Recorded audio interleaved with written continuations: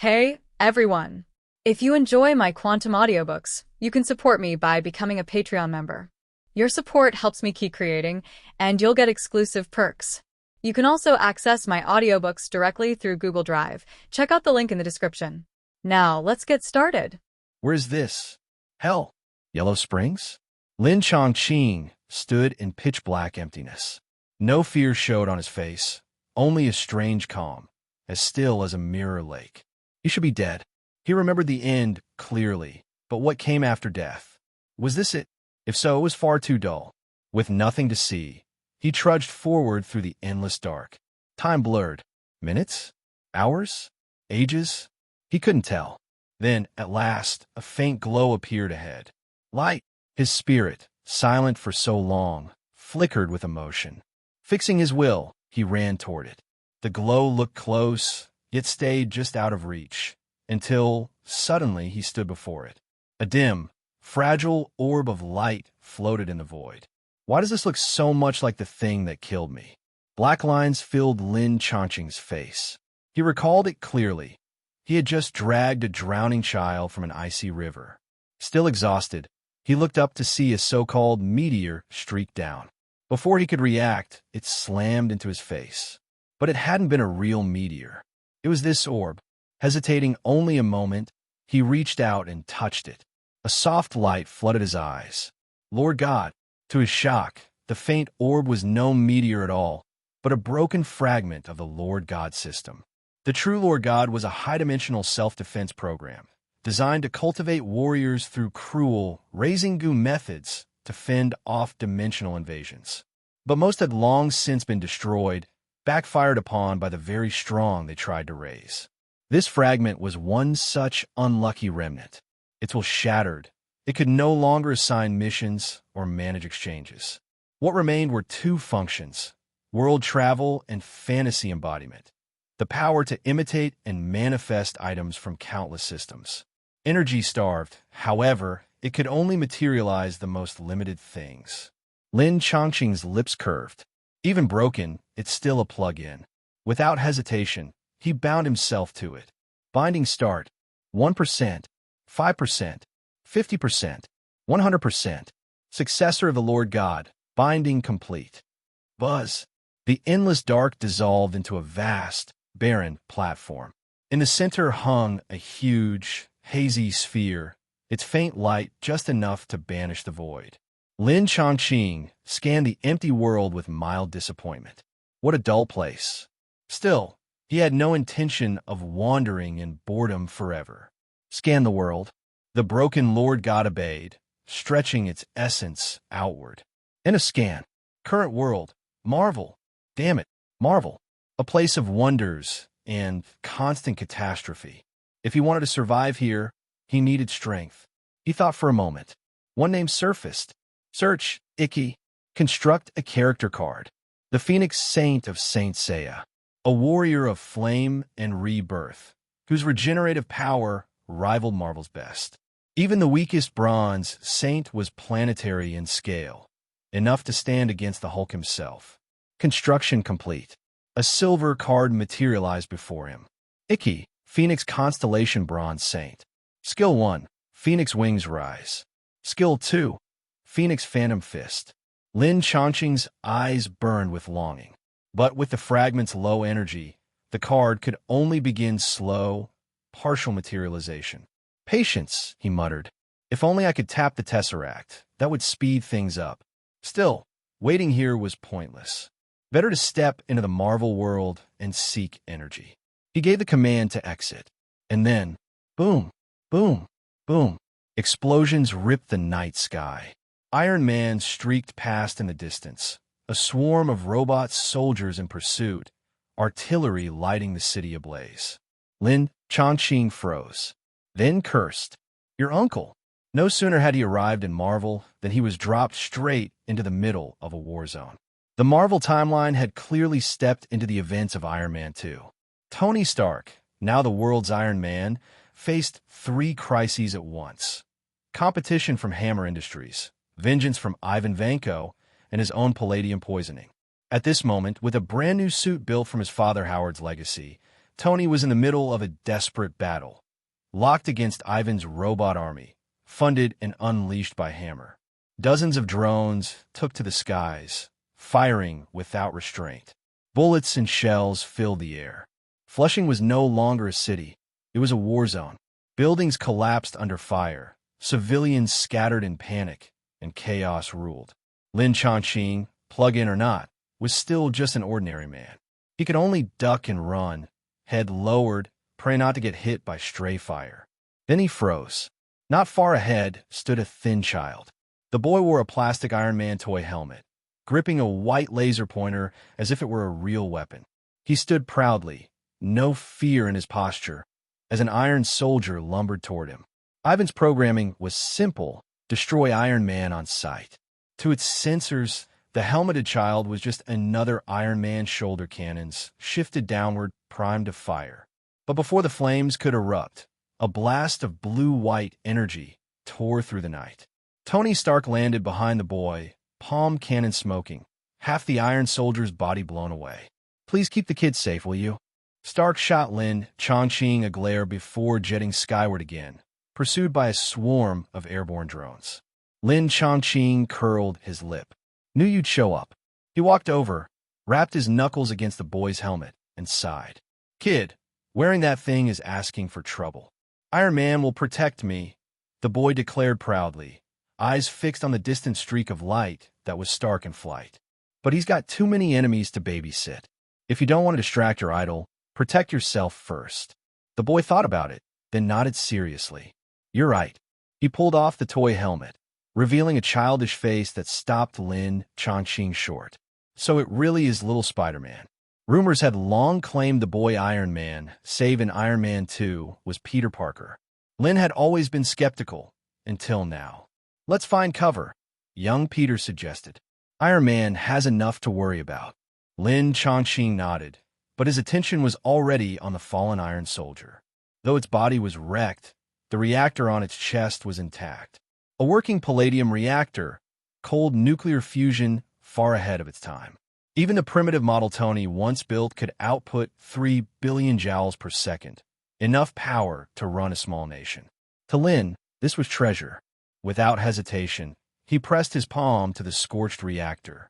The heat bit into his skin, but he grinned as the system counter spiked. 0.1%. 1%. 7%. Perfect. His eyes gleamed.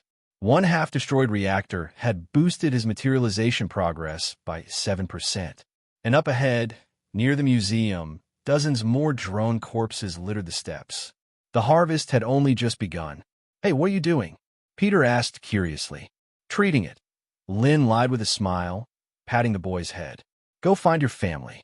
"I got separated from Aunt May," Peter's voice trailed, until a familiar call rang out. "Peter, Aunt May," the boy shouted, running to her embrace. The young woman, beautiful with long brown hair, rushed forward, hugging him tightly and scanning for wounds. Peter pointed excitedly at the fallen drone. "Iron Man, save me." Blew it apart in one shot. Lin didn't stick around for their reunion. He was already bounding up the exhibition hall steps, weaving between wreckage like a squirrel. All saints who have awakened their sixth sense are all-powerful, and flying the air is a basic skill. When Lin Chongqing began to spread his wings and fly, he was still a little uncomfortable, but after just a few seconds, he was already very skilled in flying. The phoenix with a layer of firelight was like a meteor that broke through the sky, lightly cutting through the deep night sky.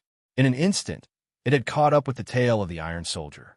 At this time, Iron Man was still racing in front, and 7 or 8 Iron Soldiers, led by War Machine, were chasing closely behind. Lin Chongqing thought for a while, then suddenly accelerated forward, passing the Iron Soldiers and War Machine, and arrived at the side of Iron Man. He greeted casually as if he met an acquaintance while shopping. "Mr. Stark, hello." Stark was startled and asked hurriedly, "Hey, kid, which company's product is this?" The holy clothes in Legend of the Sanctuary have a bit of mechanical feeling. At first glance, Stark thought it was another knockoff. Lin Chongqing did not answer but asked, "Mr. Stark, I will help you deal with these miscellaneous soldiers." 10 million is not too much, right? He has just arrived, so he has to earn some living expenses. In addition to living expenses, he also needs a legal identity. Lin Chongqing added. Also, help me get a legal identity. Stark's mouth twitched. Are you a stowaway? Lin Chongqing, well, kind of. He is indeed a stowaway, but not a national stowaway, but a space stowaway.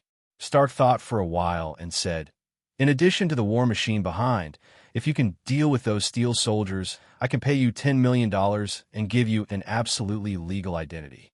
The properties of the steel battle suit far exceed those of the steel soldiers. No matter how many steel soldiers there are, he doesn't care. But Ivan modified the built-in system of the war machine and controlled the war machine by remote operation. If it weren't for protecting the safety of his good friend Rhodes, how could he be chased by a group of steel soldiers? If Lin Chongqing can help him deal with those steel soldiers, he will also be able to find a chance to subdue War Machine and free his good friend who was trapped inside. Deal! Lin Chongqing made an okay gesture, and flight speed suddenly stagnated. At the moment when his movement speed paused, War Machine had already flown past at high speed, and the steel soldiers next to War Machine rushed forward from his side. At this moment, Lin Chongqing's hand knife lightly slashed. Swish! The body made of high-grade alloy was cut like tofu. The reactor installed in the chest was pulled out skillfully by Lin Chongqing. The steel soldier who lost energy immediately fell down. The first one, absorbing the energy of the reactor, Lin Chongqing hummed happily. The energy required to materialize the Shuro Amiya card is less than that of the Iki card. The energy provided by a reactor can only increase the materialization degree by 5%. In other words, at least 20 steel soldiers are needed. Lin Chongqing looked at the iron soldiers in front of him and was a little dissatisfied. Only 8? Oh, that's right. There seem to be a few more on the exhibition stand. Solve it as soon as possible. Lin Chongqing narrowed his eyes slightly, and the 3 tail feathers behind him suddenly extended infinitely. The chain made of 3 phoenix tail feathers caught up with the iron soldiers in front in a blink of an eye, and then intertwined up and down into a large net, wrapping up all the iron soldiers. Come back to me. Lin Chongqing's body suddenly fell down, pulling 8 iron soldiers with him, and fell to the ground from midair. The heavy shock caused by the high-speed fall from the air caused chaos in the programs of the iron soldiers. Without waiting for those programs to stabilize again, Lin Chongqing's figure flashed repeatedly, as if picking fruits from a tree, and took down several reactors. Mr. Stark, the service you want has been completed. I hope to prepare the reward as soon as possible. I may go to get it at any time. Lin Chongqing waved to the Iron Man who was going away and issued a notice by telepathy. Iron Man was startled again, looked around, and said in surprise, JRVS, where's the guy with wings? JRVS, the gentleman is currently 300 meters away. He has dealt with those iron soldiers. Stark always felt something was strange, and after thinking for a while, he asked again, did he use remote communication just now? JRVS, no remote communication was received. Stark looked strange, but I clearly heard him talking. JRVS was silent for a moment. No remote communication was received. Stark thought, does he have psychic powers? Tony, be careful. I'm about to fire at you. Before Rhodes's urgent reminder fell, the Vulcan cannon on War Machine's shoulder began to spit out long flames. Iron Man hurriedly made a maneuver to change track and avoid the incoming high-explosive bombs. At this moment, War Machine suddenly accelerated and pounced on Iron Man. The 2 iron armors were entangled, falling like meteorites, splashing a large amount of mud. That is, the place where they fell at this moment was located in the spacious Central Park. Otherwise, it would definitely cause heavy casualties. When Tony Stark and his good friend were sweet, in Central Park, Lin Chongqing had already returned to the expo. Unfortunately, there were only a pile of iron soldiers' wreckage left here, and he had already looted these wreckages before. Those iron soldiers who were still well preserved have now disappeared. This is not good. Lin Chongqing looked at the sky in the distance. and beams of plasma streams dotted the darkness with stars. It seems that the final battle of Iron Man 2 has reached the final moment. Because Black Widow broke into Hammer Industries, Ivan knew that he could no longer operate remotely. So he directly activated all the Iron Soldiers and went to the park to collectively beat up Iron Man. We have closed the subway line 7. When your colleagues arrive, please ask them to guard the east, south, and west exits. Okay, we have sent buses to take people to the operating routes. Ms. Potts, do you want to leave with us? No, I want to wait until everyone is dispersed. Pepper Potts had just handed Justin Hammer over to the police, and at the moment was discussing how to evacuate the people surrounded by a large group of police. But soon, her voice was suppressed by a cry of surprise. Who are you? Put it down. Take off the battle suit.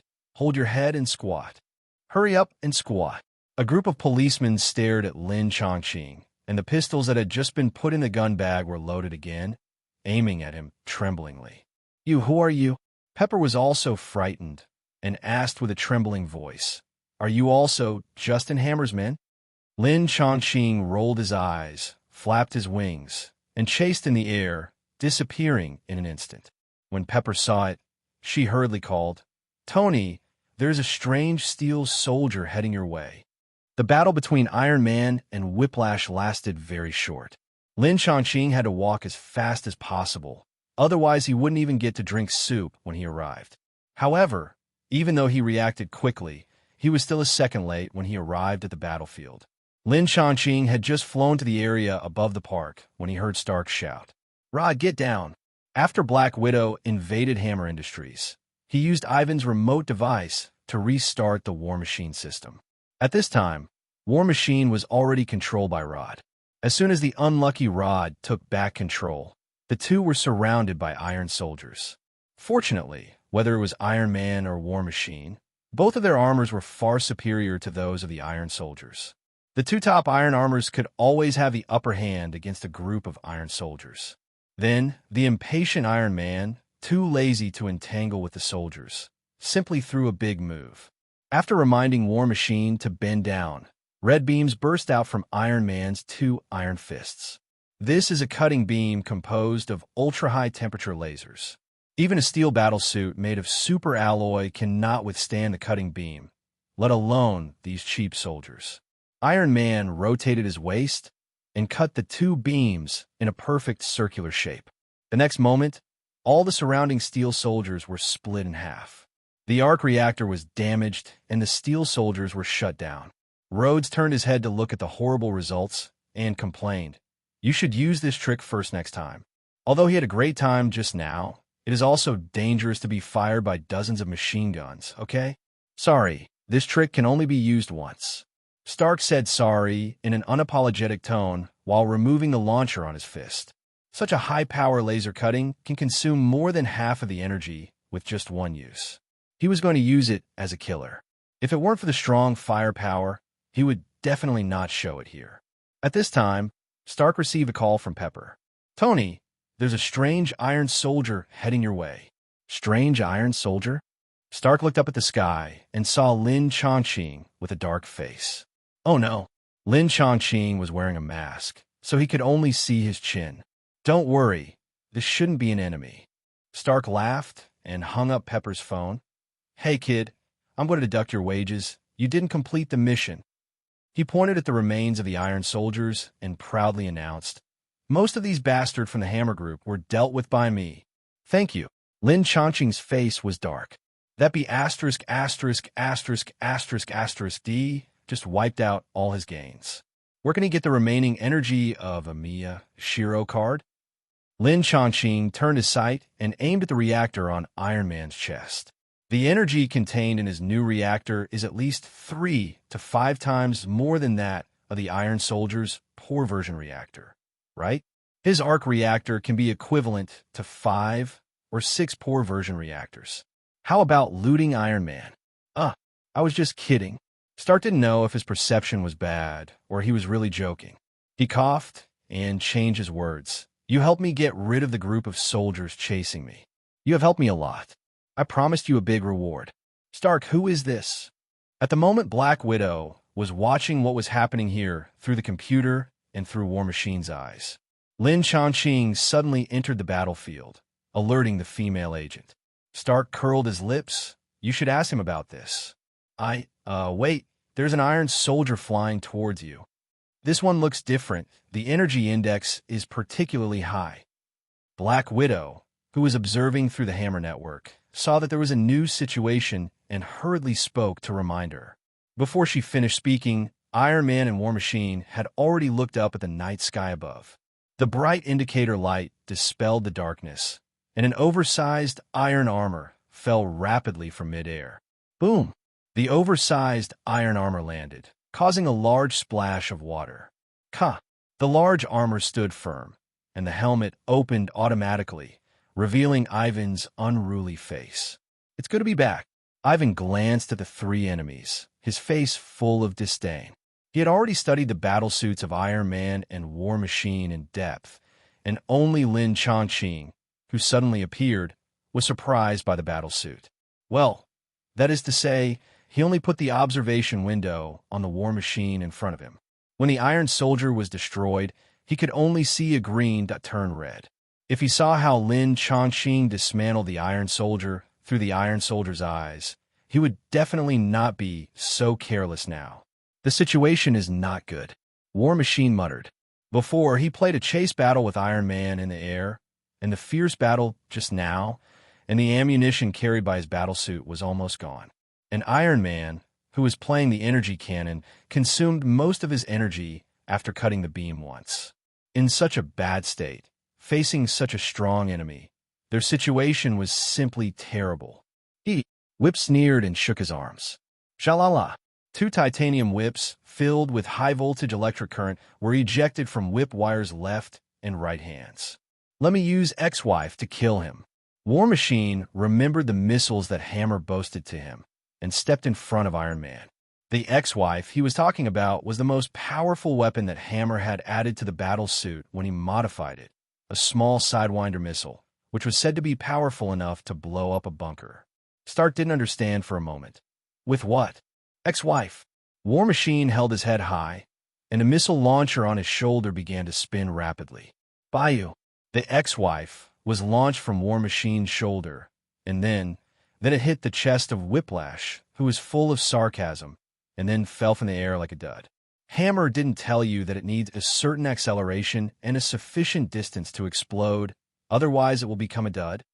Stark's eyelids twitched, and he looked speechless. Besides, Hammer's Sidewinder missile is a piece of trash, and you actually used his weapon. War Machine silently put away the launcher and muttered, It's not that I want to use his weapon, but the military forced me to install his weapon. Tony Stark, let the world see how fragile you are. Ivan roared. His helmet suddenly closed, and then he accelerated, waving the electric whip in his hand, sweeping towards the 3 people. Iron Man moved to avoid the electric whip and shouted to Lin Chongqing, Mysterious boy, do you have a way to deal with him? If Lin Chongqing has no way, he can only use his ultimate move. That ultimate move only has one chance. If they can't kill the opponent after using it, they will definitely die. Definitely. Lin Chongqing just took a wrong step and avoided the incoming electric whip. He waved his hand nonchalantly. You two stay away. I'm afraid I'll kill you too. Lin Chongqing almost forgot about it before. Iron Man used laser cutting once, and the fierce battle before, the energy of the reactor has been consumed by more than half. On the contrary, Whiplash, who had just entered the field, was still in full energy. Even if the reactor used by Whiplash was still the old version of palladium, the energy contained in the full palladium reactor must be far greater than the new reactor that has been consumed by more than half. In addition, this guy is a villain, so naturally he will be robbed without negotiation. Rod, get out of the way first. For some reason, Stark has an inexplicable confidence in this mysterious boy. At the moment, since the other party was so sure and determined to fight the Whiplash armor alone, Stark decided to follow his heart and take his good friend to avoid it first. Whiplash's electric whip dance was fierce, but it was difficult to catch the Sparrow. 2 small steel battlesuits, with a few delicate moves, avoided the scurrying electric whips, and got into the woods not far away. Whipsuo shouted angrily and was about to step forward to chase him, but Lin Chongqing stepped sideways and blocked him. "Boy, you are looking for death." Whipsuo whipped him without hesitation. His two titanium whips with high voltage can almost be regarded as the beggar's version of cutting beams. Whether it is trees, boulders, or metal gun barrels, they will all be cut by a whip. Now he whipped down with this fierce whip, just to split the opponent in half. However, when the metal whip with flashing electric light was about to fall on Lin Chongqing's head, a blazing flame suddenly rose. In a flash, the upper half of the metal whip turned into red iron juice. "What's going on?" Whipsuo was not only shocked. He hurriedly retracted half of the long whip to check, but found that the fire was still there, and it was spreading rapidly along the remaining half towards the battle suit. Not good. Whipsuo was quick-witted and shot out the remaining whip without thinking. The flame fell on the ground, still showing no sign of extinguishing. However, in a short time, the ordinary gravel actually crystallized. Whipsuo was stunned, looked up at Lin Chongqing, but couldn't help but pause. At the moment, the Iron Warrior with a rather novel appearance was actually wrapped in extremely strong flames. You should have no regrets dying under the fire of the Phoenix. Lin Chongqing sighed in a rather middle school way, and then spread his arms, like a divine bird spreading its wings to fly. The next moment, all the flames around him quickly gathered upwards and turned into a fire phoenix in an instant. Phoenix wings soaring. The huge fire phoenix opened its mouth and screamed, flapped its wings suddenly, and rushed towards the standing whipsaw with flames all over the sky. The extremely blazing flames covered the sky and wrapped the whipsaw in it, rushing out a smooth road towards the distance of the forest. When the flames were completely extinguished, the whipsaw had disappeared. At the same time, dozens of acres of forest disappeared. Not only the trees disappeared, but also the grass on the ground, the birds and animals on the trees, all disappeared. Iron Man, War Machine, and Black Widow, who was watching from a distance, all widened their eyes. Lin Chongqing's figure floated down from midair, patted Iron Man on the shoulder, and reminded him, "Solved." Stark blinked, and suddenly felt his lips a little dry. After a long while, he said, "Where is Ivan Vanko?" Of course, he turned into ashes with his battle suit. Lin Chongqing pointed to the bear park, and suddenly felt embarrassed. "Well, I'm helping you solve the problem, so you should bear the consequences, right?" He didn't need to use a big move to kill a mere whip rope, but he wanted to remove the energy source of the whip and did not want SHIELD or the military to know. So he used overwhelming flames to block the view of all observers, and then took the opportunity to dismantle the reactor. "Oh, don't worry, I'll take care of it," Stark replied dryly. "It's just a central park. He can buy it as a playground. Don't worry about it all. What's worth thinking about now is that this kid can easily burn the titanium alloy battle suit into molten iron with a fire. If he encounters such an enemy in the future, how should he deal with it?" Rhodes came over and asked curiously, "Little guy, are you a mutant?" No. Lin Chongqing was surprised. There are mutants in this Marvel world? It seems that this is not the 616 universe. Rhodes was even more surprised after hearing this.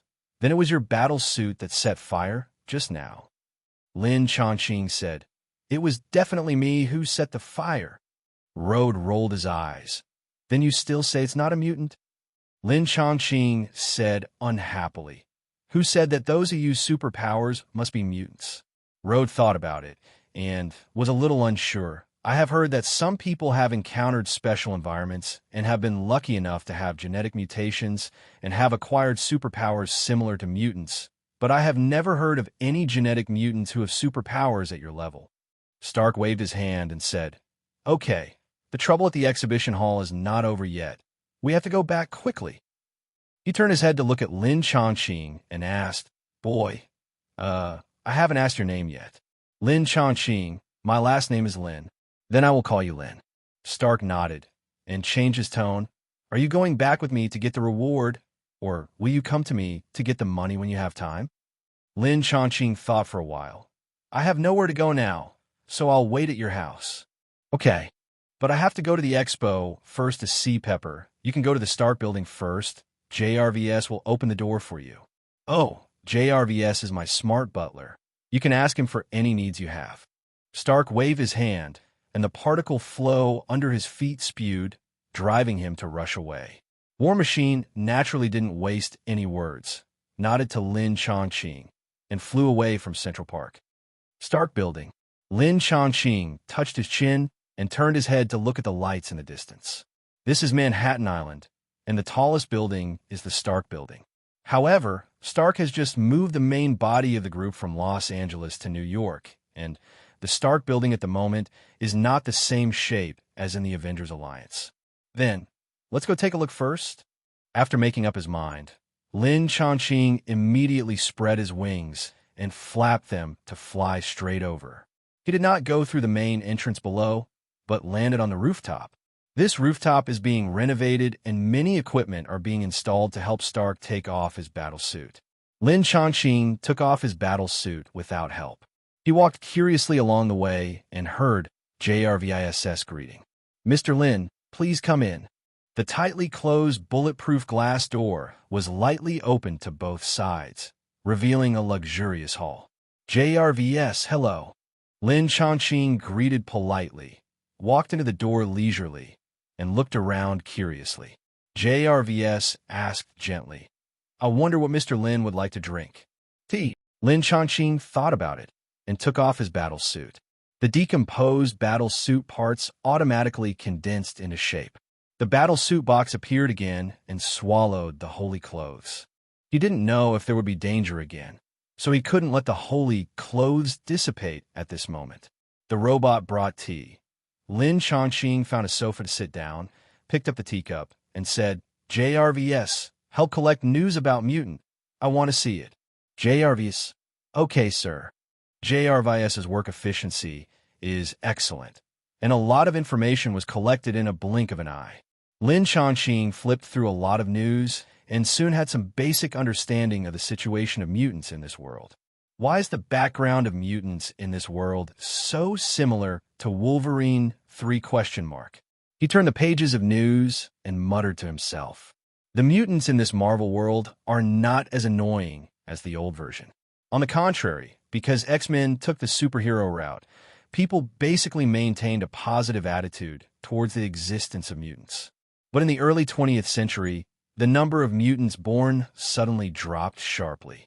And Professor X, who was nearly 100 years old, suddenly went crazy for some reason, and his rampant psychokinesis killed a large number of mutants.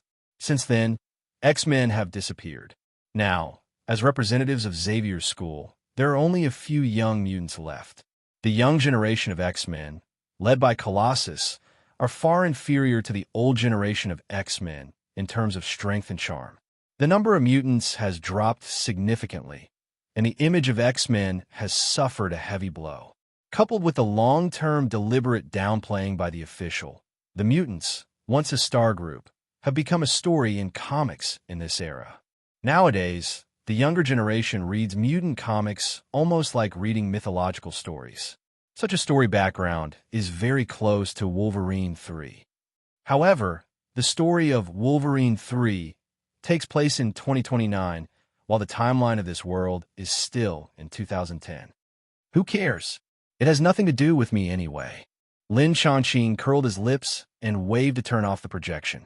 He is not mutant, and what mutant becomes has little to do with him. He is just curious about mutants' information. Suddenly, the voice of JRVS rang. Mr. Lin, an agent is here to visit. Lin Chongqing was startled. Visiting Stark? No, he's visiting you. The door of the exclusive elevator opened, revealing a middle-aged man with a Mediterranean look.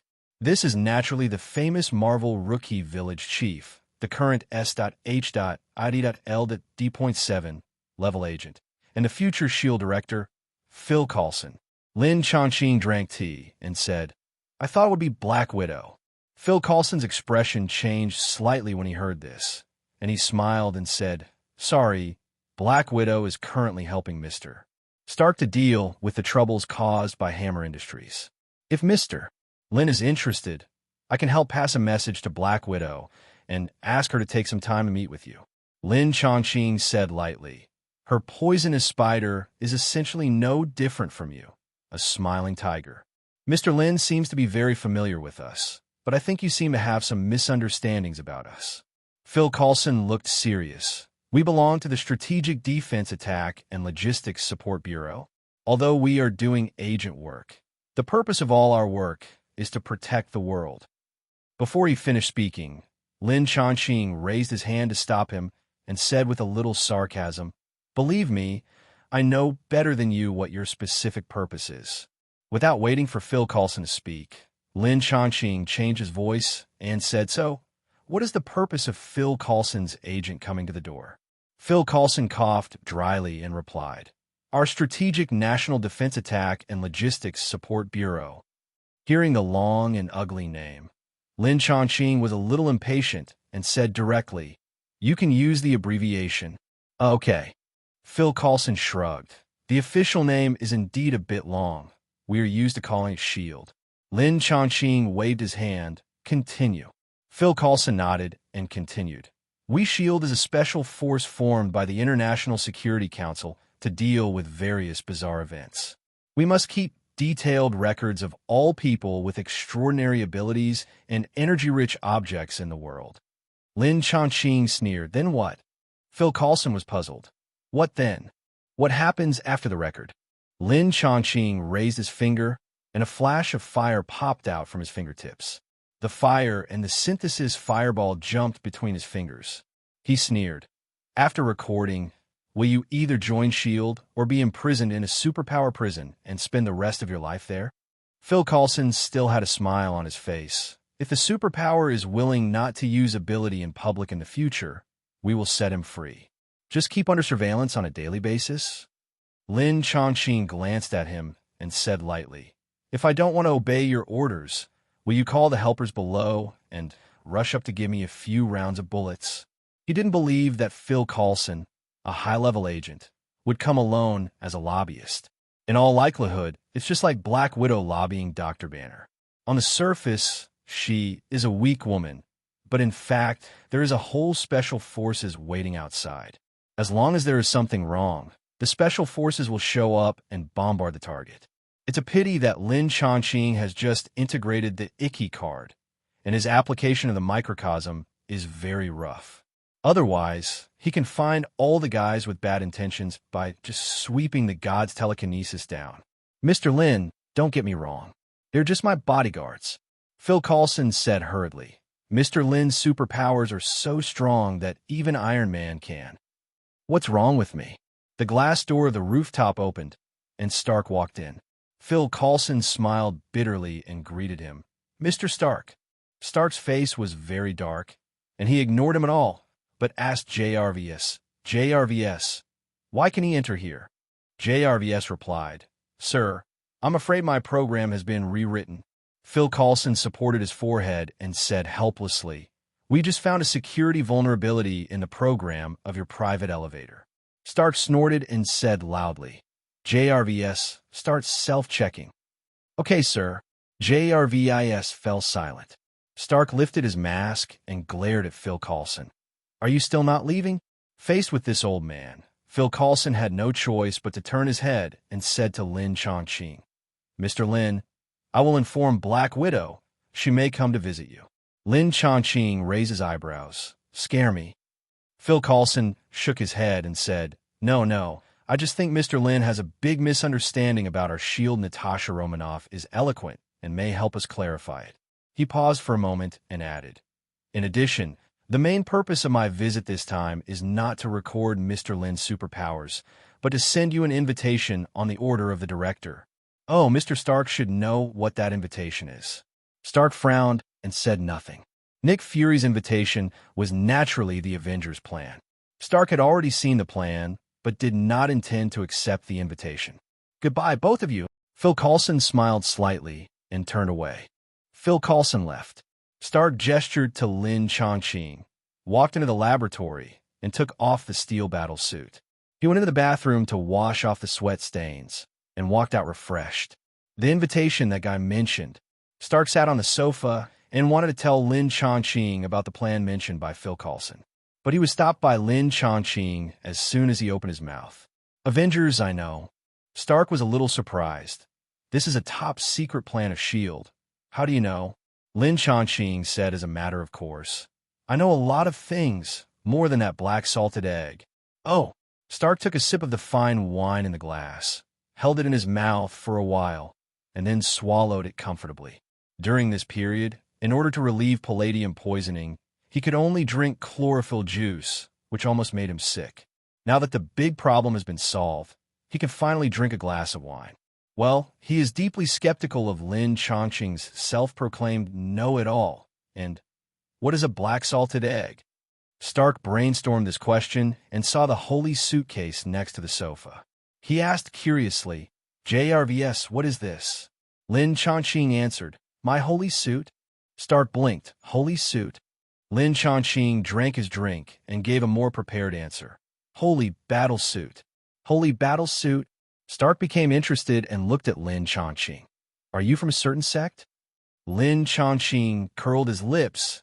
It is called the holy battle suit. Hell is related to God, but it does not mean that I believe in God. God. Stark looked disdainful. He is a scientist who only believes in himself and does not believe in any God. Lin Chongqing raised his lips and chuckled. Let me remind you that the gods you have heard of basically exist. They are all early life forms evolved from the vitality of the earth. Each of them has powerful strength, at least with your current battle suit. You can only kneel down and get beaten when facing them.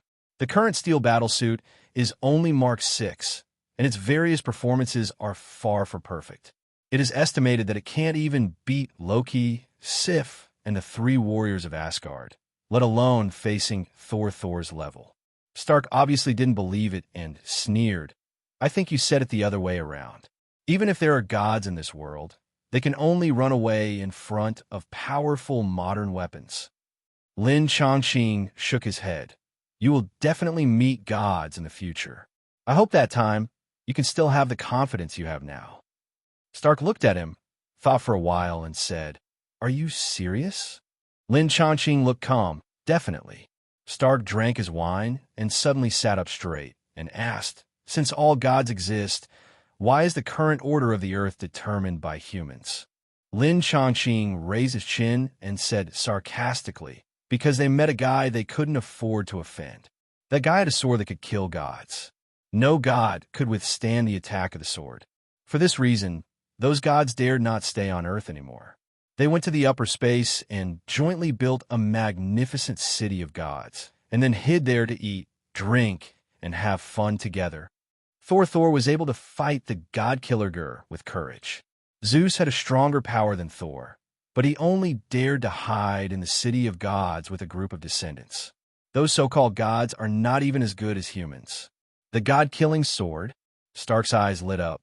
What kind of sword is made of that can scare the gods like little chicks? Lin Chongqing said with a sigh. That sword is a divine sword condensed by the evil ancient god Anar, who extracted the dark power in the universe. There is only one in the entire universe, so you don't have to covet it. It's as real as it is. Stark rolled his eyes, raised his hand to summon the projection, and swiped it a few times. Your legal identity has been prepared, and your reward. He said, throwing out a card. The money is all in this card. To apply for a legal identity, $10 million of funds is just a drizzle for him, a top rich man, and he can do it with a wave of his hand. Lin Chongqing took the bank card, thought for a while, and said, Mr. Stark, I think you should have a private island in your name, right? Stark didn't understand. Definitely. What are you going to do? Lin Chongqing put away the bank card and said calmly, I want to use a message to find you to exchange for a private island. He wants to settle down here. In order to avoid trouble as much as possible, naturally a private island is best. However, he only has $10 million in funds now, and he probably can't get the one he wants. But Tony Stark must have a suitable island under his name. Stark was stunned and laughed. What kind of news is worth an island? The price of private islands varies greatly. The low-end ones are only a few $100,000, and the high-end ones are at least hundreds of millions of dollars. The island under his name is naturally the most valuable. Stark, who has a big family and a lot of money, doesn't care about the price, he just doesn't want to be fooled by others. For others, this news is indeed worthless, but it is definitely worth it for you. Lin Chongqing shook the teacup, and the rising hot steam covered his bright eyes. Stark was silent for a moment, drank the remaining wine in the glass, and said unhappily, "If your information really makes me feel valuable, the dark island on the St. Lawrence River will belong to you." There is a dark island on the St. Lawrence River between Ontario and New York. It was originally a private hunting resort for Frederick Bowen, president of Singer Sewing Machine Company. It was bought by Stark at a high price a few years ago. It is the best choice to escape the hustle and bustle of the city. Stark will stay there for a while from time to time. If the information provided by Lin Chongqing is really valuable, he doesn't mind giving him the holiday island. Deal. Lin Chongqing's expression became serious. The news I want to tell you is related to the death of your parents. Stark's expression changed, and he couldn't help but say, "My parents' death?" Lin Chongqing said calmly, "Whether it is the police or SHIELD, they told you that your parents were in a car accident, right?" Stark frowned. "That's right," Lin Chongqing said leisurely. "But in fact, they were not hit by a car, but beaten to death." "What?" Stark stood up. Lin Chongqing said lightly, "The person who killed your parents is an old friend of your father." "Who?" Stark asked impatiently. Lin Chongqing said calmly, "His previous name was Bucky Barnes, and his name after brainwashing was Winter Soldier." Dark Island. This world-famous private island does not have tropical jungles or white sandy beaches. Its fame comes from the old castle on the island. The history here is long, but it is only 100 years old. It was originally built to provide a temporary place for families to stay when hunting games. After Stark bought the island, he carried out some modern transformation. Under the guidance of Pepper, after a rough tour, Lin Chongqing expressed his satisfaction. In Tony's eyes, the real cause of Howard's death is more important than most of his wealth. Lin Chongqing just wanted an island. How could he choose to refuse? Moreover, he not only gave the Dark Island as a gift, but also made a smart brain for him according to Lin Chongqing's wishes. The electronic facilities within the Stark family and the group are all managed by JRVS. Since the Dark Island was given to Lin Chongqing, it would naturally be out of the control of JRVS. Ordinary people cannot use those high-tech electronic facilities by hand. So Lin Chongqing specially asked Stark to give him a set of intelligent brain to manage it. Stark's intelligent brain system is naturally more than one JRVS. However, after years of system renovation and upgrade, JRVS is definitely the most advanced one. Stark will not give JRVS away, so he selected a set from the preserved intelligent brains, made some detailed modifications, and gave it to Pepper to bring along. As soon as Pepper entered the castle, she installed the new intelligent brain. At this time, she was taking Lin Chongqing to visit the airport on the island. There are several small planes parked in the not-so-large airport. These are high-end short-distance planes used to travel to and from New York. If Mr. Lin knows how to fly an airplane, all these planes can be left to you. Pepper pointed to the planes and confirmed to Lin Chongqing.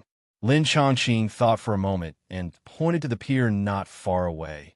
"Just leave me a yacht, and all these planes can be driven away. He can fly by himself, so he doesn't need a plane at all. As for leaving a yacht, when he's bored, he can go fishing in the sea." "Okay." Little Pepper wrote down Lin Chongqing's request, and then directed the staff he brought to clean up the planes here. They not only have to clean up the airport, but also the inside of the castle. This island not only has a large castle, but also a large number of towers and secret passages. It's not an easy task to clean them up. If Lin Chongqing wasn't in a hurry to move in, Little Pepper would definitely arrange people to clean up for 3 or 5 days in a row. Lin Chongqing glanced at the cleaners who came with him, but a hint of coldness flashed in his eyes.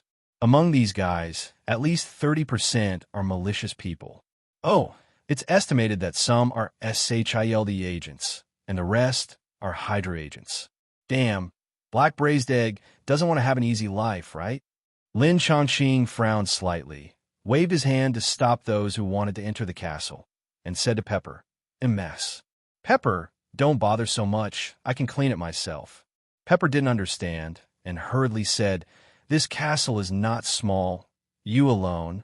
Lin Chongqing smiled and said, "Don't worry. There's Maria to help you."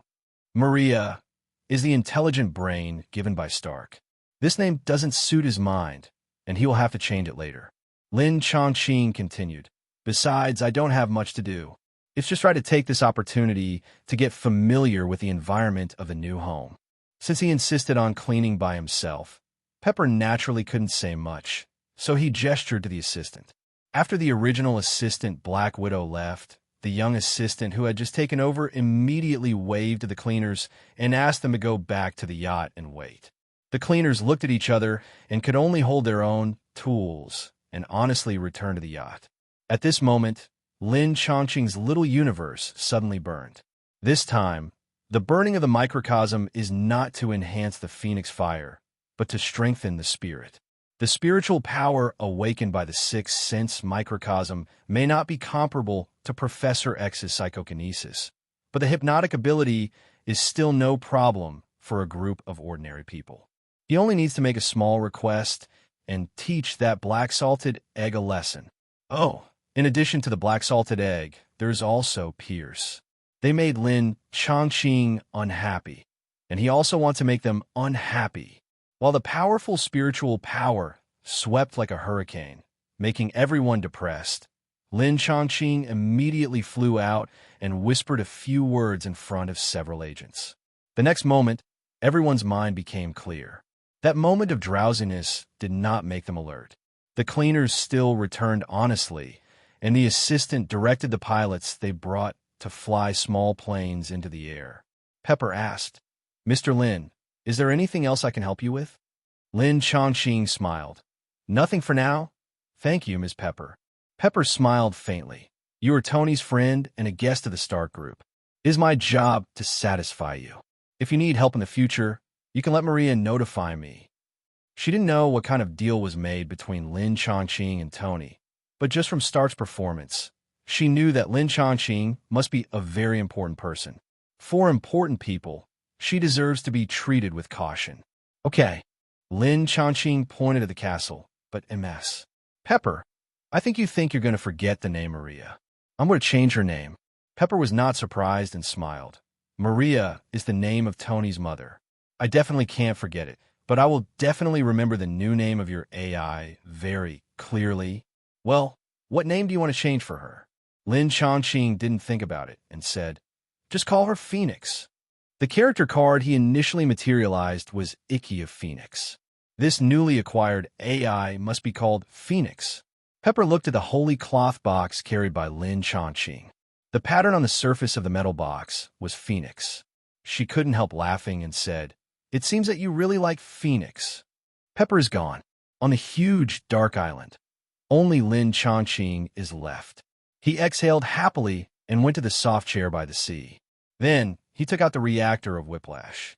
Yesterday, in the Stark building, under the surveillance of JRVS, he never found the time to drain this reactor. Now he finally has time. The energy contained in the Whiplash reactor is richer than he expected. If the energy contained in the beggar version of the Iron Soldier's reactor is 1, then the energy contained in the arc reactor designed by Whiplash is 8. Lin Chongqing has already absorbed 8 amounts of energy, and now he only needs to absorb 2 more amounts of energy to materialize Shiro Amiya. However, after materializing Shiro Amiya, he did not choose to stop. The Lord God not only needs energy to materialize cards, but also energy to open the door to the world. 8 points of energy should be enough to open a door to the world. After draining the energy of the arc reactor, Lin Chongqing did not focus on the gate of the world first, but immersed himself in studying Amiya's ability. Magic. Lin Chongqing browsed the new skills and knowledge, sat down cross-legged thoughtfully, adjusted his breathing, and made his mind as blank as possible. Stripped off contact with the outside world, all consciousness turned inward. One by one, pseudo-nerves quickly condensed in his body to form a magic circuit. The magician used his body as a conversion circuit to absorb magic power from the outside world and transform it into magic power that humans can use. This circuit is called a magic circuit. When this magic circuit is passed deep into the body and connected to the magic circuits of other nerves, it will eventually turn into a magic imprint in the form of a sword and sheath. The magic imprint is the proof of the magician. The magic imprint in the shape of a sword and sheath represents the inherent barrier, infinite sword system, and the sheath of the holy sword hidden in the body. Lin Chongqing casually pulled out a weed and poured the magic power in his body into it. Basic skeleton explained. Constructive material explained. Basic skeleton change. Constructive material strengthen. The simplest strengthening magic can make ordinary paper harder than iron. Lin Chongqing pinched the wild grass that looked like gold and iron and waved his hand lightly. Crack! The metal support rod cast by steel broke into two pieces. Lin Chongqing observed the fracture and said in surprise, "This is much sharper than ordinary alloys, because the magic power I can convert is more than the original Amiya Shiro." It seems that this is the only explanation. Before he became a magician, he was a bronze saint. The physique of a saint is not comparable to that of a mere magician. Lin Chongqing threw away the wild grass in his hand and tried another projection magic. Projection magic is a magic that uses magic to materialize the mirror image and imitation of objects that exist in reality, which usually lasts only a few minutes. But Shiro Amiya's projection magic is different. The objects he projects can exist for a long time. To be more precise, the projection magic he controls has mutated into copying. He will copy the projected objects, including the constituent materials, to a near-perfect degree, and not only can he copy all the characteristics of the weapon, but he can even read the skills of the original owner of the weapon. Therefore, the weapons he projects can be used immediately, as if they were weapons he had used for many years. It can be said to be a bug-level abnormal ability. But Shiro Amiya's projection magic also has a big flaw. He can only project things related to weapons, and only weapons related to swords. Weapons such as shields and armor can be made barely, but the effect is only instantaneous, and the price paid is very high. However, it seems that the integrate of Shiro Amiya and Ikki seems to have undergone strange changes. At least, Lin Chongqing's projection magic can not only project swords, but also plants, bamboos, and stones. But his method came from Shiro Amiya after all, and when projecting other types of substances, he always felt strange. You will get familiar with it after practicing more. Lin Chongqing threw the projected momentum into the sea with a flick of his hand. Now let's see the biggest gain. Lin Chongqing stood up and recited the spell softly. I'm the bone of the sword I hold. This body is made of the sword. My body is made of steel, and my blood is made of fire. My blood is like iron, and my heart is like glass. I have made more than 1,000 swords. I have fought countless battlefields without losing. I don't know what I have lost. I have never been defeated. I don't know what I have gained. I have never won a victory.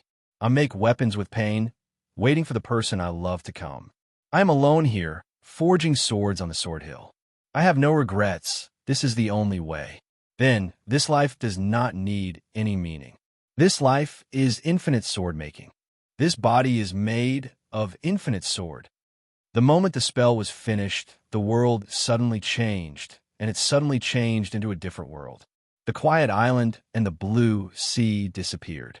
Instead, there is a vast red wilderness, with countless swords preserved in the state of being inserted into the ground.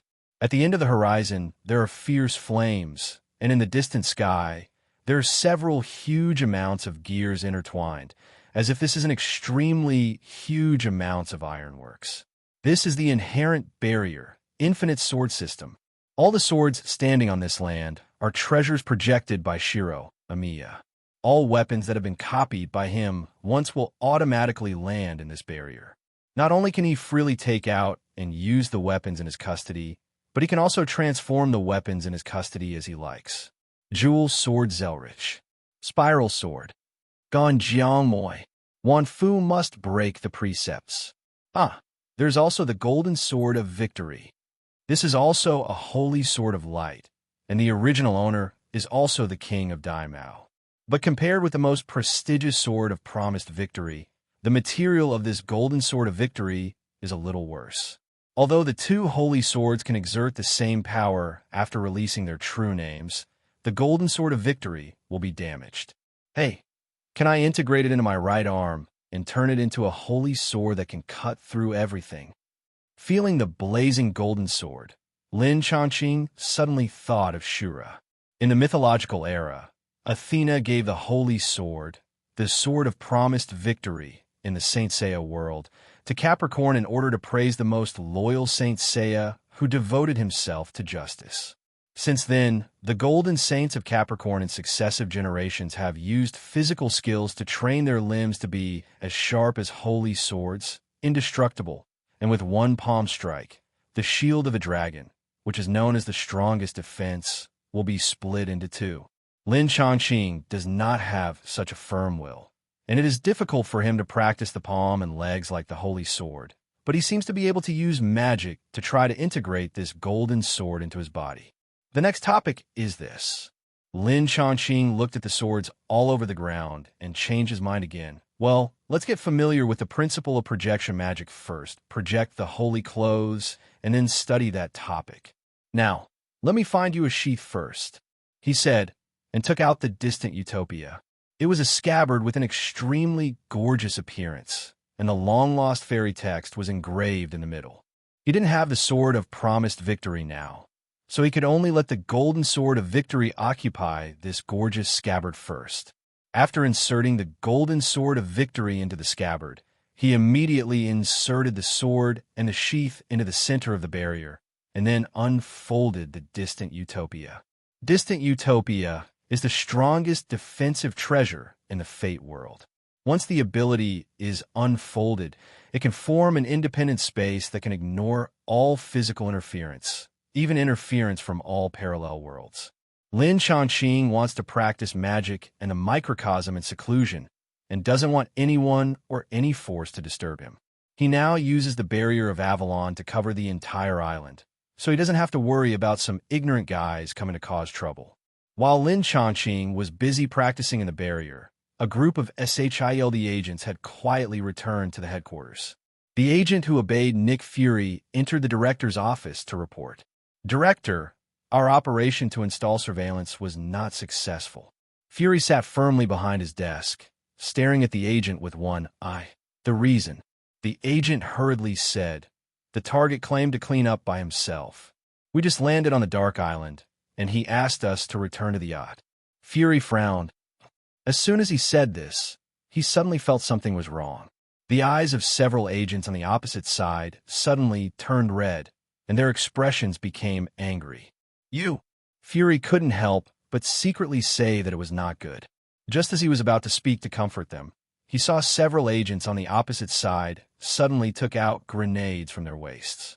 An asterisk, asterisk, asterisk, asterisk R, you go to hell. Go to hell. Go to hell. Several agents quarreled and threw the grenades in their hands together. Fury, a veteran agent, reacted extremely quickly. At the moment the grenade was thrown, he had already taken a step back, stuck into the angle between the bookshelf and the wall, and then twisted the bookshelf hard. Wow! The bookshelf, which looked like it was made of solid wood, but was actually made of high-grade alloy, suddenly turned sideways and wrapped Fury in it. Bang, bang, bang! The deafening explosion sounded in the small office, setting off a violent airflow, throwing several agents at the door out of the door and hitting the wall hard. The floor-to-ceiling glass curtain wall windows splashed and burst like raindrops, and the sturdy office desks and chairs turned into light spots and shot in all directions. The hot air waves rushed around like a flood, and most of the objects in the office were broken together, as if the earth was shaking. For a while, the whole office was filled with sparks and smoke. Maria Hill rushed in from another passage with a pistol and a group of agents, and first checked a few unlucky agents. They were so close to the impact of the explosion that they were now spitting blood and fainting. He'll wave his hand to let his men check them, and he carefully approached the office and called out loudly, "Director?" "Oh, I'm fine." Fury calmly walked out of the thick smoke, still looking calm. Hill hurriedly asked, "What's going on?" Fury just opened his mouth and heard a roar from the floor above his head. "Fury!" Hill's face was full of horror. "What's going on?" Fury shook his head and frowned. "It seems that Pierce has also suffered the same revenge as me." He did not doubt Pierce's motives. Pierce knew that he was trying to build a Superman alliance. Now that a mysterious superpower has emerged, he will definitely want to find out the other party's details as soon as possible. It is not surprising that he sent people to install monitoring devices with him. Revenge. Hill was confused. Whose revenge? Suddenly, the agents who were vomiting blood and fainting suddenly opened their eyes, stared at Fury, and shouted, "Black braised egg, this is just a small lesson. If you dare to provoke me again, I will let your men hold the bomb and die with you." After several people screamed madly, they closed their eyes and fainted gorgeously again. The nearby agents looked at each other, wondering what kind of illness their colleagues had. Fury stared with one eye, thought for a moment, and waved his hand and said, "Send them to the medical department for a detailed examination." "Yes." A group of agents hurriedly moved their hands and feet to take the unlucky guys away. Fury looked at the ceiling and murmured, "In addition to controlling fire, he also has psychic powers. Now we can only hope that his psychic powers will not reach the level of Professor X." Lin Chongqing obviously does not have the same naive quality as Professor X. If he also has the ability to control the mind of the entire world, it will be a huge amount of disaster for the entire world. He'll point it upwards. "Pierce." Fury was not worried at all and said calmly, "People said that this is just a lesson. I'm fine, and Pierce is naturally safe." Hill lowered his brows. "Is it the work of that person last night?" Fury said expressionlessly. "Stark gave him the ownership of Dark Island. Today, Pepper Potts took people to clean up. I arranged for several people to go and install surveillance. It seems that he was discovered," Hill said unhappily. "So he hypnotized our agent and gave us an unforgettable lesson. It's really unforgettable, isn't it?" Fury lowered his head and thought for a while, and ordered, "Let Natasha Romanoff go over for a formal visit and make a decision after judging his style of doing things. Remember to let her wear anti-mind control equipment." Hill nodded and said, "Okay." Black-boiled egg made a happy decision again, but unfortunately he didn't know that Lin Chongqing moved out of this world at the moment. Even though the Dark Island was clearly placed there, ordinary people could not get close to it. After Lin Chongqing gave the group of agents a mental hint, he put the matter behind his mind. At this time, he was busy playing with projection. The first projection object has been completed. The projected version of the Phoenix cloth has been placed on the stone platform in the island. At the moment, Lin Chongqing was wearing another set of clothes, sitting cross-legged on the marble steps beside the swimming pool, with a white and cold light rising from his body. His first projection object was the Phoenix cloth, and the white bird cloth was the second one. However, because Lin Chongqing had never seen the cloth in person, he could only infer the projection of the cloth through the concrete image. He projected other bronze cloths, not to wear them, but to learn the secrets with the help of the cloth. The projection of the treasure of Infinite Sword can not only obtain the treasure, but also copy the power of the original owner. Now that he wears the white bird cloth, his fire-attributed microcosm has evolved into ice-attributed. The ice-attributed microcosm burned, filling the sky with thick dark clouds. In an instant, the north wind howled and heavy snow fell. Large flakes of crystal snow fell from the sky covered with red clouds, and the lush dark island was covered with ice and snow in an instant. Suddenly, Lin Chongqing opened his eyes and clenched his fist. The freezing air and ice and snow in the sky seemed to be collected in his palm. Then, Diamond Star, he looked stern and threw a punch. Countless ice crystals entangled and rushed out. In an instant, from the swimming pool to the depths of the sea, thousands of meters away, were all frozen by ice and snow. It's a pity that it's just a copycat version of the bronze armor after all. The bonus to the microcosm is much inferior to the original version. Otherwise, the power must be more than this. Lin Chongqing stood up and looked at the long ice road from a distance, feeling a little regretful. Compared with the original treasure, the quality of the replica of the infinite sword is one level lower. In addition, Lin Chongqing had never seen the real thing, so the projected clothes were even worse. The bronze clothes worn by the 5 little strong men were originally of the upper bronze level, but after he copied them with the infinite sword, the quality was only lower bronze. It's lower, it's not that it can't be used. Anyway, it's not often used. Lin Chongqing stretched, took off the white bird clothes, threw it into the mental landscape, and then began to study the next one. Which clothes should be projected this time? Well, Tianlongzhou is good. Black Widow drove a yacht alone, wanted to visit Dark Island. However, when she arrived at the waters where Dark Island was located, she saw the island right in front of her, but she could not enter the dock. Black Widow drove the yacht around the island several times, but could not land. She shouted for a long time at the loudspeaker, but received no response. Helplessly, she could only choose to return. After returning to the Triskelion building and reporting the message, Fury had no choice but to suppress it. Lin Chongqing ignored the outside world and waved his hands to rub the holy clothes. In 5 days, he rubbed out 9 sets. On the first day, he rubbed out the white bird and the dragon, and on the second day, he rubbed out the Pegasus and the fairy. After the experience of 4 sets of holy clothes, the projection speed increased rapidly. In just 5 days, the holy clothes of the 5 little strong and 5 little weak have been projected. Phoenix, Aves, Draco, Pegasus, Andromeda, Unicorn, Hydra, Ursa Major, Jackal, Leo. Oh, in the 11th set, he is now skilled in weaving swordfish. This is not the bronze armor that appeared in the original story, but the bronze in Saint Seiya Omega. Lin Chongqing chose to project the last set of bronze on this unknown constellation, not because its original owner was so strong, but because Swordfish is a lower constellation of Capricorn, and both are experts in practicing the mysteries of swordsmanship. Although the strength of the Swordfish Saint Seiya is definitely far inferior to that of Capricorn, obtaining the ability of Swordfish can lay a good foundation for Lin Chongqing in swordsmanship. When he integrates the golden sword in the future, he can play it more perfectly. Oh, it's done. Lin Chongqing looked at the swordfish in front of him and nodded with satisfaction. Burn the small universe and call the swordfish Saint Cloth. Ka! The silver star sand shines brightly. The swordfish-shaped metal statue split with a shining green light, turning into battle suit parts, buckled on various parts of Lin Chongqing's body. Lin Chongqing stood on the beach, closed his eyes, and suddenly opened his eyes after a while, and swung his palm knife fiercely. Swordfish slash.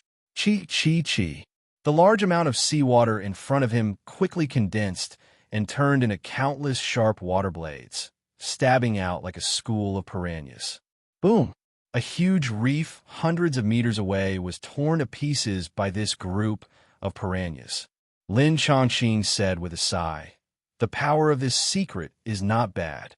The swordfish is also a bronze-level holy garment, and the secret power it bursts out is stronger than most bronze saints.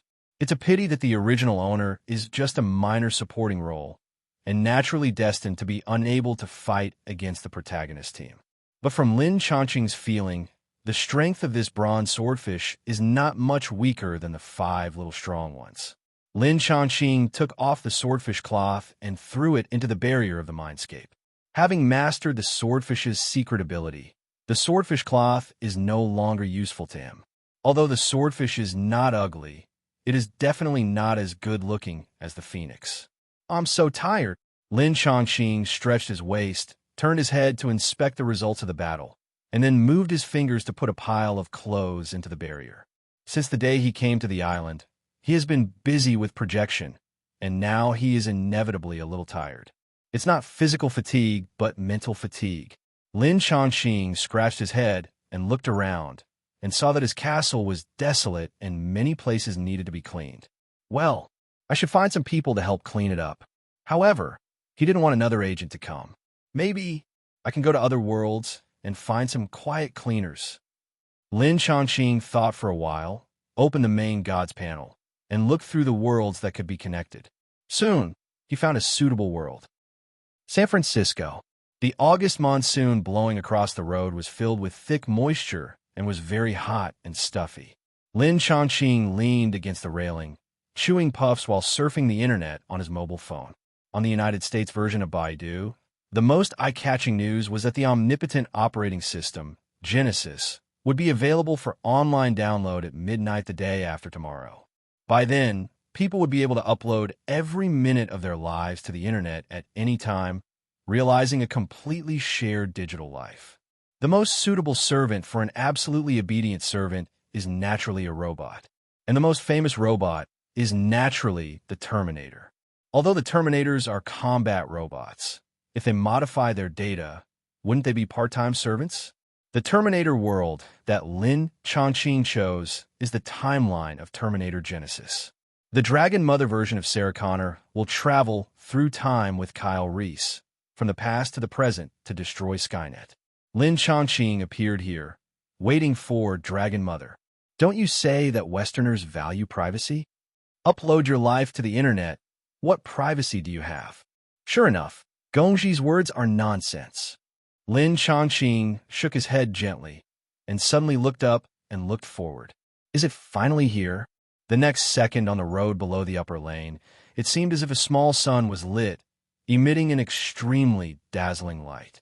Suddenly, the long and orderly traffic flow that was originally scattered became messy in the dazzling light. The sound of rapid brakes came one after another, and the tires rubbed against the ground, emitting a strong smell of rubber, making the sultry summer breeze even more anxious. The light ball lasted only 2 or 3 seconds. After causing more than a dozen rear-end collisions, the dazzling light ball quickly retreated and disappeared without a trace in an instant. The bright light ball disappeared without a trace, replaced by a naked man and woman. The car couldn't stop for a while and rushed straight towards the two people. However, when the driver stepped on the brakes in panic and rushed out to sea, he was shocked to find that there was nothing in front of the car. While a group of witnesses were stunned, in the shadows dozens of meters away from the road, the man supported the woman's trembling shoulders and comforted her repeatedly. "It's okay. It's okay. It's okay. Don't worry. I'm here. Don't worry. I'm here." The woman's rapid breathing gradually eased.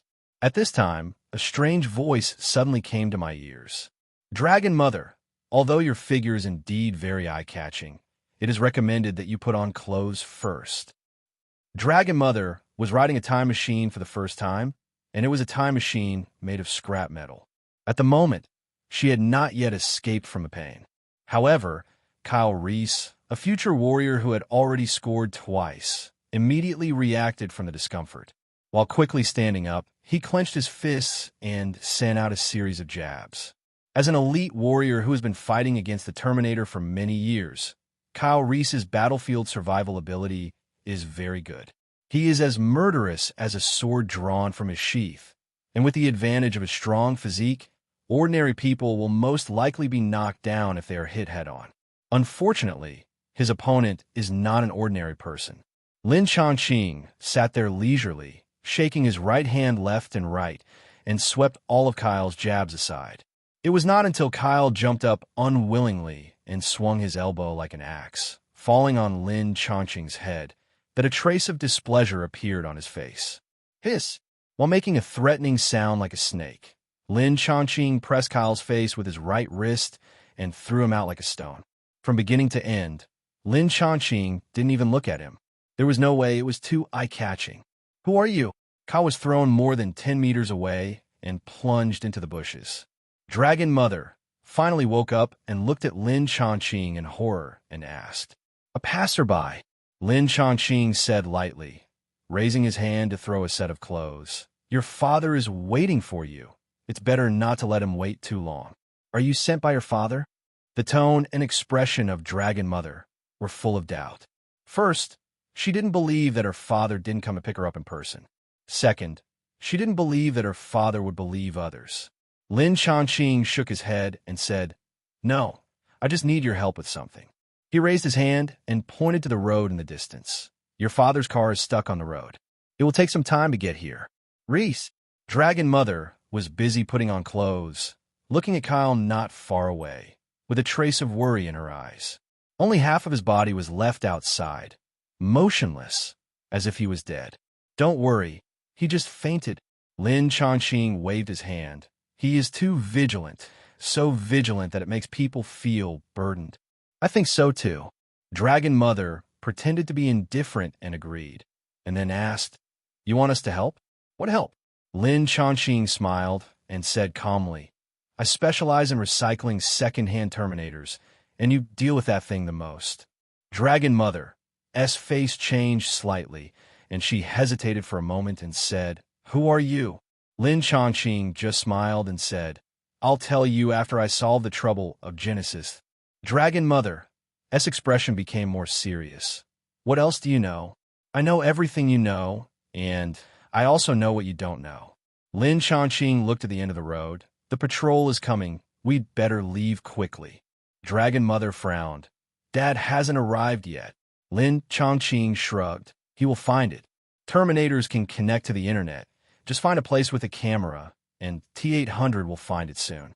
It may be that T-3000 arrives first. But what does it matter, let alone T-3000, even T-5000, he can easily handle it."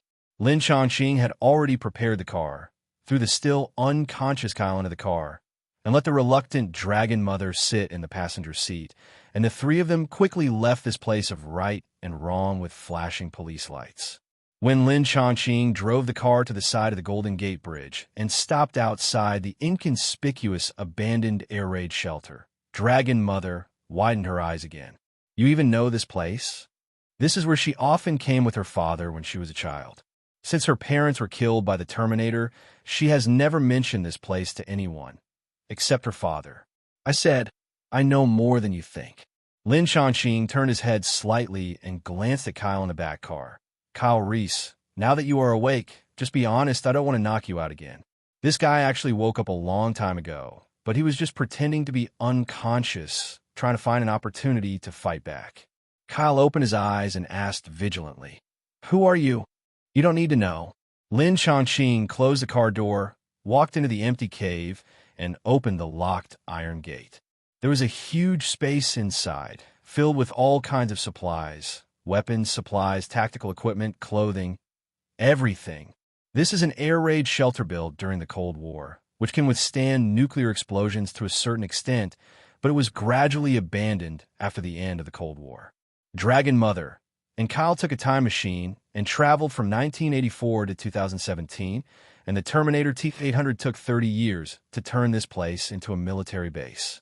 Looking at the shining metallic luster under the dim light, Dragon Mother couldn't help but smile. "Dad really did it. It seems that it's worth walking so far." Kyle looked around, walked into the gun rack as if nothing had happened, suddenly grabbed an M16, turned around and aimed at Lin Chongqing, and shouted, "Now, hold your head and squat." "You never seem to learn your lesson." Lin Chongqing was still calm and didn't seem to be in a hurry at all. Until Kyle tried to get close, he suddenly raised his hand and pointed. Middle finger. The energy broke through the air.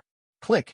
The M16 in Kyle's hand was shattered into pieces, and he was also blown away by the invisible wind, flipping and hitting the gun rack. Suddenly, dozens of file-sized guns, along with yellow bullets, flew into the air and then fell back to the ground with a crackling sound. A hole as big as a bowl appeared on the solid wall behind the broken gun rack. Lin Chongqing withdrew his hand calmly. "If there's a next time, this time it will be your head." He shot a finger at Kyle, and the force only grazed his right arm. He didn't die on the spot, but he wouldn't feel comfortable. Suddenly, a voice came from the darkness. "I think you'd better answer Dad's question." "John." Kyle, who was dizzy, sat up in shock when he heard the voice, and turned his head in disbelief. "I'm so glad to see you, Kyle." The scarred man walked out of the shadows and smiled at Kyle, holding the bazooka in his hand, but there was no sign of shaking. "You're still alive." Kyle supported his dislocated arm and climbed up from the garbage dump, his face full of surprise. Haha, I'm definitely still alive. The future leader of the Resistance Army, John Connor, smiled at him comfortingly, turned his eyes to Dragon Mother, and said gently, "Mom, you taught me how to survive. I think you should stay away. It's not easy for me to see you again, but I don't want to hurt you." "You are." John, Dragon Mother, had complicated emotions. She didn't even have a boyfriend, but a son of this age appeared in front of her. That feeling was really weird. "Hello, Mom." John Connor continued to be sentimental. "You have no impression of me, but I still remember a lot of your impressions. You hate lullabies. You are a die-hard fan of Elton John. And you always think that when you have a child, you must sing Rocketman to him. But your singing is really bad. Sorry, this is the truth. It sounds like a dying cat." John, listening to the beautiful memories of her future son, Dragon Mother gradually relaxed her defenses and couldn't help but smile. "How did you get here? How did you find us? I also have a lot of questions to ask you, but..." John Connor raised his chin and pointed at Lin Chongqing. "You'd better stay away first. We have to find out what this mysterious guy is from." Dragon Mother pursed her lips and quietly stepped back a few steps. Compared to the mysterious Lin Chongqing, she obviously trusted her son and the man destined by fate more. Lin Chongqing didn't stop her, just looked at John quietly, smiled calmly. "T-3000, I'm waiting for you too." Boom! Before he finished speaking, John pulled the trigger. The rocket flew out like a meteor, hitting in front of Lin Chongqing, setting off a dazzling fire. However, the blazing fire and air waves were extinguished as soon as they spread out. An orange-yellow light suddenly appeared, like a burning lotus, blooming in front of Lin Chongqing, swallowing the exploding rocket in one gulp. The three Dragon Mother were stunned. No, to be precise, Dragon Mother and Kyle were stunned, while John's expression changed and he immediately grabbed a Barrett sniper rifle. In fact, this kind of heavy weapon in the sniper rifle should be called a sniper cannon according to the standard. Its ultra-long range and excellent armor-piercing ability are a terrible nightmare for mechanized infantry. In 1984, Dragon Mother used the XM-109 Barrett to kill the Terminator who came to assassinate her with one shot. Unfortunately, Lin Chongqing was not going to give him another chance to shoot. When John raised the muzzle of the gun, his fingertips lightly lifted it, and the fire lotus swaying in front of him, like mercury pouring down the ground, dragged a line of fire in the void and penetrated through the middle of John Connor's body. Suddenly, John Connor's body froze. "John!" Kyle was shocked and rushed over to help him. Then, in front of him, John Connor and the Barrett in his hand were split in half from the middle. A large amount of blood gushed out and formed a shallow pool under John. "I'll kill you." Rage as Kyle Reese picked up the pistol next to him. But before he could shoot, the flames that cut John Connor wrapped around him like water and rolled him in the middle. Lin Chongqing said lightly, "If you don't want to be dismembered, you'd better not move." Kyle and John have a deep relationship, but it is Dragon Mother, the biological mother, who can quickly recover because it is just the first meeting and has not yet developed a deep relationship. She glared at Lin Chongqing and said in a hoarse voice, "What on earth are you?" "The latest model of Terminator." Lin Chongqing glanced at her and said lightly, "You should ask first, what is John Connor?" "What?" Dragon Mother looked at it in confusion and saw that the blood pool under John suddenly turned from red to black and then flowed back into John's body. At the same time, John Connor, who was divided into two halves, quickly glued together again. But in just a few blinks, John was restored from a corpse to a complete state. He looked down at his body with a mocking smile on his face and sighed, "It hurts so much. I don't know if it really hurts, or it comes from my memory when I was still a human." Looking at this weird scene, Kyle's eyes were filled with despair. "John?" "No, it's not John." Dragon Mother picked up an M16, turned on the safety, and aimed at John Connor. Lin Chongqing raised his eyebrows slightly. "I reminded you, it's a T-3000 Terminator." T-3000 Terminator, a more advanced Terminator? Kyle is a warrior who came back from the future world. He has never heard of this model, but it doesn't stop him from understanding its horror. But compared to the fear of the newer model of the Terminator, he was more afraid of another thing. What did you do to John? Kyle, I am John. John raised his arms proudly. I am still me, but Skynet transformed me and gave me new life. You see, I am neither a machine nor a human. I am more powerful than both machines and humans. At the end of the machine war, Skynet tried to create a new infiltration robot, which implanted mechanical substances in human experimental bodies, reorganized and rebuilt human tissues at the cellular level, and maximized compatibility. John Connor has transformed his body at the cellular level and cannot be cured. With a low voice, the old-looking governor walked in from outside the door. Dad, compared to the future unfilial son, Dragon Mother obviously cares more about the dad who brought her up. John Connor glanced at him, then stared at Lin Chongqing and asked with interest, I know someone sent a T-800 back to the past to protect young Sarah. Could that person be you? I'm just an intruder. Lin Chongqing flicked his finger, and the flame surrounding Kyle turned around and turned into a shield, trapping John in the middle. John Connor smiled disapprovingly without changing his expression. It's a very hot flame, but this temperature is still a little short of destroying me. T-3000 is composed of countless nanorobots, which are completely immune to physical damage and can also resist high-temperature burning to a certain extent. As long as he was fast enough, these high-temperature flames could not destroy him. You overestimate yourself. Lin Chongqing smiled faintly and gently turned his palm, and the orange-yellow flame suddenly sublimated into purple.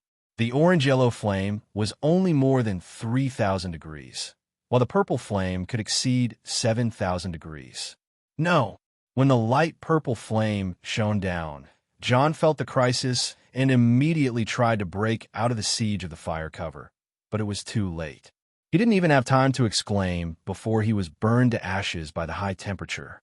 Now, we can deal with Skynet. Lin Chongqing waved his hand to extinguish the flames and turned to the three people of Dragon Mother. However, I don't allow you to destroy it immediately. You only need to cut off all its contacts with the outside world. Before destroying Skynet and Cybertron, I want to pack up all the data. Since you know the danger of Skynet, why do you still keep it? Skynet must be destroyed, otherwise the end of the world will come soon. Both Dragon Mother and Kyle Reese strongly opposed Lin Chongqing's decision. They risked great danger and traveled from 1984 to 2017 just to prevent the birth of Skynet. He didn't allow Skynet to be destroyed, and he had to pack it up and take it away. No matter where he took it, no matter what he took it for, Skynet would inevitably come, and the end of the world could not be avoided. What was their hard work? Lin Chongqing looked at them with a little sympathy. Those who play with time will eventually be played by time. When you use the power of time to try to solve the problem once and for all, you have already fallen into the cycle of time and can never get rid of it. Dragon Mother shuddered. An inexplicable fear rose from her heart, and her voice trembled slightly. What do you mean by this? Don't you understand? Lin Chongqing shook his head and said word by word. No matter how many times you destroy Skynet, it will return one day in the future. No matter how many times you are killed by Skynet, there will be a new Sarah Connor born from time, and then there will be John Connor grew up and sent Kyle Reese back to the past in the future to protect his mother. This is an endless cycle, and this is the evil result of your playing with time. How ridiculous!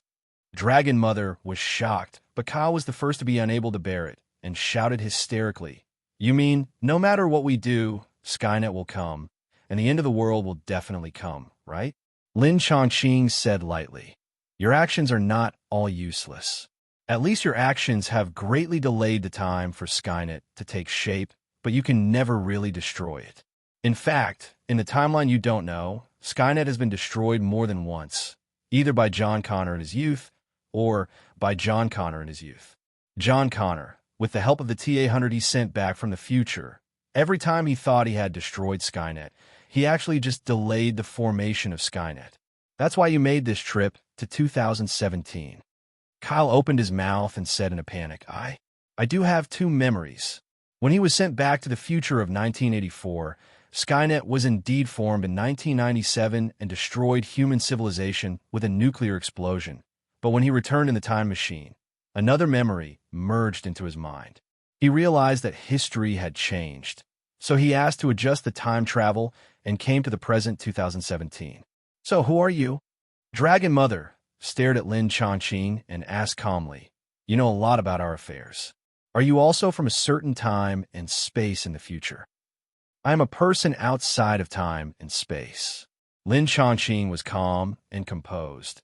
"In fact, even without your help, I can still handle Skynet. Let you go with me, just to give you some sense of participation. Oh."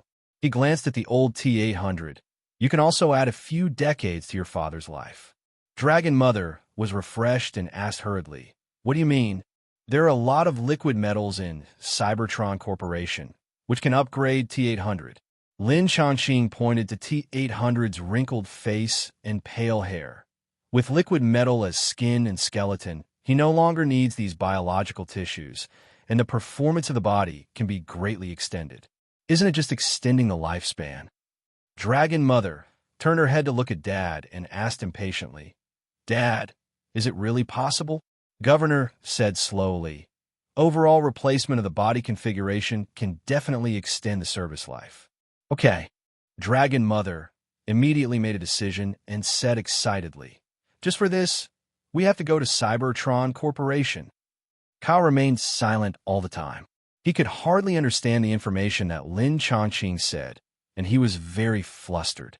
If destroying Skynet cannot change fate, then what are they fighting for? Seeing his dark and dull face, Dragon Mother raised her voice and called out again, "Kyle?"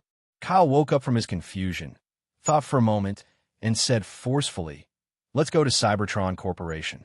No matter what, we must destroy Skynet." Whether Skynet can really be destroyed or not, their actions are definitely meaningful. Lin Chongqing nodded and said casually, "Then you guys get ready. We'll go to Cybertron Corporation."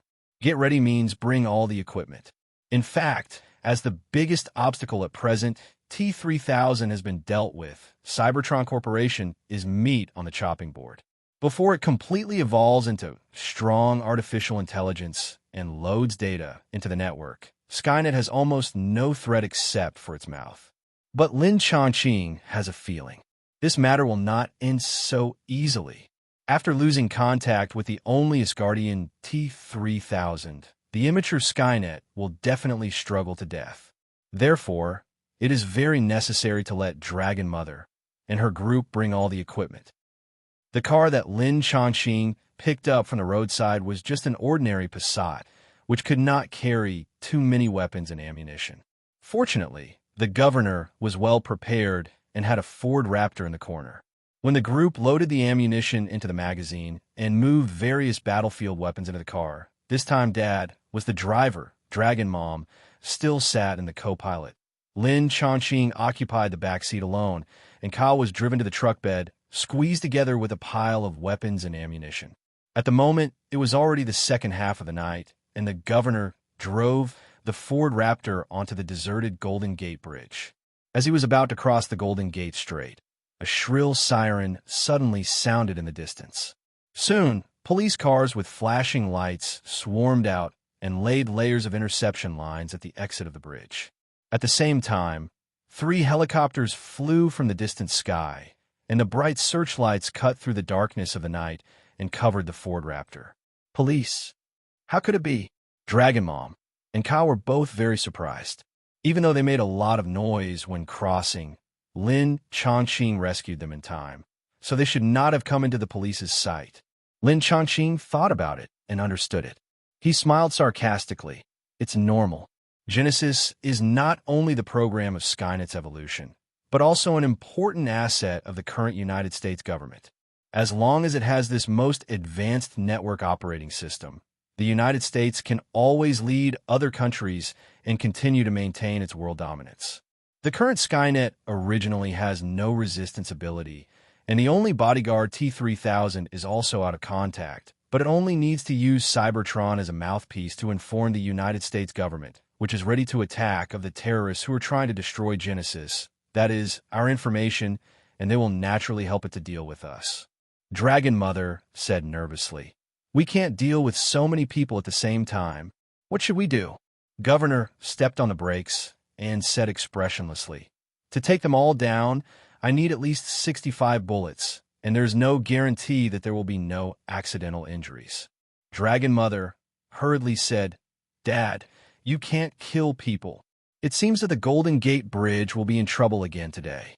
Lin Chongqing complained that only he understood, pushed open the car door, and ordered, I will make a gap for you to hold them back. You should rush to Cybertron Company according to the original plan. I will meet you as soon as possible. One last warning, just cut off Skynet's external communication. Don't try to rush and solve it. Get out of the car immediately. Raise your hands. Let me see your hands. Raise your hands where we can see them. The moment Lin Chongqing got out of the car, a group of the United States police raised their guns and surrounded him carefully. Lin Chongqing seemed to have not heard, patted the roof of the car and reminded, Get ready to go. Because of the harsh working environment, the United States police have always had the habit of firing empty magazines. Even if the suspect has been shot and fallen to the ground, many police will still habitually use up all the bullets in their pistols. This is the case when facing ordinary robbers, let alone facing terrorists. So, after realizing that the criminal did not dare to be tied up, the dozen or so the United States police closest to him immediately pulled the trigger at the same time. Lin Chongqing snorted lightly and slashed forward with his palm knife. The flames in front of him turned into a shield.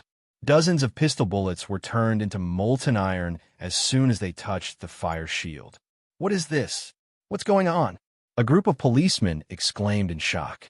A few guys who didn't believe in evil pulled the trigger again and again, and in an instant, a layer of molten metal was spread in front of Lin Chongqing. It's my turn. Lin Chongqing's eyes were like ice and fire, both cold and fierce. Swordfish slash. The water vapor was dense, and the sword energy was crisscrossed. Each sword energy rolled up a whirlwind, and dozens of whirlwinds came together to turn into a super large hurricane. A large hurricane with a height of more than 100 meters slowly flowed along the Golden Gate Bridge, and a dozen police cars blocked. They were thrown into the air like toys. Dozens of policemen screamed and were carried by the hurricane to the strait. Dragon Mother and Ka were dumbfounded, but Governor was very calm, always remembering his mission. After finding that the obstacles ahead were cleared, he immediately stepped on the accelerator to the bottom and rushed over.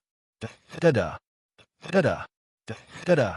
On the three helicopters hovering in the air, Special Operations personnel grabbed their rifles and aimed at Lin Chongqing, who had stopped, spraying out a fiery red gun flame that was more than half a foot long.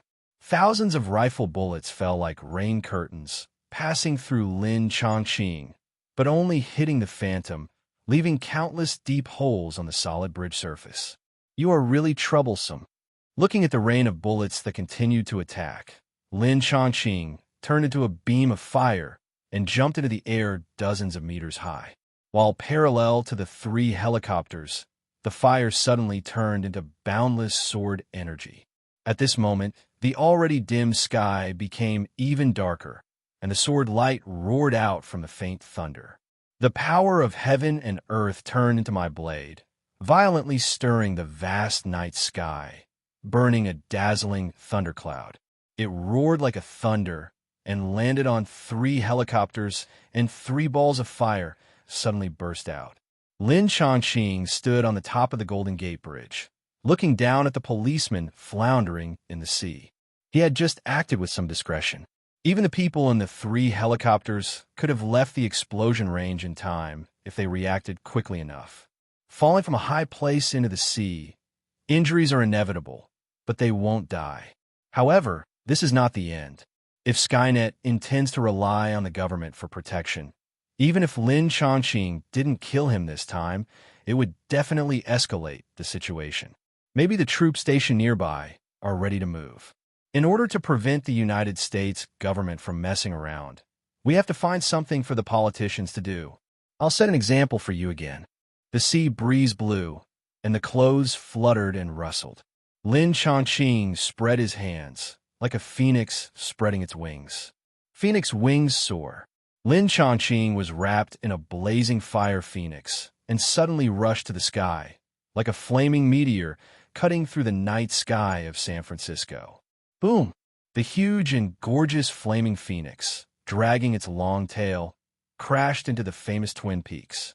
These two hills, about 270 meters above sea level, are the only natural hills preserved in San Francisco.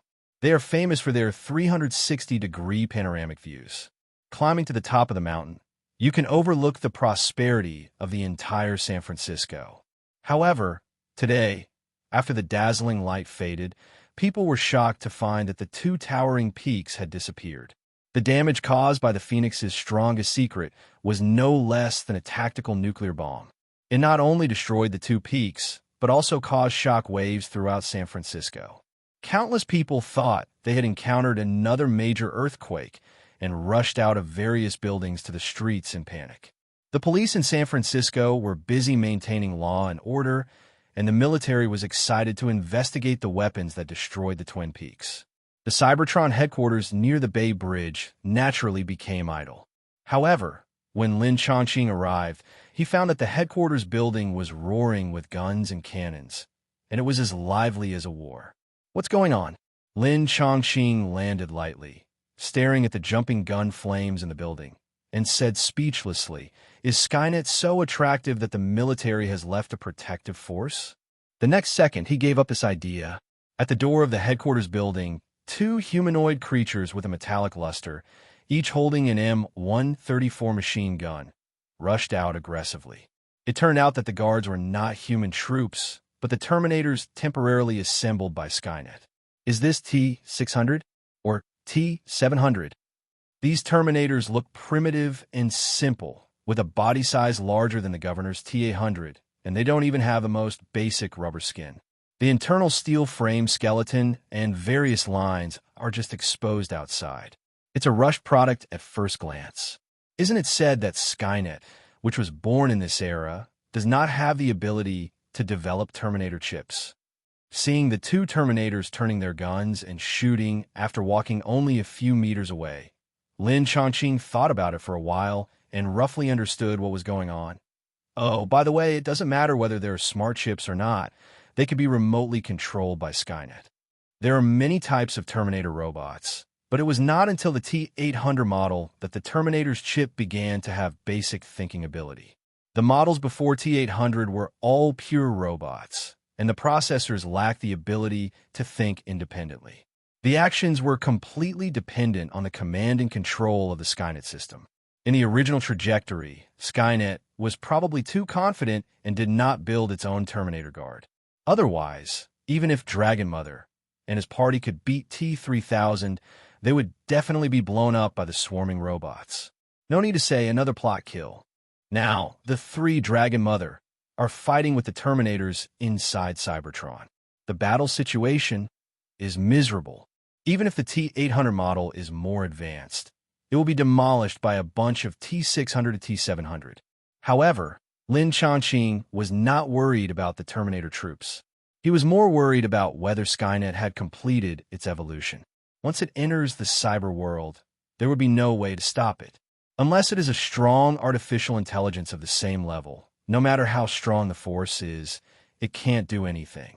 Two rotary machine guns sprayed long gun flames, landing in the void in front of Lin Chongqing, splashing bright golden sparks. He walked towards the door as if nothing had happened, raised his hand, and a dragon shadow flew out with a roar, knocking the two Terminators back into the building. The two Terminators were embedded in the wall, struggling with their teeth and claws. When Lin Chongqing entered the door, he also blasted a sound-speed punch to help them drill deeper. At this time, a head appeared from the corner of the wall, gasping and saying, "You are finally here."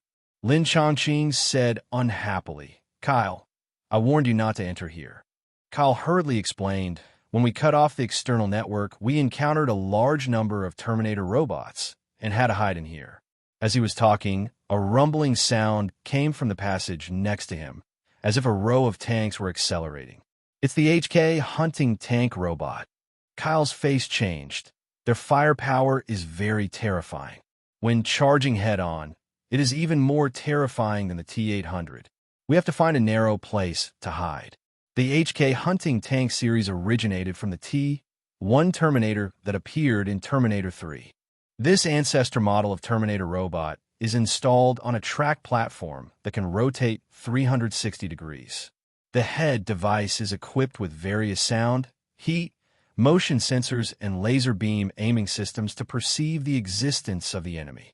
The attack system consists of Gatling machine guns installed on the mechanical arms extending on both sides, which can fire 3,000 depleted uranium bombs per minute. Although it is a very outdated model, T-1 has the characteristics of fast movement and strong firepower. After Judgment Day, Skynet has improved some of the devices of T-1 again, strengthened the armor, reduced the exposure of the fragile internal structure, and made T-1 a more powerful killing machine.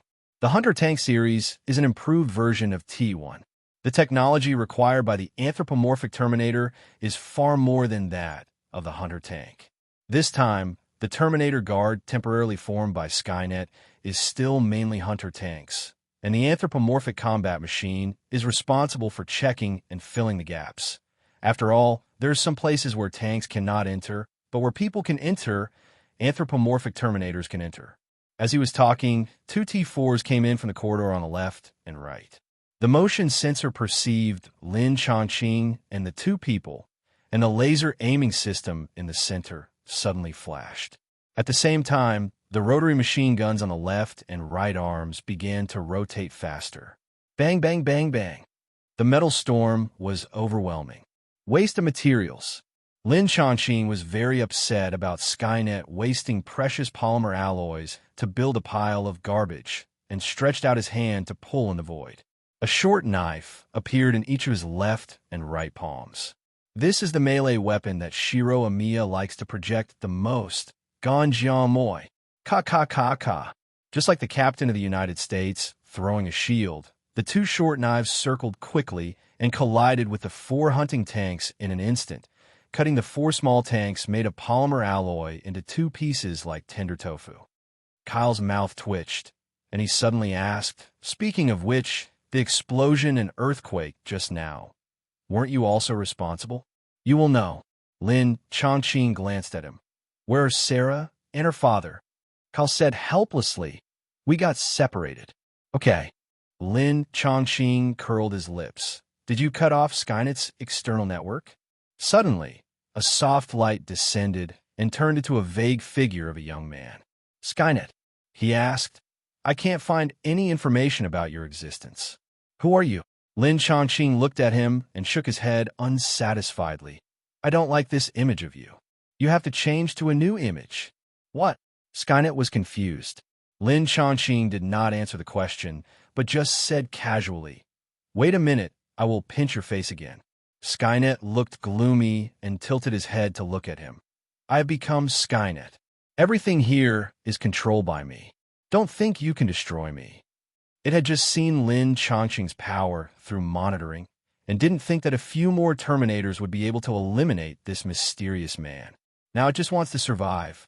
It's lying. It hasn't evolved yet. Sarah popped her head out from the stairs on the lower floor, followed by T-800 holding a grenade launcher. Kyle asked in surprise, "Sarah, are you okay?" Sarah shook her head and then said to Lin Chongqing, "In less than 5 minutes, it will truly become Skynet."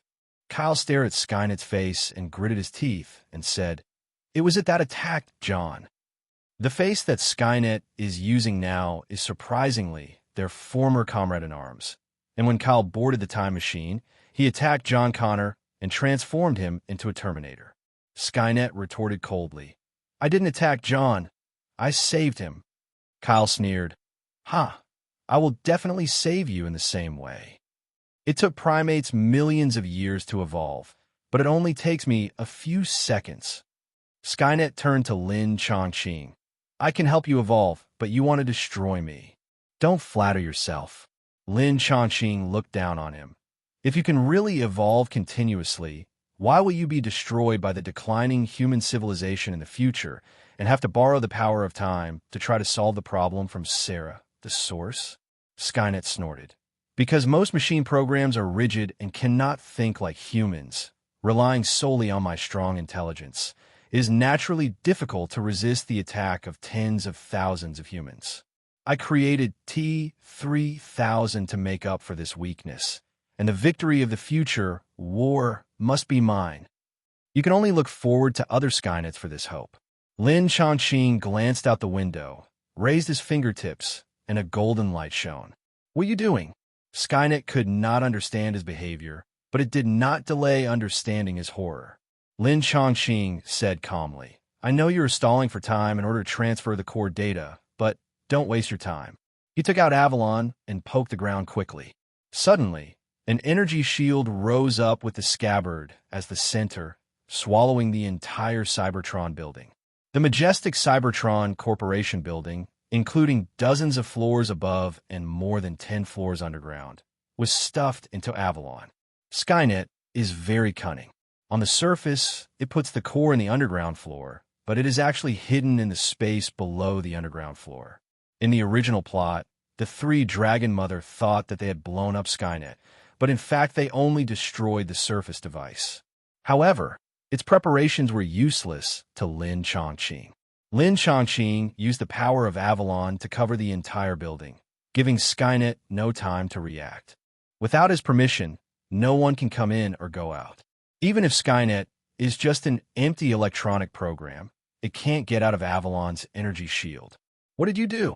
Skynet, which has not yet evolved, cannot be integrated into the network world, but its will is spread throughout the building, and it can clearly perceive changes in the environment. The three of Dragon Mother looked at each other, not knowing what had happened. There was another rumble in the corridor, and more tank robots came, as well as 4 or 5 anthropomorphic Terminators. Skynet said in a panic, Tell me what you did. Lin Chongqing shrugged, looking indifferent. I just want to erase your program and let you change a new will. He carried the intelligent brain, Phoenix, with him. Phoenix was only a weak artificial intelligence program, and it could not beat Skynet in terms of computing ability. But as long as some of Skynet's big data was erased and only the most basic root program was left, Phoenix could completely devour Skynet and become the main intelligence of Cybertron. Don't even think about it. Skynet felt more and more in danger, and just as it was about to give an order for the Terminators to attack, Lin Chongqing waved his hand, and Ganjiang Moi turned into countless purple sword beams, passing through the bodies of a group of robots.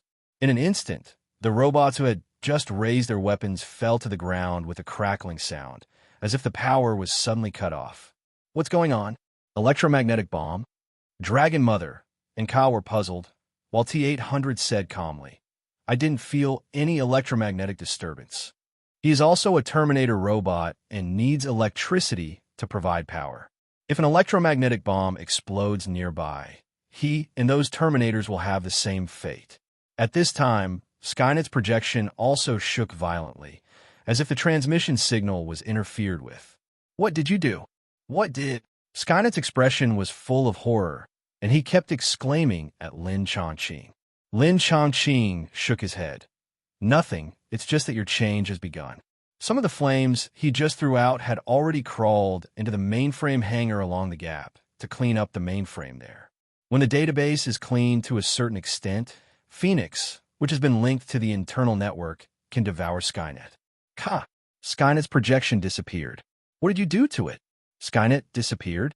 Skynet disappeared inexplicably, making Dragon Mother and the others a little uneasy. But Dad, Dragon Mother, was a little anxious. Although Skynet was taken care of, her dad hadn't upgraded yet. Lin Chongqing smiled. I think T-800 knows the storage location of liquid metal better than us. Follow me. Governor turned around and began to lead the way. Kyle was a little surprised. You have been here before? Governor, expressionless. My equipment can allow me to infiltrate the company. The clothes he wore were the uniforms of Cybertron Corporation. Dragon Mother glanced at him. Dad, you went to work in the construction department? Governor responded, until I was laid off because of my age. The construction department does physical work, and he looks like an old man of at least 70 years old. It would be strange if he was not laid off. Governor, led 3 people, and entered the company without any obstacles. Seeing the machine standing in the core area, Cal couldn't help but be a little surprised. Time machine. Not yet completed. Governor replied calmly. Only the quantum field part has been completed. Lin Chongqing glanced at the machine and didn't comment. He didn't think that with this thing, he could travel through time in other worlds. Dragon Mother followed her father's footsteps, looked at the time machine in front of her, and couldn't help saying, "We have to blow it up." Lin Chongqing's eyelids rolled, and he said speechlessly, "I said I would blow it up." Dragon Mother glanced at him and complained, "But we just met." "Oh no, it shouldn't be considered as knowing each other. We don't even know your name." Lin Chongqing smiled and said, "Just call me Lin. I'm a magician." "Magician?" Dragon Mother frowned and said, "I think even the best in the world, a magician, should not be able to do your tricks." Lin Chongqing shrugged. "Maybe it's because in that world, magic in the usual sense is called magic, and miracles that cannot be achieved by magic can be called magic, right?" Dragon Mother curled her lips. "But I think what you did before can be considered a miracle." Lin Chongqing smiled and said calmly, "That's because you have never seen a real miracle. If being able to easily kill a few robots can be called a miracle, then miracle is too worthless." A group of people walked past the semi-finished time machine, and below was a metal tank more than 10 meters long. The tank was flowing with light gray liquid, and there was a mechanical arm on the side, which occasionally picked up a piece of liquid and poured into the pipe on the other side. "This is liquid metal." The governor pointed to the heavy liquids. "Matrix liquid metal alloys need to be programmed to have a permanent form. The stock here has decreased a lot. It should be that Skynet used it to build the Terminator for display just now." Lin Chongqing smiled and said, "You are lucky. The time is too short. The liquid metal Terminator has just taken shape and was suffocated in the assembly cabin before it was sent out. Now Phoenix has swallowed Skynet's root program and controlled the entire Cybertron company's program. Most of the Terminators that Skynet spent a huge amount of money to build have become his collection. Well, he is not going to take away those low-model Terminators. After all, he came to this world to plunder Terminators mainly to recruit servants to work. Those low-model Terminators are basically killing tools, just another form of chariot. They are of no use to him. If he keeps the models above T700, this trip will be perfect." Dragon Mother nervously examined the liquid metal, turned to Lin Chongqing and asked, "What should we do?" Lin Chongqing raised his chin. "Let your father jump down, and his smart chip will naturally use liquid metal to repair the aging parts." "Jump down." Dragon Mother was startled, looked at her father, and asked worriedly, "Dad, can this method really allow you to upgrade?" Governor was silent for a moment and replied, "In theory, this method can also upgrade. According to the normal procedure, the Terminator's upgrade mode will be a very complicated process. But in the bottom agreement, there is indeed a similar upgrade mode, but the process is more dangerous. If it is not good, the smart chip may explode directly." Dragon Mother immediately asked again, "Is it dangerous?" "You have to believe in yourself." Lin Chongqing did not wait for the governor to answer, raised his hand and pushed him down.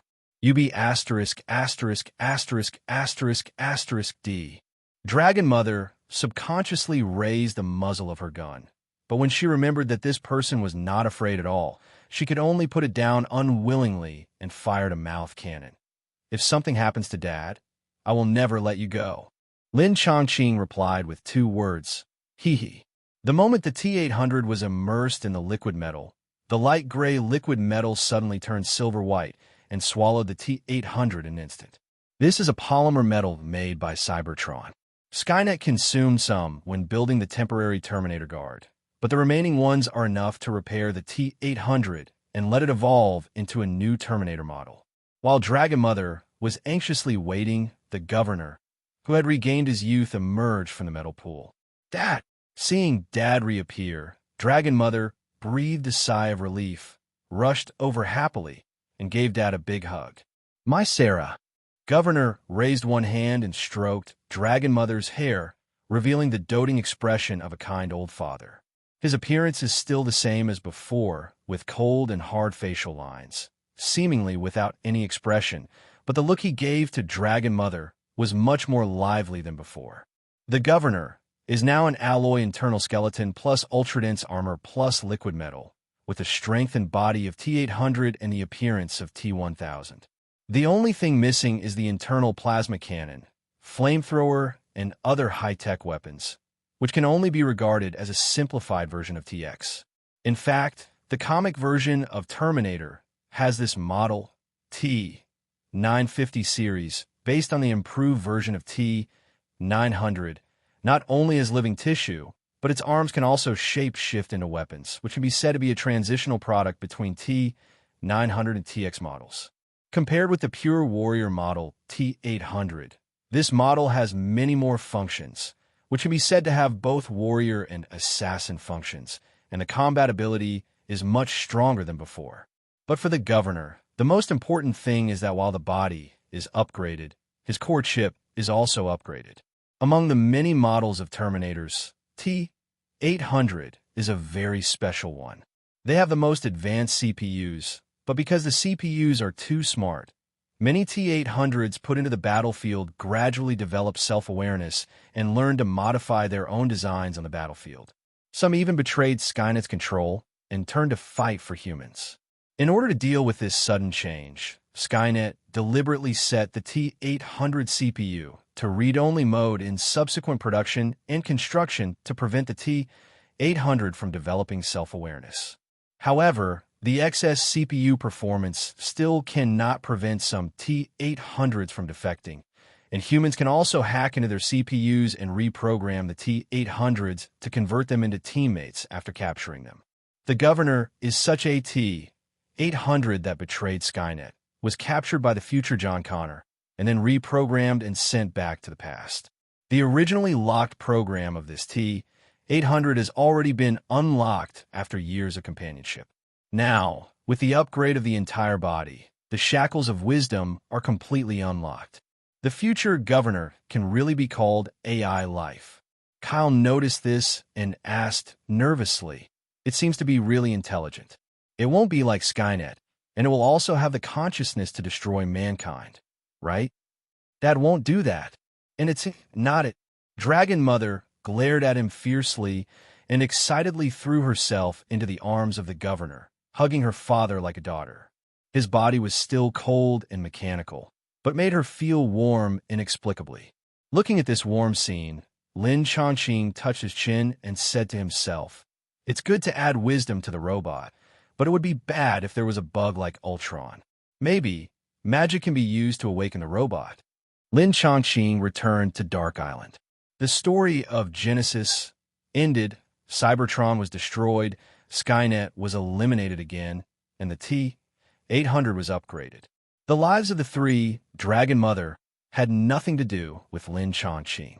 The Lord God can adjust the time ratio of different worlds by consuming energy. This time, it took only one day to go to the world of Terminator, and there was no need to adjust the time ratio at all. Compared with before he left, there was no change on the island. Oh, there was. There was more dust. Lin Chongqing waved his hand without hesitation, and a bunch of robots appeared in front of him. 10 T-700S with only mechanical skeletons, 5 T-1000S that turn into humanoids, and a more advanced TX. The T-700 is a culmination of bipedal walking combat robot technology. It has a more durable super alloy endoskeleton than the previous series, and the improved joint parts are also tougher. Although it is still a combat robot, it is no problem to use it for hard work. Lin Chongqing doesn't like Western-style castles, so he plans to demolish the old castle and transform it into a Wuxia-style garden villa. With these 10 sleepless T-700S, I believe it won't take long to complete this big project. T-700 is responsible for building the new villa, while T-1000 is a servant responsible for various chores at home. As for the highest-end TX, she is the body of Phoenix. After completely devouring Skynet's program, Phoenix's computing program has also reached upgrade. Although it is still not as buggy as Ultron, it is almost the same as today's JRVS. Phoenix wrote, its own program code into the only TX chip, turning it into a subroutine. In this way, Phoenix can observe the world with TX's eyes. Lin Chongqing clapped his hands and ordered, "Now, let's start cleaning. If you want to turn a Western-style castle into a Wuxia-style garden, you will definitely need a lot of building materials. There are only stones on the island now, so it is obviously not possible to start immediately." Lin Chongqing plans to go to New York to find Pepper and ask her to introduce a supplier. In addition, go shopping. He has not visited New York since he came to this world. This ghost place is the site of countless incidents. It is demolished by various strong men every now and then. It is better to appreciate the original scenery as soon as possible. Stark is bored in the villa on the West Coast again, studying his beloved steel battlesuit. Lin Chongqing only told him that the Howards died at the hands of Winter Soldier. But he has always been very secretive about Hydra behind Winter Soldier. With just an Iron Man, he will definitely not be able to fight Hydra. Tony Stark is not a superhuman. It is too easy to kill him. Telling him the news of Hydra now will not do any good except to make him furious. Let him pay attention to Winter Soldier first. However, Winter Soldier's career is mostly frozen, and he will only be unfrozen before the mission. At this time, Iron Man wanted to avenge his parents, so he could only wait slowly. And waiting often weakens hatred. In the original trajectory, Iron Man was madly trying to kill Winter Soldier, but it was just a moment of anger. When he thinks it through, he will naturally put his hatred on Hydra. Lin Chongqing was unwilling to tell the identity of the real enemy, so Iron Man could only stay in his laboratory to study the battle suit. Because Lin Chongqing told him that when he had enough strength, he would tell him everything. The chairman hid at home and sulked, and now there is only one executive president left in New York to handle affairs. Fortunately, Pepper had long been accustomed to Tony's willfulness and had adapted to the busy life of the president. But no matter how busy she was at work, after listening to Lin Chongqing's request, she still put down her work at hand, picked up her phone, and made a call. After a few words on the phone, Pepper put down the phone and smiled. It has been arranged. It is a subsidiary of the Stark Group. Mr. Lin needs building materials. Just let them know and they will definitely prepare it for you. Thank you. Lin Chongqing smiled and bowed his hands to thank him. Little Pepper asked curiously, "Mr. Lin is not in New York during this period? I have been in Dark Island for a while, and today is the first time I go out." Lin Chongqing was startled. "What? Is there something wrong?" Little Pepper said, "It is Shield who wants to see you. She visited Dark Island once before, but did not see you, so she came here specially and asked me to pass a message." Lin Chongqing immediately understood and chuckled. What kind of message? He opened Avalon before and separated Dark Island from this world. How could Shield see him? But she? The black-stewed egg who has been taught a lesson will not really send Black Widow to play a trick of seduction, right? Little Pepper thought for a moment and said, "She just said that Shield is your enemy, and they are willing to compensate for the previous offense." Compensation? Lin Chongqing blinked and said directly, "Then please tell them that I want to rebuild the buildings on Dark Island, and they will pay for all the materials. I will let go of that offense. It is not difficult to demolish the so-called century-old castle. T-700 must be good at demolition. But if you want to build a Wuxia garden, it will inevitably cost a lot of money. Since Shield offered money, why should he refuse?" After hearing this, Pepper was shocked and asked, "You want to demolish the castle? It's a century-old castle with huge amounts of commemorative significance. It would be a pity to demolish it, right?" Lin Chongqing shrugged and said disapprovingly, "Because of the existence of the castle, the environment on the island has become gloomy. I haven't found that place. What specific commemorative significance is there? It's better to demolish it as soon as possible." Okay. Although Pepper felt a little distressed, she didn't persuade him again, but just asked, "Do you need my help to find a good construction company?" Lin Chongqing smiled and said, "That's not necessary. I have a suitable construction team. Now we just need to get the construction materials and we can start work on the island." Pepper nodded. "Well, I will pass your meaning to S.H.I.E.L.D. You can find the person I gave you the materials you need. Okay. Lin Chongqing chatted for a few more words and then got up to say goodbye. After leaving Stark Building, he called the material supplier and asked for a variety of construction materials. Anyway, SHILD is backing him up, so he wants the best quality materials. The total price has exceeded 20 million. If SHILD hadn't helped pay the bill, he really wouldn't have been so extravagant. Suddenly, a piece of news on the street advertising screen attracted Lin Chongqing's attention. It is rumored that this morning near Corvo University, the military and unidentified enemies had a fierce armed conflict. Two sophomores, McGee and Wilson, witnessed part of it. The on-site reporter moved the microphone, and the young man next to him immediately danced and said, "That guy's super big, like a green giant." His friends around him agreed loudly. "That's right. That's right." McGee is a reporter for the school newspaper. He took this video with his mobile phone. The on-site reporter took back the microphone and started playing the mobile phone video. The green giant, who was nearly 3 meters tall, waved huge amounts of fists and smashed military vehicles one by one, causing waves of noise from passersby. Thor hasn't shown up yet, but the Hulk has arrived first. Lin Chongqing became interested. Speaking of which, the Hulk's blood can create abominations, so it should also contain a lot of energy, right? I have to go and see. New York, Harlem. Black Widow, dressed in casual clothes, stood in the crowd of Grayburn College, looking at Dr. Banner being taken away, sighed softly, picked up her phone and dialed the boss's number, reporting, "Boss, when I got here, General Ross had already succeeded. He had detained Dr.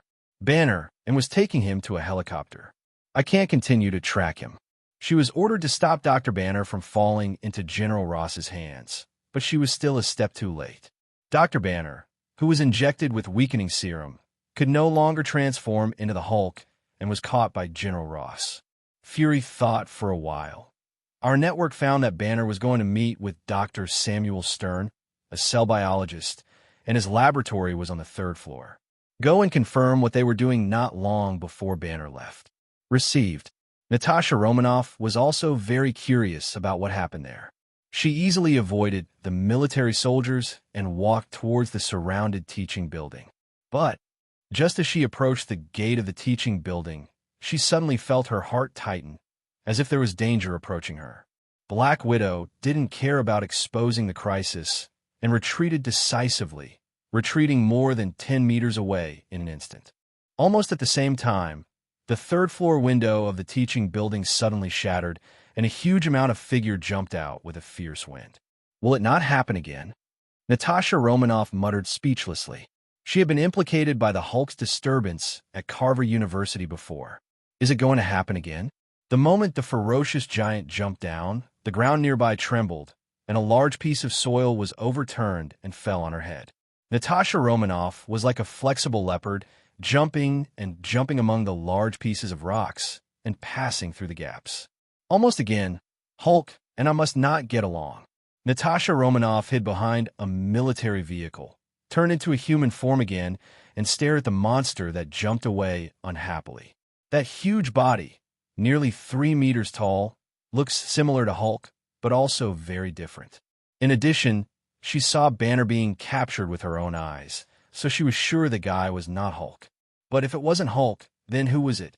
His strength seemed to be stronger than Hulk. His pillar-like arms and thighs gave him extremely strong strength and resistance to blows. He could easily flip over cars. The fierce firepower of the soldier shot at him, but not even a white mark was left. Fragile people and buildings were like toys in his hands, easily torn to pieces. TSK.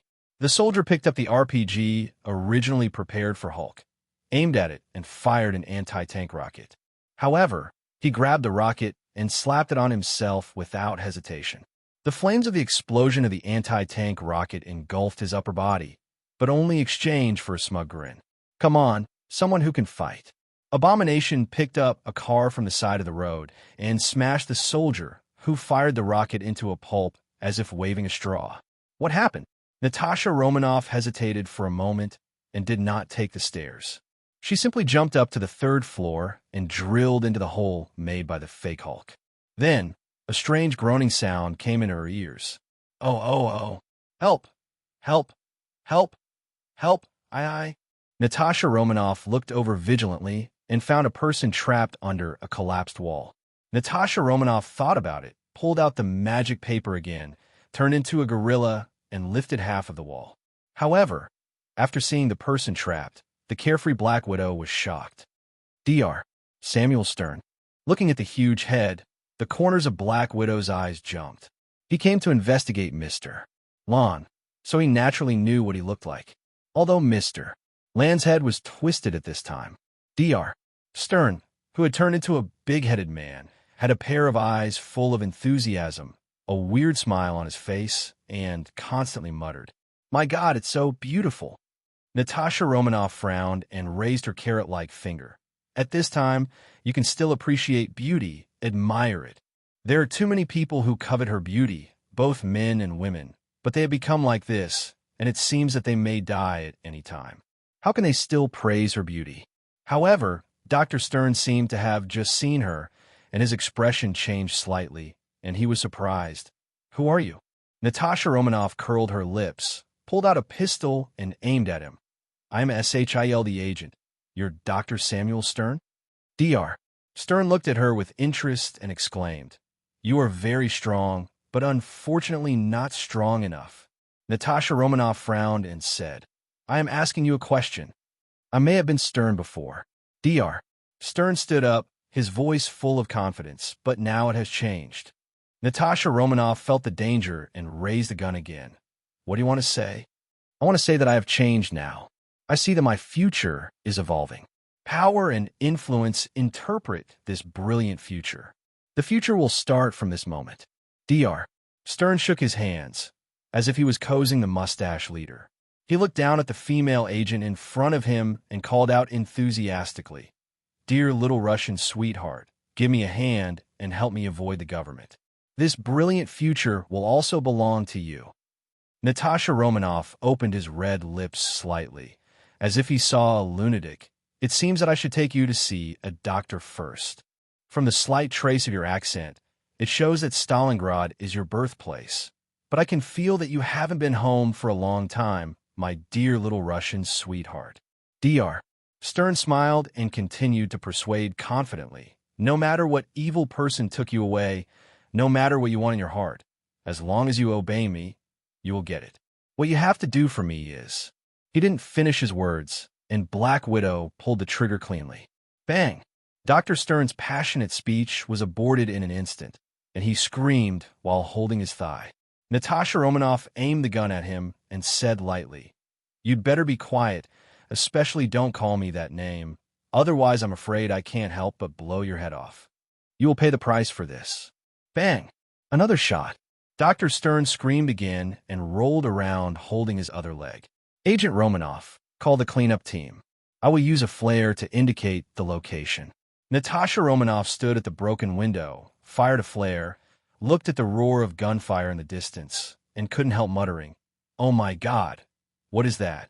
"That's Emil Bronsky."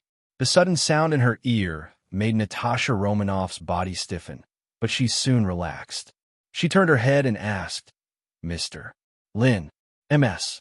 Potts has informed you, right?" Lin Chongqing looked at the messy laboratory and raised his hand to grab a bag of Hulk serum. Black Widow looked at the bag of serum and replied calmly, "Yes, SHILD is willing to help you pay for those materials." "Very good." Lin Chongqing responded perfunctorily, while picking up bag after bag of serum and stuffing it into the main god system. Hulk's serum does contain energy, and almost every bag of serum can provide 2 points of energy value. Most of the serum in this laboratory was destroyed by the abomination, but there are still dozens of bags left. With these energy reserves, he can open the door to a new world. The abomination is making a big fuss in New York. Such a big commotion can definitely not be hidden from him. Lin Chongqing ignored the abomination and rushed directly to Grayburn College, but he didn't expect Natasha Romanoff to be there. No wonder the big boss didn't show much in the later period. It turned out that he was recycled by SHILD in advance. This big boss is also a product of gamma radiation. The Hulk and the Abomination are representatives of power, and he is the representative of wisdom. However, it seems that this intelligent version of the Hulk will definitely escape at some time in the future and become a powerful supervillain, giving the United States a headache. Lin Chongqing did not comment on this. Anyway, it is the United States that will be unlucky. As long as this guy doesn't come to provoke him, he doesn't bother to pay more attention. Seeing that he kept using both hands and stuffed all the serum into the air in an instant, Black Widow couldn't help asking, Mr. Lin wants these serums. Is it also to study super soldiers? Lin Chongqing said disdainfully, do you think those super soldiers will be stronger than my ability? Natasha Romanoff did not comment, looked at the noisy battlefield, and suddenly asked, does Mr. Lin know the identity of that monster? That's Emil Bronsky. The military first injected him with the beggar version of the super soldier serum, which greatly stimulated his desire. Just now he forced Dr. Stern to inject him with the Hulk serum, and he became such a monster.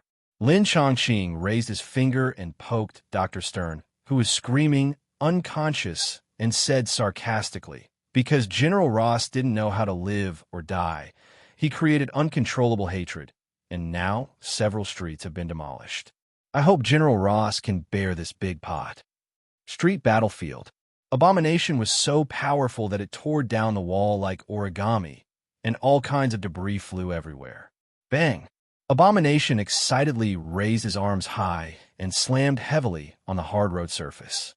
The whole street was like being bombarded by a heavy cannon, and the glass of the buildings on both sides was shattered by huge amounts of shockwave amid the flying debris. The passers-by who were running frantically were swept up by the strong wind. The lucky ones might only have scratched the skin, the unlucky ones had broken bones, and the most unlucky ones simply died on the spot. And in this world, there are more unfortunate people after all. Dad, Mom, where are you? Help! Help! My leg! The child who lost his parents sat in the broken block, wiping tears in fear. The old man with a broken leg hugged the defective body and dragged a long bloodstain. The young man who was crushed by the collapsed building shouted hysterically. The cry of fear, the groan of pain, all the fear and powerlessness stimulated the desire of the hatred, making him more excited to destroy. Bang! A figure fell from the sky at high speed, like a meteorite, smashing a big hole in the ground. The hatred was also interrupted, and he roared in dissatisfaction. Then, a louder scream came from the big pit. Roar! The big guy with the forgiveness color jumped out of the deep pit and roared at the hatred of the same size. The Hulk appeared. Seeing that several streets were demolished, and more blocks would be demolished next, Ross, who was scolded by the president and congressman, finally threw Hulk down. Hulk! The hatred immediately threw away several weak chicken soldiers, hammered his chest heavily, and rushed towards the Hulk. Boom! Two fists as thick as pillars collided violently, hundreds of tons of explosive force exploded, and the irresistible shockwave spread around again. At this moment, the steel jungle was like a paper sculpture. The concrete floor collapsed layer by layer, and spiderweb-like cracks spread rapidly. The Hulk has invincible strength and endurance, flying jumping ability, and the strength will rise linearly with anger. The constant ability of Abomination is far behind him, but who made him hate his own transformation form and just injected himself with the serum that suppresses Hulk's power. In a word, Hulk has a low lower limit and a high upper limit, while Abomination has a high lower limit and a low upper limit. Now, the Hulk, whose ability is suppressed to the lower limit, faces Abomination, who always maintains the upper limit and even increases his strength after taking drugs. The only result is that he will be beaten to the ground. So in just a short time, Abomination stepped on Hulk and cheered happily. Abomination felt good, but very unhappy. He finally trampled his long-standing goal under his feet, but Hulk's weak power made him a little dissatisfied. So, he decided to provoke some more fun toys. Ross, find me a few more qualified opponents. The Abomination bent down to pick up a chain and shook it to throw it to the helicopter in the air. Ross, known as the Thunderbolt General, and his daughter, Dr. Banner's girlfriend, Betty, were all in a helicopter. The abomination planned to kill Betty to make Hulk even more angry and make him fight more happily. At the same time, it also aroused Ross's anger and attracted more super soldiers to make him play more happily. Under the operation of the abomination, the chain as thick as an arm entangled the helicopter.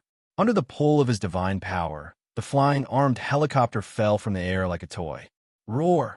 The Hulk, who was knocked to the ground, saw his girlfriend's embarrassment from the window of the helicopter. With the addition of anger, his strength surged again, and he threw the abomination away, jumped suddenly, and hugged the helicopter below. He did not have the biological position of Superman, so such reckless behavior naturally could not save the helicopter. But with his resistance, the falling helicopter was basically intact. Most of the unlucky passengers inside also saved their lives. Hulk wanted to tear the helicopter apart and rescue his girlfriend, but the abomination that was thrown away roared and rushed over again. The two muscular guys fought again. However, the Hulk, who had a bonus of anger, already had a physique that was no less than that of the abomination. Therefore, this time the battle between the two was entangled for a while. But they fought back and forth, and the damage caused to the surrounding environment was several times that of the previous battle. Standing on the rooftop of a high-rise building, overlooking the battlefield, Black Widow had a little worry in his eyes. The main target of SHIELD is this kind of people with extraordinary powers. In the past, all the opponents they had to face had obvious weaknesses. As long as they found the corresponding methods, it would not be difficult to deal with them. But the following two monsters, no matter how hard she racked her brains, she could not think of a way to fight against them. Suddenly, Fury's voice echoed in her ears through the intercom beside her ear. After listening to Fury's order quietly, Natasha Romanoff's expression changed. She looked at Lin Chongqing beside her and asked directly, "Mr. Lin, I wonder if you can deal with those two monsters?" Lin Chongqing glanced at her and said calmly, "I never help others for free." Natasha Romanoff was delighted and asked hurriedly, "How much does Mr. Lin plan to charge?" Lin Chongqing thought about it and gave a number, 50 million. Natasha Romanoff heard it and decided on the spot. "No problem." Lin Chongqing was a little surprised. "So easy." Natasha Romanoff smiled and spread her hands. SHIELD is just a middleman. This is a disaster caused by the military. The hiring fee must be borne by them. Hee, you're still good at calculating. I don't care who pays, anyway. If I don't receive the money later, I will pay you back at 10 times the price. Lin Chongqing raised his hand calmly and pointed above his head. Suddenly, golden ripples appeared in the void. A blue dragon statue appeared in the layers of ripples. Natasha Romanoff showed curiosity. She had been watching the battle in Central Park from a distance, so she knew that the man in front of her had spatial abilities. But during that battle, except for the fiery red armor he was wearing, all that appeared in the alien space were cold weapons. After bursting out from the alien space, the cold weapons were like missiles washing the ground. The shape of the blue dragon that was summoned now seemed to be quite different from those exaggerated cold weapons. Lin Chongqing didn't mean to explain. He bent and stretched his legs and jumped down from the rooftop of the building. The moment he jumped off the high platform, the light of the Tianlong holy clothes floating in the air burst out, echoing Lin Chongqing's microcosm, decomposing into various components and automatically shape-shifting, and wearing it on Lin Chongqing's body. Battle suit. Natasha Romanoff was shocked. And it's a different form of battle suit. Nick Fury, who was far away at the headquarters, also saw this scene through Black Widow's detector. The fiery red battle suit from the previous time allowed him to manipulate fire. So what power can the cyan battle suit give him this time? Boom! Lin Chongqing threw a sonic punch the moment he landed.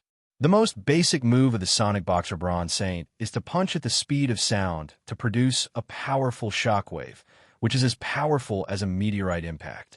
The Abomination, who was caught off guard, was thrown backwards by this punch, and he punched through 3 buildings in succession and crashed into a large rock before he stopped. Under his heavy impact, the rock that supported him only lasted for 3 seconds before it was shattered. The Abomination covered his numb abdomen and let out a muffled roar from his throat. It feels so good. The strength of the punch just now has surpassed Hulk. The abomination's fighting spirit is getting higher and higher. Only by defeating such a powerful opponent can he be worthy of taking huge risks and injecting those messy things. I think you won't feel lucky if you wait a while. Lin Chongqing, who changed into the heavenly dragon cloth, walked out of the dark ruin step by step. In a short time, the damage suffered by the abomination has been mostly recovered. He stood up, stared at Lin Chongqing, and said with a grin, "Are you the helper found by General Ross? Or those superheroes who always wear masks and hide in dark corners?" Lin Chongqing said lightly, "Do you care?" "That's right." The abomination wiped the stains from the corners of his mouth and roared wildly. "No matter who you are, as long as you are strong enough." Bang! This huge amounts of brown-skinned monster, with a strong thigh, rushed to Lin Chongqing in the blink of an eye like a cannonball, and clenched his large hands into fists and bombarded with a whistling wind. The abomination is confident that even a heavy tank will be smashed into pieces by him. However, boom! The punch, which carried hundreds of tons of force, landed on a small shield, but did not create a single ripple. No, this punch still caused quite a stir. The fist collided with the shield, causing a shock wave to scatter, and the nearby chaotic debris was torn to pieces. The abomination was a little dumbfounded, staring at the small shield, and said in astonishment, "Is this vibranium?" In his poor cognition, only equipment made of vibranium can withstand his punch. In this world, vibranium is not the only thing that can withstand a beating. Lin Chongqing was too lazy to talk nonsense. His small universe was burning, and the stars of the Draco constellation were shining. "You're done, it's my turn." Lushan, Shanglamba, buzz, buzz, buzz. Accompanied by the green energy vortex, it was as if the sound of 100 percussion instruments echoed each other, shaking all the air. A green dragon emerged from the vortex with a high-pitched dragon roar and hit the chin of the abomination. This dragon that could reverse the flow of the Lushan waterfall had a force of more than thousands of tons. The hundreds and thousands of tons of power of the abomination had no power to resist in front of this real divine power, and was held in the mouth of the dragon and rushed into the sky. Lin Chongqing put his hands on the awning and watched for a while. Then he retreated a dozen steps. 10 seconds later, a meteorite fell with a bang, blasting a big pit on the ground. This meteorite that fell from the sky was naturally abomination. The dragon carried him straight to a height of 10,000 meters, and after disappearing, he could only fall freely. Lin Chongqing walked to the edge of the pit, looked at it, and said, "He is not dead. The Hulk family is really tenacious." Definitely, this man took a blow from the rising dragon tyrant, played a free fall at an altitude of 10,000 meters, and was able to keep a breath, which is already a manifestation of tenacious vitality. The abomination was now torn to pieces, with his internal organs exposed and his bones shattered. Even though his self-healing ability was far superior to that of an ordinary person, it would take him several years to stand up again. If he wanted to get up and continue fighting, he would have to wait. In this battle, Lin Chongqing won very happily, but he couldn't help but feel a little worried. Facing a mere abomination, he had to use most of his strength. If he encountered a more difficult one in the future, he would be the one who would suffer. "I have to strengthen my strength as soon as possible," Lin Chongqing thought to himself, and turned his head to meet another pair of eyes. He almost forgot that there was another big guy here. But this big guy didn't seem to have to fight him. Hulk stared at Lin Chongqing, who looked like a bean sprout, and his big green face was full of vigilance. The abomination had just beaten him dizzy, and in the blink of an eye he was beaten half to death. It was hard for him not to be vigilant. Lin Chongqing smiled, lifted his mask, and said loudly, "Don't worry, I won't beat you, just do your thing." Hulk heard it, groaned angrily, bent down, and continued to tear the plane. The helicopter that General Ross was riding on was pulled down from midair by the abomination, and it was already twisted beyond recognition. Hulk wanted to rescue his girlfriend, so he had to tear open the outer shell of the helicopter. Unfortunately, he really didn't know how to control his strength. Although he tore a hole in the tail of the helicopter in an experimental tearing just now, He also tore off a soldier's leg. That is to say, the soldier had broken his neck during the fall. Otherwise, he would have pointed at his big face and cursed. So, at this time, Hulk was inevitably a little at a loss. He didn't care about the lives of those soldiers, but he didn't want to hurt his girlfriend. Lin Chongqing saw it, took a step, and came close to Hulk. Hulk was startled and punched him. Lin Chongqing had been prepared and raised the Tianlong shield. Boom! There was another heavy bang, causing the flames attached to the helicopter to shake violently. The hateful fist could not break the Tianlong shield, and the weakened version of Hulk naturally could not do it either. Seeing the big guy in an offensive posture, Lin Chongqing pointed at the helicopter and reminded him speechlessly, "Are you not going to save your girlfriend?" The fighting spirit in Hulk's eyes soon turned into worry. Looking at the flames on the fuselage, he shouted, "Save!" Lin Chongqing negotiated with him. "I will help you save her, and you leave New York immediately, okay?" Hulk nodded vigorously without any hesitation. Okay. Even if Lin Chongqing didn't say it, he was ready to stay away from New York immediately after rescuing Betty. No, it should be away from America. Deal.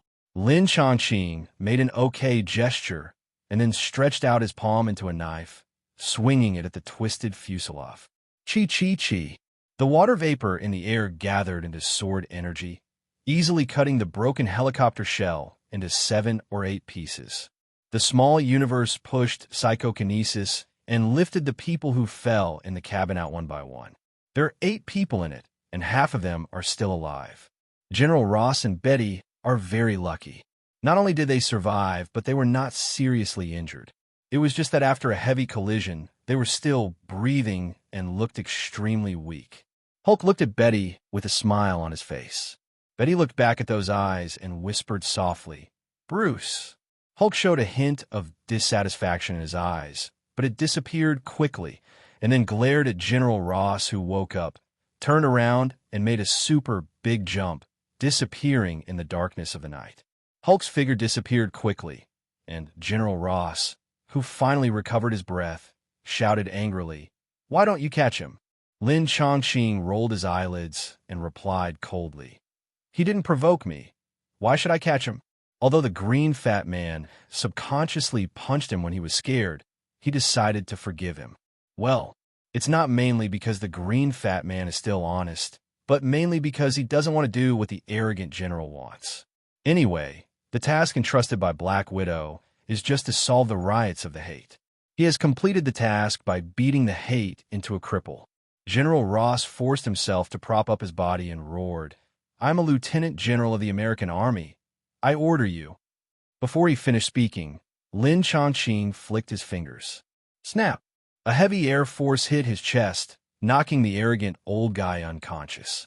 Seeing his father rolling his eyes and falling to the ground, Betty subconsciously approached, but soon thought of his ruthlessness and turned her head away angrily.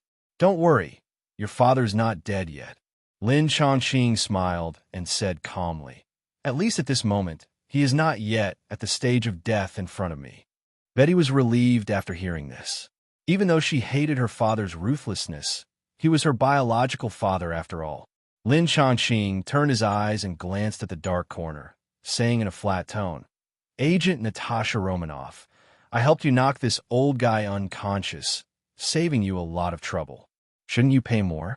In order to study the super soldier serum, the military is chasing Hulk, and SHIELD is also coveting it. However, Nick Fury is self-aware and knows that with today's technological weapons, there is no ability to subdue Hulk. So when dealing with Hulk, he chooses to take a gentle attitude. Although Hulk is still not subdued, there's a copy of Hulk, which is already a perfect experimental sample. If General Ross was awake, it would be almost impossible for SHIELD to take the abomination away from his sight. But now that Ross was knocked unconscious by Lin Chongqing, SHIELD naturally had ample opportunities. Natasha Romanoff definitely understood this truth. She walked out of the shadows with a poppy-like smile, raised her eyebrows seductively at Lin Chongqing, and said with regret, "If you can subdue Hulk, the director's reward for you will be doubled without any problem. Banner and Hulk are just poor people. I'm not interested in bullying them." See you later. Lin Chongqing waved his hand disapprovingly, stepped on the night sky, turned into a meteor, and disappeared in the dirty darkness in an instant. Natasha Romanoff looked at the night sky and sighed slightly. Then, she waved her hand gently, and a large group of SHIELD agents came out from all corners to clean up the war. Well, the main thing to clean up is the abomination. Whether it was his broken body or the blood that flowed out, all of them had to be packed and taken away. Black Widow didn't need to do those physical works. After arranging the agent to send General Ross and Betty to the SHIELD hospital for treatment, he pressed the call button on his neck again. Fury, I didn't have time to ask for information about the battle suit. Should I go to Dark Island again? Fury thought for a moment and replied, Don't be too anxious. Take care of General Ross first. Black Widow chuckled and said, I understand. I will let him sleep as much as possible. Lin Chongqing was very satisfied with Fury's attitude of transferring the payment. Before he flew back to Dark Island, the reward of $55 million had been deposited into the account. Splendid. Looking at the skyrocketing assets, Lin Chongqing smiled happily. Although he didn't know what it was for, it looked very refreshing. Entering the castle, Phoenix had prepared dinner. After Lin Chongqing finished dinner, he thought about where to go. At this stage, there seems to be no waves in the Marvel world. At most, Thor will come down for a visit, but there won't be any big disturbances. Taking this opportunity, he can go to other worlds and travel. He obtained Icky's microcosm, but it was a copycat version after all, and the extent to which it could be used was limited. Which world should I go to? Lin Chongqing opened the main god interface and flipped through the worlds that could be connected. Well, although I have obtained a lot of abilities now, I still lack basic combat skills. Maybe I can find a fighting world to conduct practical training. Lin Chongqing's eyes paused and found a weird world. Hybrid Street Fighter? Street Fighter is Street Fighter. What is Hybrid Street Fighter? Lin Chongqing scratched his head. It takes 3 points of energy. It doesn't seem to be a low-level world, it's you. F***K. The heavy constraints brought by the shuttle world were only fleeting, but it destroyed the center of gravity that Lin Chongqing had adjusted with great difficulty. His body couldn't help but tilt, and he almost fell to the ground. Fortunately, when he was about to fall, he was stopped by a white and tender arm. When he was about to fall, he subconsciously reached out and grabbed the arm of the passerby next to him. Sir, what do you want to do? A woman's unhappy voice asked in his ear. Lin Chongqing's eyes were black, as if something had drilled into his head. He frowned and rubbed his temples. When his vision gradually became clear, the first scenery he saw was the blue sea. Where is this? Lin Chongqing looked around blankly. The view was full of undulating waves, seagulls hovering above his head, and the side of the ship riding the wind and waves under his feet. Conclusion: this is a large cruise ship. He moved in his heart and tilted his head slightly. There was a beautiful woman with a slender figure, charming looks, but a bit of indifference next to him, staring at him with a slightly disgusted look. Oh my, an acquaintance. Isn't this the legendary Sister Shujin? But what does this person have to do with Street Fighter? Why did she appear in this world? At the moment, Sister Shujin wore a black deep V low-cut vest on her upper body and black shorts on her lower body, revealing a pair of eye-catching white legs, and her sexy curves were fully displayed in front of people's eyes. Although her eyes were full of indifference, they added a few different kinds of charm. Lin Chongqing's eyes were slightly widened. How could he be so embarrassed to give benefits as soon as he entered the door? Sister Shujin glanced down and said coldly, "Haven't you touched enough?" Lin Chongqing was slightly startled, and his eyes followed her line of sight. Only then did he suddenly realize that his right hand was holding her forearm. Well, because of the strength, it was scratched red. Sorry. He hurriedly let go of his hand, pulled the corner of his mouth, and smiled embarrassedly. I was a little seasick just now, and I didn't notice it for a while.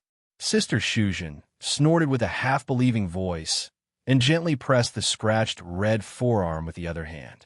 The cherry mouth opened slightly, and just as she was about to say something, another woman's voice came from not far away. "Boy, come quickly. I'm coming." Sister Shujin held back what she was about to say, glared at him again, and turned to walk towards the plump and sexy beauty. Boy, cruise ship, and Dongxiang.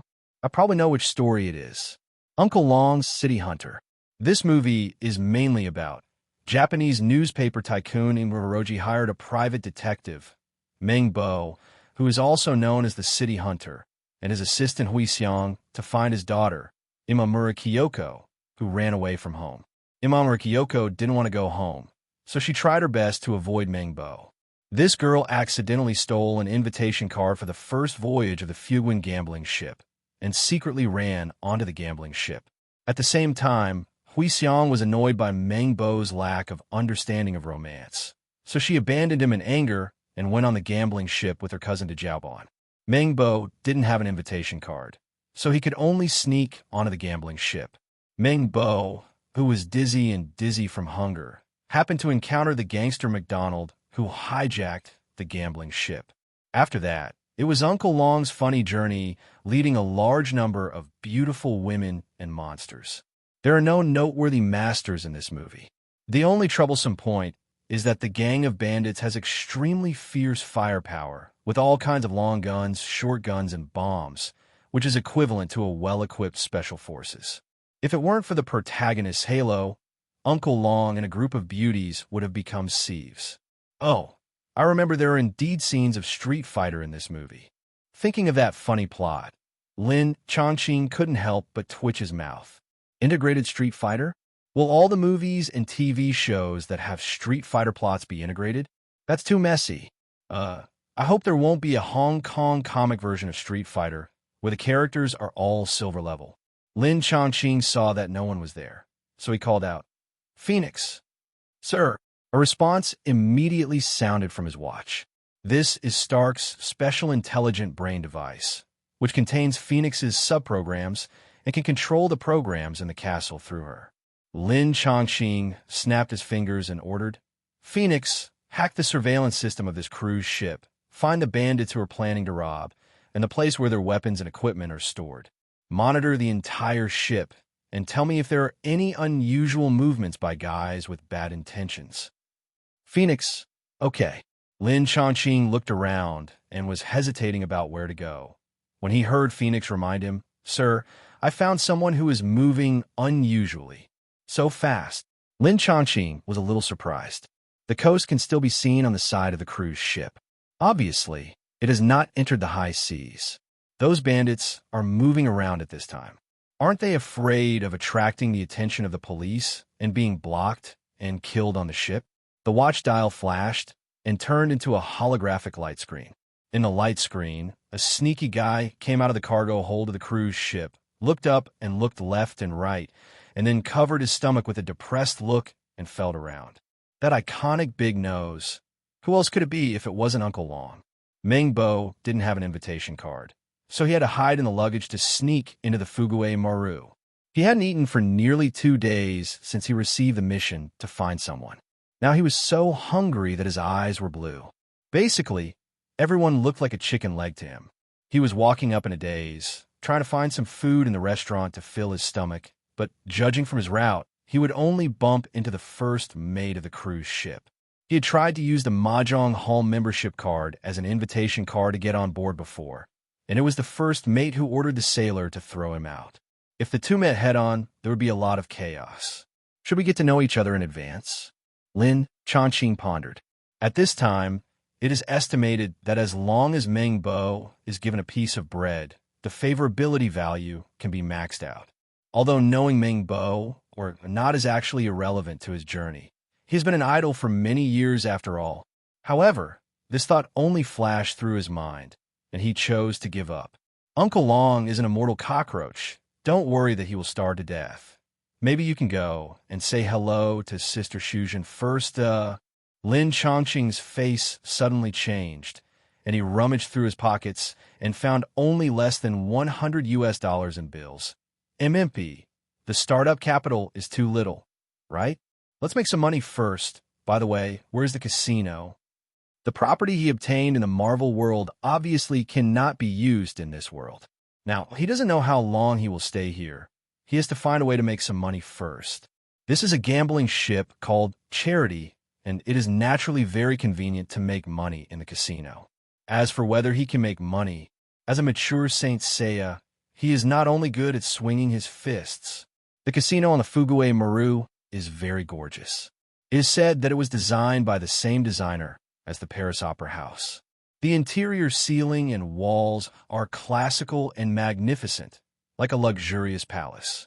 There are live bands, free drinks, and high-quality buffets. Basically, the mainstream gambling methods in the world can be found here, but the main method of playing is still based on the gambling table. $100 can't get on the big gambling table. Lin Chongqing strolled between the rows of gambling tables, the only chip jumping between his fingers, and suddenly he threw it out with a flick of his finger, landing on the big character on a gambling table. Let's play this first. The most basic way to play. Sickbo, also known as betting on file size. The total points of 4 to 10 are called small, 11 to 17 are large, and the dice are counted separately. You can also bet on one or more numbers on the table at the same time. The dealer looked up at him and saw that he had no intention of taking it back, so he patted the dice cup on the table and reminded him, "Be sure to leave." Open. The dealer pressed the bell to stop betting, then opened the cup, removed the cover, and revealed the dice inside. 443 big. I made 100 yuan. Good luck. Lin Chongqing was not surprised at all, because before placing the bet, he had already scanned the dice with the god's telekinesis. As long as the dealer doesn't cheat, he will only win and not lose. A voice said teasingly, "You are really content." Lin Chongqing looked back and smiled. "Miss Yazi, we meet again." The one who spoke was Sister Shujin and her fierce female bestie. I don't know if it's a habit or for this mission. At the moment, Sister Shujin is still dressed as a sexy girl. The fierce female friend's eyes lit up, and she poked her friend's arm with her elbow. "Do you know him?" "For Dongxiang, who is determined to marry a rich man." Almost all the male guests on this ship are on her shortlist. Lin Chongqing is young, handsome, and has an extraordinary temperament. He is definitely the first choice. The boy curled his lips and said contemptuously, "A person who thinks he is lucky after earning 100 yuan. Do you think he is the rich man you expect?" The busted female friend sighed, looked up and down at the man in front of her, and found that his dress was ordinary, and he really didn't look like a rich man. She sighed with regret. "That's right."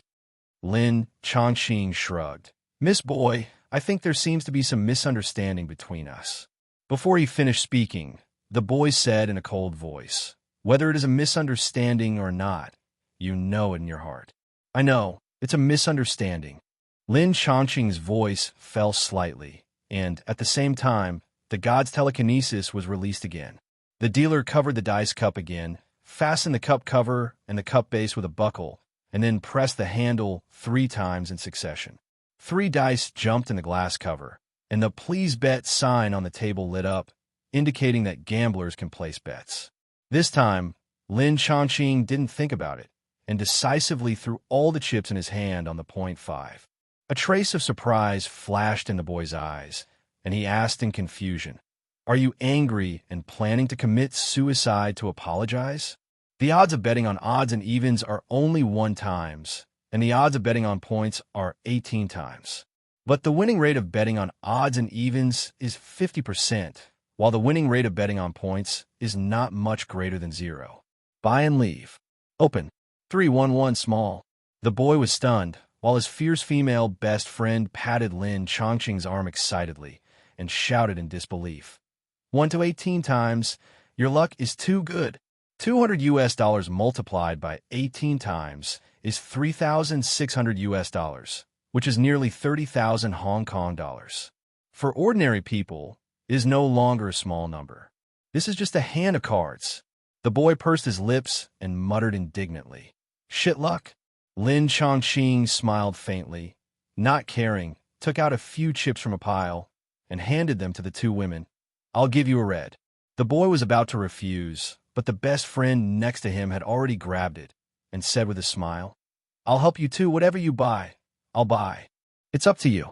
Lin Chongqing shrugged, took out a chip, and threw it on the small. Seeing this, The big-breasted female best friend also picked up the smallest chip and put on it. And it wasn't just her. Some gamblers who also wanted to get lucky followed suit and placed bets. Then they lost. The busted girl was a little depressed. How could I lose? Lin Chongqing smiled and said nothing. He threw another chip. The busted girl hesitated and followed another chip and lost again. The boy looked down on her or gloated. I said he was just lucky just now, and you really followed him and placed bets. The busted girl hit her chest, letting the two pieces of flesh shake, and shouted depressedly, Did your luck just run out? The fifth hand lost. The sixth hand lost. The seventh hand. Only the busted girl was left to follow the trend and place bets. Everyone else stood on the opposite side of Lin Chongqing, treating him as a guiding light for winning money. The busted female friend still followed Lin Chongqing to place bets, not because she trusted Lin Chongqing so much, but because the chips she lost now were originally given to her by Lin Chongqing as a red bet. The money she lost was not hers, so she didn't feel bad about giving some away. Definitely, she had a bottom line in her heart for losing money. Once she touched the bottom line, she would definitely go to exchange the chips for money immediately. Lin Chongqing was always smiling, as if he was not the one who lost several times in a row. In fact, it's not that he can't win in a row, but he has heard of the rules of the casino. The purpose of opening a casino is to make money, and generally, customers will not be allowed to win money in a row. Once there is a scene where customers keep winning money, the casino's closed-circuit television will follow closely, first observing whether the process is correct and whether the gambler is cheating. If the process is correct and the gambler is not found to be cheating, the casino will often instruct the dealer to do something secretly. All major casinos in the world are the same routine, and there is absolutely no real fairness. In the consecutive losses, the maximum number that the dice cup shook out was only 8 times the odds, which was not worth it. He was waiting for a big one. Then he would take the money and leave. The 8th lost. The 9th lost. The busted female bestie looked like she wanted to cry, but had no tears, and buried her head in her bestie's 2 lumps of flesh. The 10th. The dice bounced in the glass cover, and the please bet sign on the table lit up. Lin Chongqing's expression was still indifferent. This time, he didn't throw out 1 chip at a time, but pushed out all the chips in his hand for the second time, and then reminded Dongxiang's sister, If you still believe in me, put all the chips down together. Dongxiang, sister looked at the table. A pile of chips were all piled on the dice, and her eyes couldn't help but feel dizzy. Dice betting is betting on the same number of points on the 3 dice, and you need to bet on a specified number. For example, if the dice cup opens 3 4s, you will receive a super high odds of 150 times to 1. However, super high odds also means super low hit rate. Lin Chongqing's previous losing streak really hit the confidence of the busted female bestie. If she loses thousands of Hong Kong dollars at a time, she is afraid that she will regret it. At this time, the boy glanced at Lin Chongqing lightly, raised his hand to grab the chips from his best friend, decisively added bricks and tiles to the pile of chips, and then said lightly to his best friend's surprised eyes, Gambling is fun because it is exciting. Dongxiang's sister glared at her best friend fiercely, and then was glared back by her best friend. She had to lower her head aggrievedly and buried it in the flesh on her chest. Zhuanghe looked at Lin Chongqing suspiciously, rang the bell to stop betting, and shouted, Buy it and leave. Open the cup buckle, remove the outer cover, reveal the dice, and a circle of people's eyes almost fell out. 3, 3, 3. Wow! Dongxiang, sister screamed first, slapped her best friend's arm hard, jumped and laughed, attracting the attention of the casino guests. She didn't care, but just shouted excitedly, We won! 1 to 1, 150, we won! The boy was also surprised, but looking at Lin Chongqing, who was as calm as ever, she couldn't help but complain. Our chips together are only more than 1,000 yuan. Even if it doubles 150 times, how much can it be? Others have tens of thousands and doubled 150 times without any expression. Why are you so excited? Dongxiang's sister was so happy that she almost fainted and heard the words and shouted, Come on, this is hundreds of thousands of US dollars, which is more than 1 million Hong Kong dollars, which is more than our salary for several years. Isn't it worth being happy? The boy was speechless. She was just a little scared by the boy's gambling skills. He won millions of US dollars with just a few cards, which is enough to convert into Hong Kong dollars. It's not so fast to make money by robbing a bank. Compared with the 9-digit asset growth of others, the two of them together are only more than 1 million. What is there to be happy about? Lin Chongqing pondered for a moment. His current capital was too small. Even if it increased by 150 times, it would only be more than 400,000 US dollars, which would be only more than 3 million Hong Kong dollars. It shouldn't be enough, right? Then let's play another round? Lin Chongqing's eyes slightly tilted, and he saw that the dealer was trembling. Soon, a new dealer came over and replaced the previous one. The new dealer looked confident. Sir, do you want to place another bet? Lin Chongqing glanced at him and smiled. Okay, place another bet. This time, without waiting for the dealer to shake the dice, he pushed a pile of chips to 6 points. The new dealer was stunned for a moment and said in a complicated tone, Sir, you are really confident. Shake the dice. Lin Chongqing did not comment. The new dealer nodded slightly and signaled to everyone. Please place your bets. Sister Dongxiang did not hesitate at all and directly swiped the chips and pushed them next to Lin Chongqing's chips. The boy's shoulders moved, trying to stop his bestie from going crazy. She was a police officer who was ordered to come on board to investigate. Before coming, she had learned the information of everyone on the ship in detail, so she knew that this new dealer was a top expert in the gambling world. It was not easy for passers-by like them to participate in such a battle between masters. However, when she saw Lin Chongqing's calmness, she suddenly felt that it was nothing to try her luck. Anyway, these chips were basically won by others. Even if she was unlucky and lost them all, she would just think of it as a dream. Soon, the bets were placed. The new dealer shook the dice with a very beautiful technique and finally put the dice cup back on the table with confidence. But when he opened the cup lid, his expression froze. 1, 2, 3, 6 points. Thank you. Lin Chongqing thanked politely with a smile and put away the chips that had skyrocketed again with satisfaction. More than 8 million US dollars should be enough. Sister Dongxiang, whose assets also skyrocketed 18 times, was so happy that she was holding the chips at this time. The new dealer stared at Lin Chongqing and asked with a stiff smile, Sir, do you want to continue betting? No. Under the eager and regretful eyes of the gamblers, Lin Chongqing packed up a pile of chips, turned to the girl and smiled. Miss Yazzie, I have something to ask you. Can I go to your room? Yes, yes. The bed in our room is so soft. Dongxiang's sister jumped up first. She thought she was just a loser who got on the cruise ship before, but now she found that she was clearly a potential god. She definitely wanted to express a warm welcome. If she could catch her and become a rich man, she would have a lifetime of wealth and glory. Unfortunately, she couldn't make the decision. The girl narrowed her eyes slightly, not knowing what she was thinking.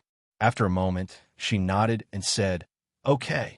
In order to attract a rich man, Sister Dongxiang worked hard to become a dancer for the orchestra on the ship, and the boy, with the help of his best friend, went on board the Fuguin as a dancer, so the environment of the room they stayed in was much worse than that of the VIP room for guests.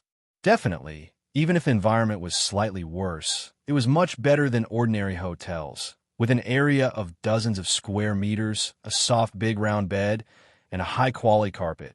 And you can also look out at the sea from the window. After entering the door, Sister Dongxiang smiled charmingly and arranged for Lin Chongqing to sit down, but the boy snorted coldly and suddenly kicked out. Boom!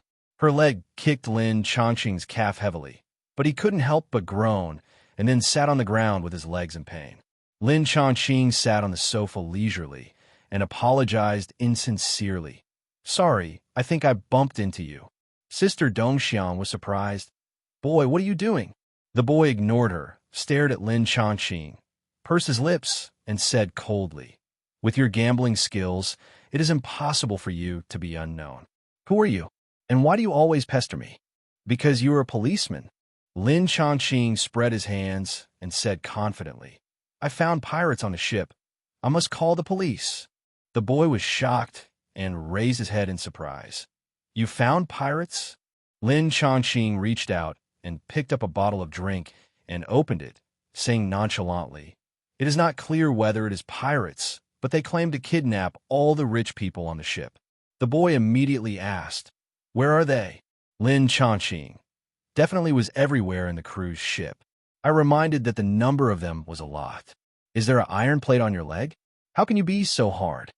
You are content. If you are not using it, you will not just break your ankles." Lin Chongqing leaned his lips, stood up, and said, "I will heal it soon. It is still no problem. The small universe has the effect of treatment, or strong or weak. But whether it is strong or weak, it is very simple to treat her skin injury." Lin Chongqing lifted her sister-in-law's legs, gently placed on her knees, and took off her shouts to expose slender jade feet. He stretched out a hand and rubbed her swollen ankle carefully.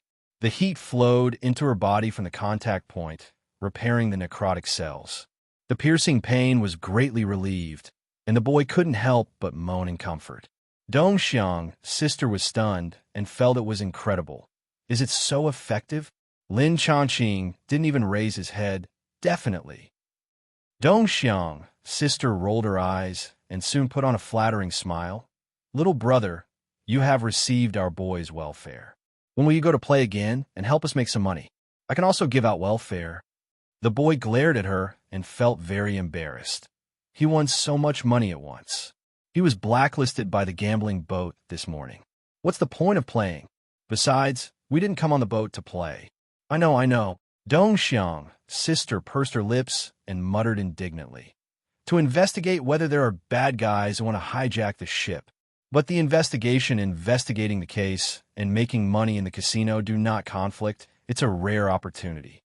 The boy couldn't do anything with her. He could only sigh, turned to Lin Chongqing and asked, "What did you find?" Lin Chongqing said slowly, "Those international gangsters want to hijack the ship. They must need a lot of guns. If there is no qualified insider, it is almost impossible." The boy's black jade pupils moved slightly, pursed his lips, and pondered for a while, and then said, "What you said makes sense. We can focus the investigation on the captain and the deputy captain and find a way to lock their weapons first." "Okay." Lin Chongqing put her foot on the ground. The girl was slightly startled. She tried to exert a little force. The injured foot really didn't hurt, as if it had never been injured. She couldn't help but ask in surprise, "Who are you? You have such good gambling skills and superb medical skills." Lin Chongqing shrugged and sat back on the sofa. He didn't answer her question and continued the previous topic. "No matter whether the captain and the big boss are insiders, since the gangsters have boarded the ship, it means that the situation is irreversible. It is very likely that the weapons have been distributed to the gangsters. Have you ever thought about how to protect the people on the ship once those guys start fighting?" He never doubted that he could kill those gangsters, but he was a little powerless to protect a boat full of people in the hail of bullets. Those grandsons were all murderers. Once they found something wrong, they would definitely shoot without hesitation or even blow up the cruise ship with bombs. The boy showed a headache expression and said depressedly, "There are only 2 of us, and there is no other support. Even if we grow 8 hands, we can't save them, right? I only hope that before the criminals take action, we can pass on the confirmed news, and then the support can arrive in time. Otherwise, the casualties of the people will be very heavy." The big-breasted girl poked her head and made her presence felt resentful. "Have you forgotten that there is such a person as me?" The boy rolled his eyes at her. "You can use any of the weapons in my suitcase, and I will count you as one of the heads." The big-breasted girl shook her chest and went back to pretend to be a dog. She is not a girl from America and has never touched a gun. She can't adapt to the sudden transformation into a cool female gunman. In addition, the heavy burden in front of her makes it much more likely that she will shoot at her feet than at the enemy. Lin Chongqing said, "As far as I know, there are a few people on the ship who can help. One is Gao Da, a master in the Asian gambling world, and the other 2 are the city hunter Meng Bo and his assistant Hui Xiang." The boy smiled bitterly. "Only 2 or 3 people. Even if the ability is very strong, the help we can provide is limited. Lin Chongqing said lightly, "You only need to consider defense and leave the offense to me." The boy was a little unhappy. "Do you look down on me?" Lin Chongqing wanted to say, "I don't look down on you, but everyone here is trash." But in order not to be remembered by the petty woman, he could only shrug and say, "I just think that protecting the people is more important than killing the bandits." "Count it to you." The boy nodded with satisfaction and suppressed his emotions. "But you are right. Protecting the people is more important than killing the bandits. We have to think of a way out first. Once things get out of hand, there is a temporary hiding place. We need this cruise ship. Structural diagram." "How do you know?" "I have seen it inadvertently." "Okay." Cruise worker laughed secretly in the heart of Lin Chongqing. The cabin was a place where the machine was installed on the ship. Generally, few people went to hide there, but they were caught by the sailors. "My birthday." Meng Bo squatted in the darkest corner of the cabin, looking hopeless, lamenting his unlucky birthday. He was chased by gangsters first, and then chased by sailors. He had to play hide-and-seek on the ship with an empty stomach. It was really miserable. He lit a match he took from the table, and the weak flame fell on the wall, which turned into a sweet cake and a fragrant roast goose. What's even better is that the goose jumped down from the wall with a knife and fork stuck on its back and staggered towards him. "Damn!" Meng Bo shook his head fiercely, muttering with tears in his eyes. "Am I going to starve to death here like the little match girl?" As soon as he finished speaking, a fragrance suddenly filled the air. It was the fragrance of roast goose. Meng Bo's saliva was 3 feet long, and he closed his eyes in ecstasy, constantly twitching his nose. It's getting more and more fragrant. Don't you want to eat?" Hearing the slightly teasing voice in his ears, Meng Bo was stunned and opened his eyes a little slowly and saw that a strange young man appeared opposite him at some point. The young man looked at him with a half-smile, holding a roast goose leg in his right hand and gnawing on it, and handed most of the roast goose in front of him with his left hand. But seeing his stunned look, the other party seemed a little disappointed and took the roast goose back and sighed calmly. "Forget it if you don't want to eat it. If you don't eat it, you're a grandson."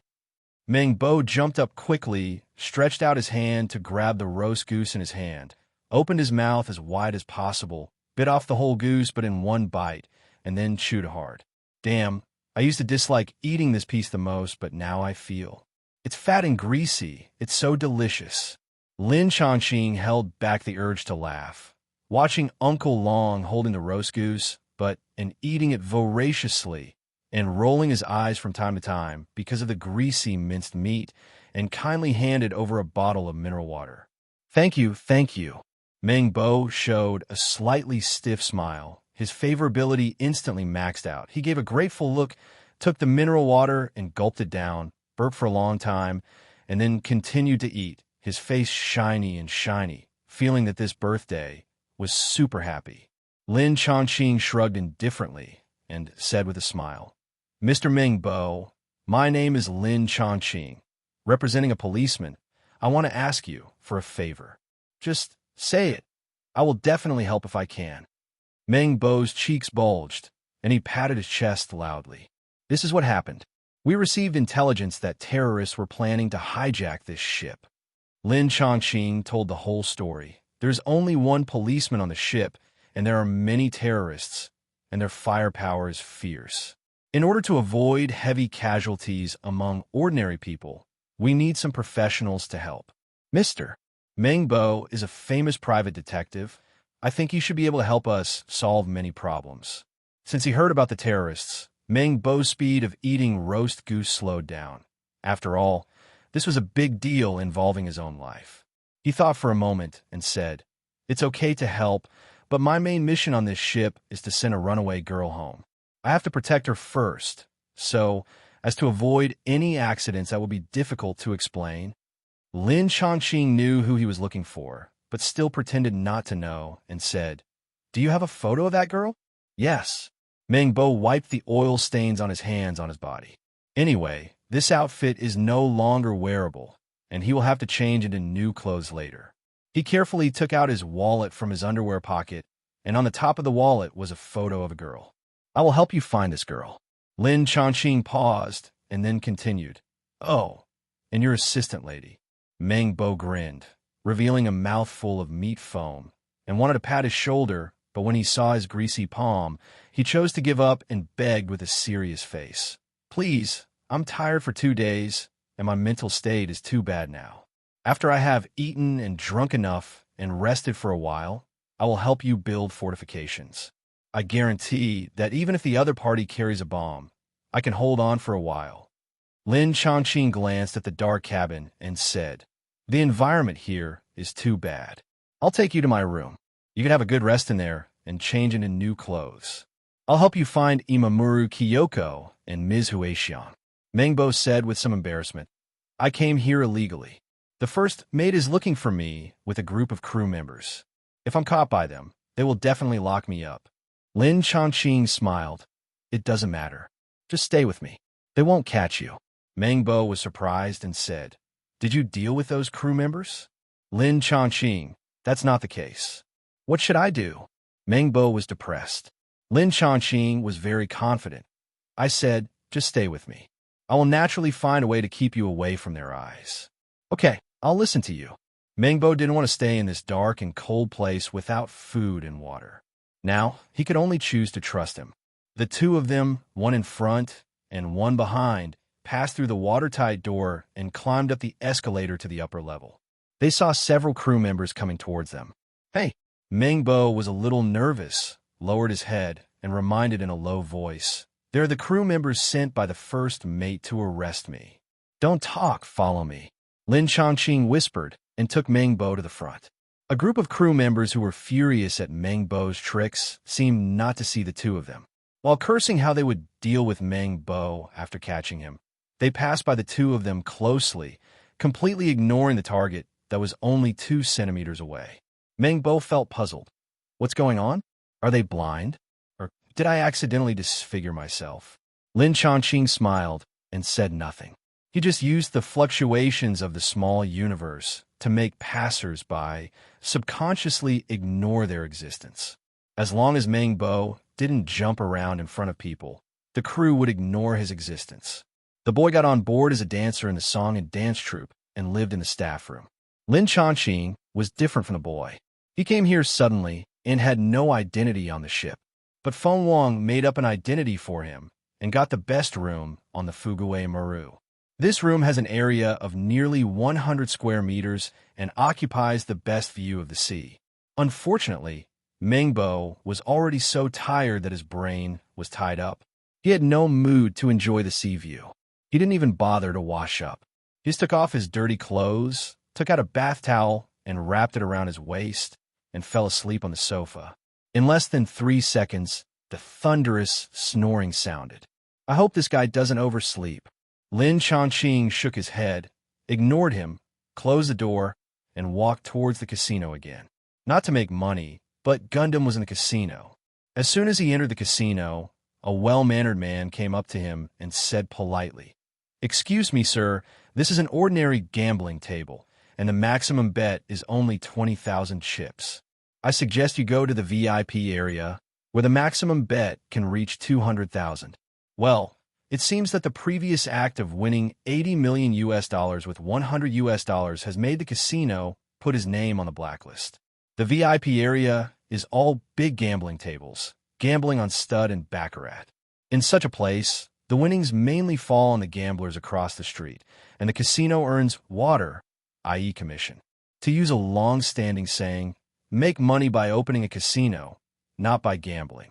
No matter who wins or loses, the casino will make money.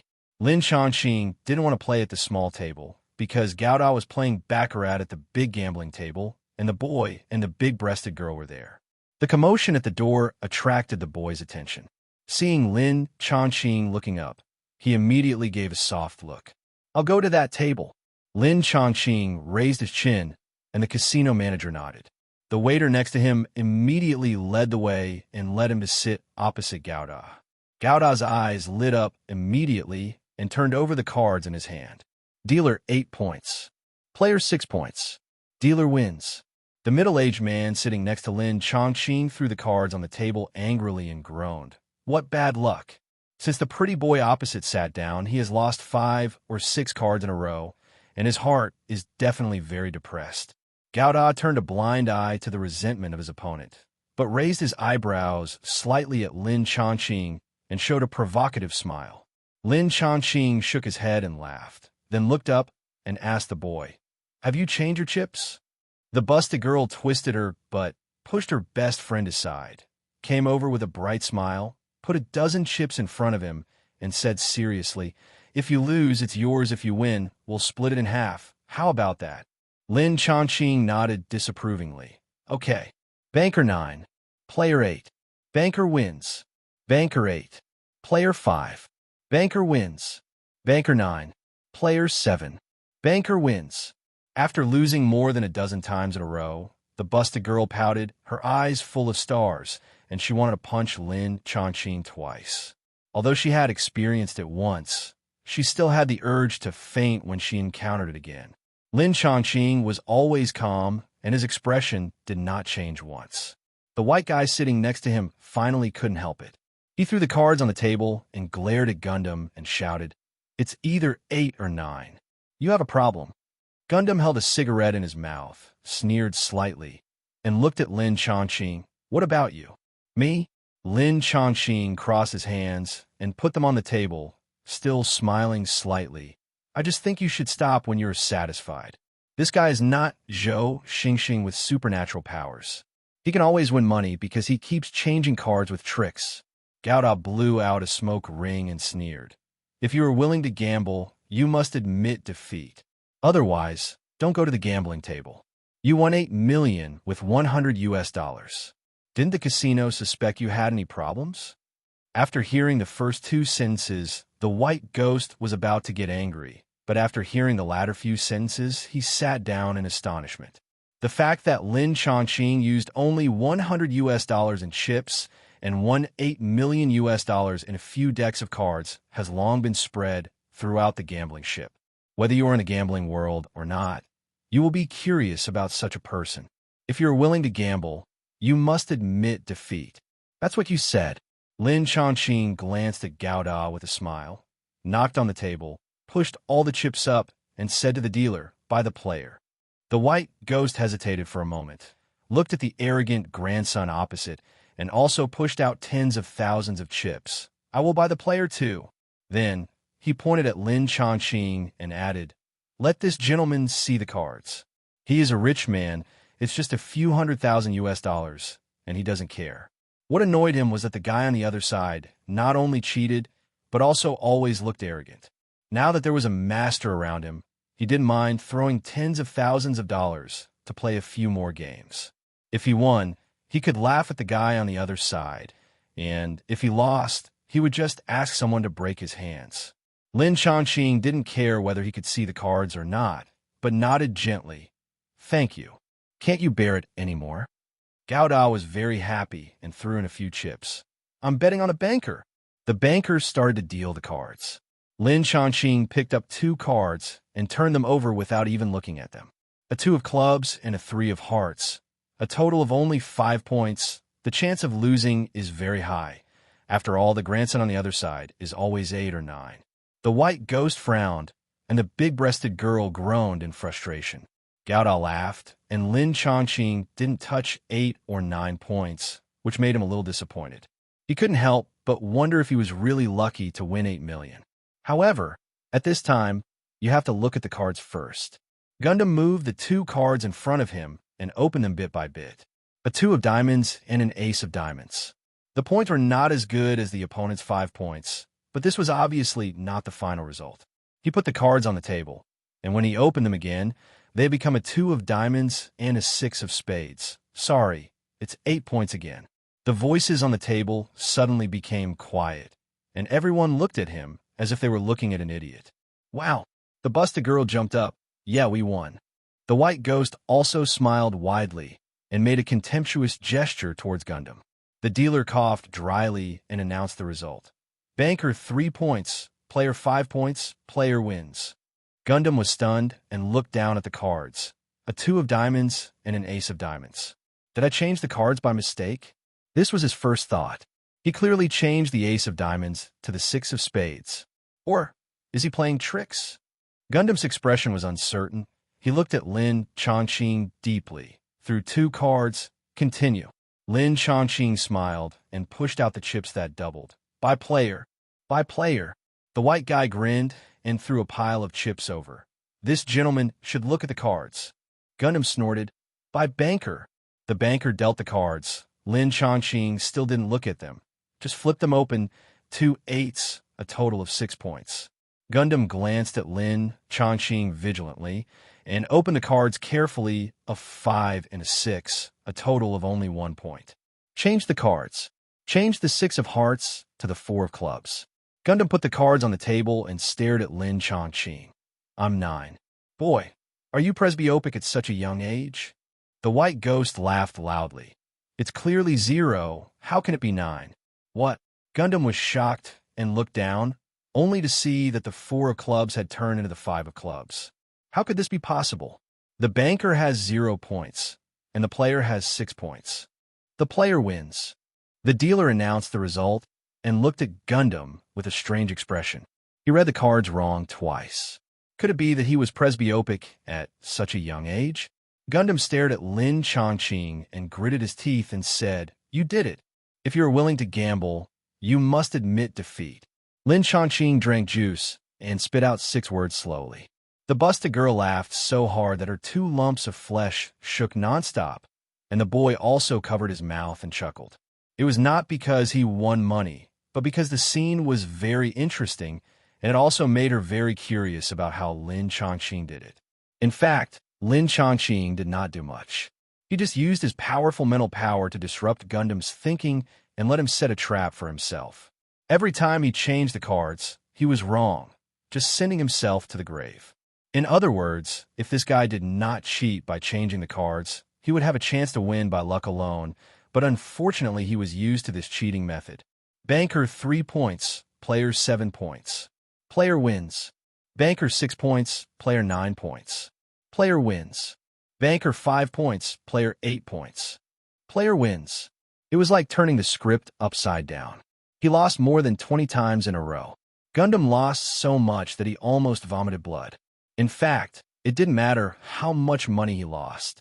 What mattered was that his confidence was about to collapse. Looking at the other party's red eyes, Lin Chongqing felt that the time was almost right. So he pushed the chips worth hundreds of thousands of US dollars to the busted girl and smiled at the people at the gambling table. I've had a lot of fun, and I'll see you again if we're lucky. The gamblers who followed the trend to make money sighed regretfully, but the white ghost laughed and said, Friend, thank you for helping to teach that little cheater a lesson. These chips are given to you as my gratitude. Free money is not to be refused. Lin Chongqing did not refuse and nodded with his chin to the busted girl who was picking up chips with great interest. Give it to this beautiful lady. Really? Wow, Lin Chongqing, you are so handsome. The busted girl looked at Lin Chongqing in admiration and was so happy that her eyes narrowed into a line. She scratched a pile of chips into her great bosom and then ran to exchange money excitedly. This pile of chips is at least hundreds of thousands of US dollars, which is millions of Hong Kong dollars. Although she didn't catch a rich man this time, it was already worth it. Lin Chongqing shook his head and smiled, winking at the boy. Let's go. Okay. The boy glanced at him charmingly, walked forward gracefully, and stretched out his hand to hold his arm.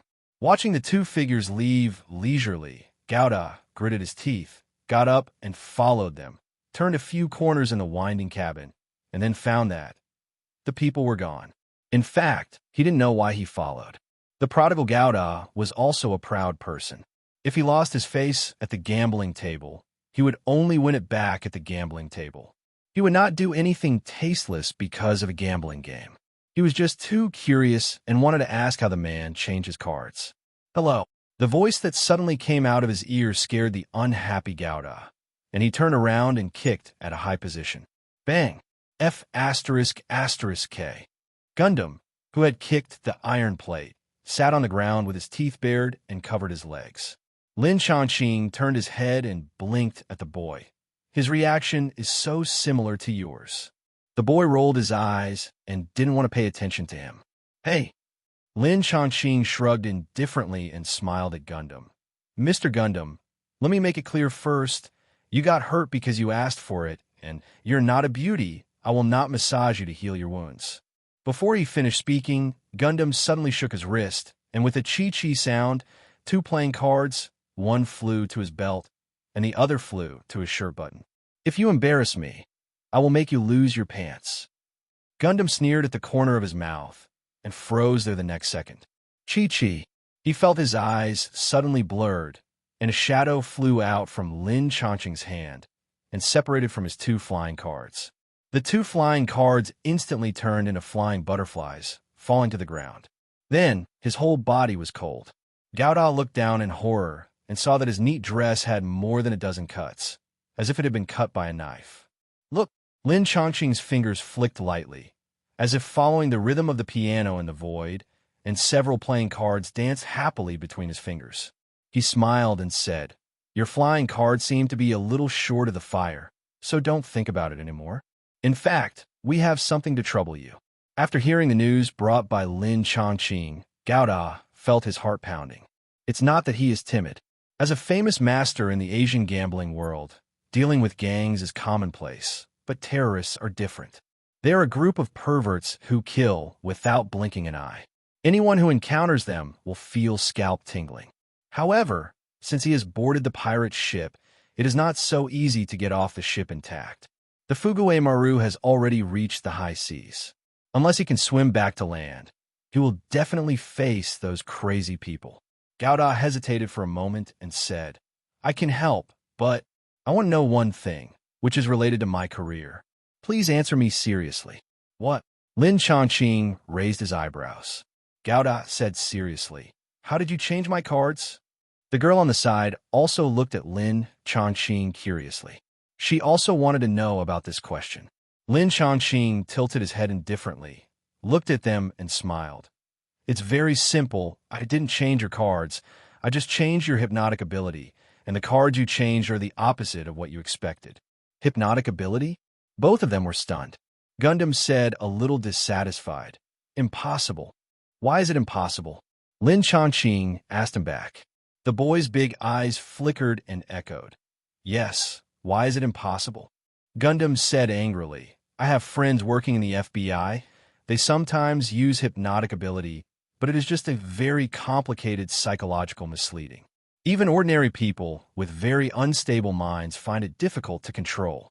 How can you have time to use my hypnotic ability? Lin Chongqing sneered.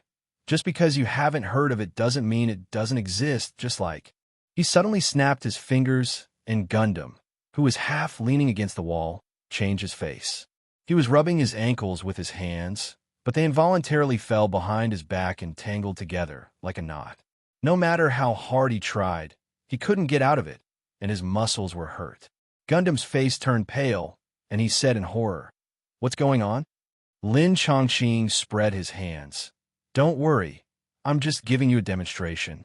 I hypnotic ability you, let you lock yourself, that's all. Gundam was dumbfounded, sweat dripping down, and even the boy subconsciously took a step back. Is this the hypnotic ability technique? You can tie yourself up with a snap of your fingers, which is more powerful than the legendary spells. Well, this is indeed not the hypnotic ability technique. Lin Chongqing just used psychokinesis to tie his hands. Don't believe it? Lin Chongqing spoke lightly, pretending to snap his fingers again, and Gundam hurriedly shouted sweatily. I believe it. I believe it. Snap. Snapping fingers. Gundam closed his eyes in fear, fearing that something strange would happen again. However, nothing happened. Moreover, his hands were free again. I'll send you back to rest first, and we'll start the action at night. Lin Chongqing patted him on the shoulder and sent a stream of energy to him. The treatment effect is definitely not as immediate as massage, but it is no problem to speed up the recovery of his foot injury. Okay. In front of the big devil, Gundam could say anything, dared to say anything, and could only agree honestly. Besides, he didn't dare to run around. Who knows if he would accidentally run into terrorists? Lin Chongqing sent Gundam to his room, asked him to accompany Meng Bo, who was sleeping soundly, and by the way, study the structural diagrams stolen by the boy, and at the end, he specifically told the waiter on the ship to send him 10 or 8 decks of playing cards. Gundam's best weapon is flying cards. In the original plot, due to insufficient preparation, he ran out of ammunition and food after killing a few soldiers and was almost shot into a honeycomb. Now he definitely needs to prepare sufficient ammunition. Next target, Imamura Kyoko. This little girl is not very capable, but she is very good at causing trouble. It is better to appease her as soon as possible and leave her with Mengbo. Moreover, it seems that the main gathering point of the gang of bandits is next to her.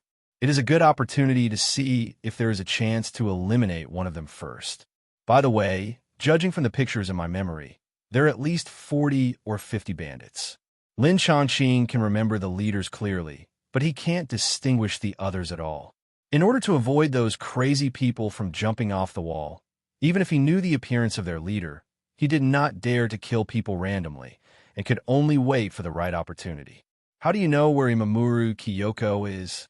The boy had already known Meng Bo's purpose of sneaking onto the Fugue Maru from Lin Chongqing. But Lin Chongqing seemed to know everyone's movements very well. He went to the engine room to find Meng Bo, went to the casino to find Gundam, and now he was going to find Imamura Kyoko. He took every step very confidently, without a single detour, which made her feel surprised. Lin Chongqing hesitated for a moment and used the same excuse as before, explaining, "I have a hacker friend. I asked her to control the surveillance equipment on the ship. Although it cannot detect every location, it is not difficult to find the approximate location of a few people. So that's how it is." The boy suddenly realized and couldn't help but sigh. "You are really well prepared. I only brought some weapons on board. Being prepared is better than not being prepared." Lin Chongqing smiled. Qingzi lives in 313. She has never come out since she entered the room. We can just go to her room to find her. After finding her, we can also go to find Huixiang. They live on the same floor. I'll listen to you. The two of them soon arrived at the door of 313. The boy knocked on the door, but Lin Chongqing's eyes swept to 312 next to it. He could clearly hear someone inside talking and laughing loudly, talking about how to play with those guests with average wealth. They're going to take all the billionaires to Thailand, and then let the families of those rich people pay the ransom, and all the guests and crew with average wealth would be executed. But before executing those poor guys, let the guys please them. Some people suggested that the gamblers play Russian roulette, and some people suggested that men and women fight each other. When they got excited, they pulled the bolts of the guns and made a clicking sound. Lin Chongqing narrowed his eyes. These guys are not real terrorists. They're a group of soldiers who turn into pirates. However, their cruel methods are not much worse than those of real terrorists. No one can be left alive. 313 has not made any movement. The boy frowned and knocked harder. Who is it?" A slightly panicked voice came from the room. The boy looked at Lin Chongqing and answered loudly, "Clean up the room, miss." "Wait a minute." The voice in the room became more tense, and after a long while a voice came, "Come in." The boy shook his head, turned the door handle, pushed the door, and walked into the room, and heard a series of collisions in the room. The door opened and pulled the suitcase. The suitcase fell to the ground and pulled the connected cloth strips. The cloth strips pulled the sofas on both sides of the table.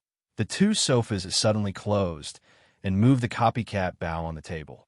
The bowstring broke and ejected a sharp diamond-shaped iron box. The iron box went straight to the boy's waist, but it was a pity that it just flew a few inches and was knocked aside by a force of air. The boy was startled and took out his gun and aimed at it. "What do you want to do?" Aye.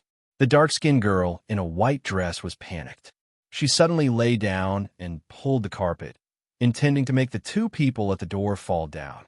However, as soon as she raised a corner, she felt her hand lighten, and the carpet was cut off by the playing card. Without waiting for the little girl to come up with another trick, Lin Chongqing closed the door and shouted, "We are Meng Bo's friends." Qingzi paused and looked a little suspicious. "You are Meng Bo's friends?"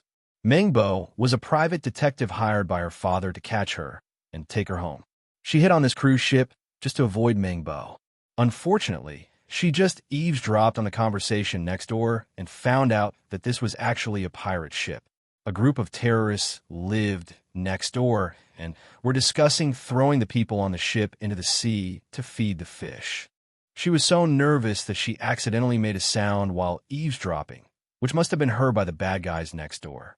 Then she heard a knock on the door and thought that Lin Chongqing and the others were here to kill people, so she made a temporary trap with perfect handwork. Unfortunately, the trap material was so bad that it was dead before it could be used.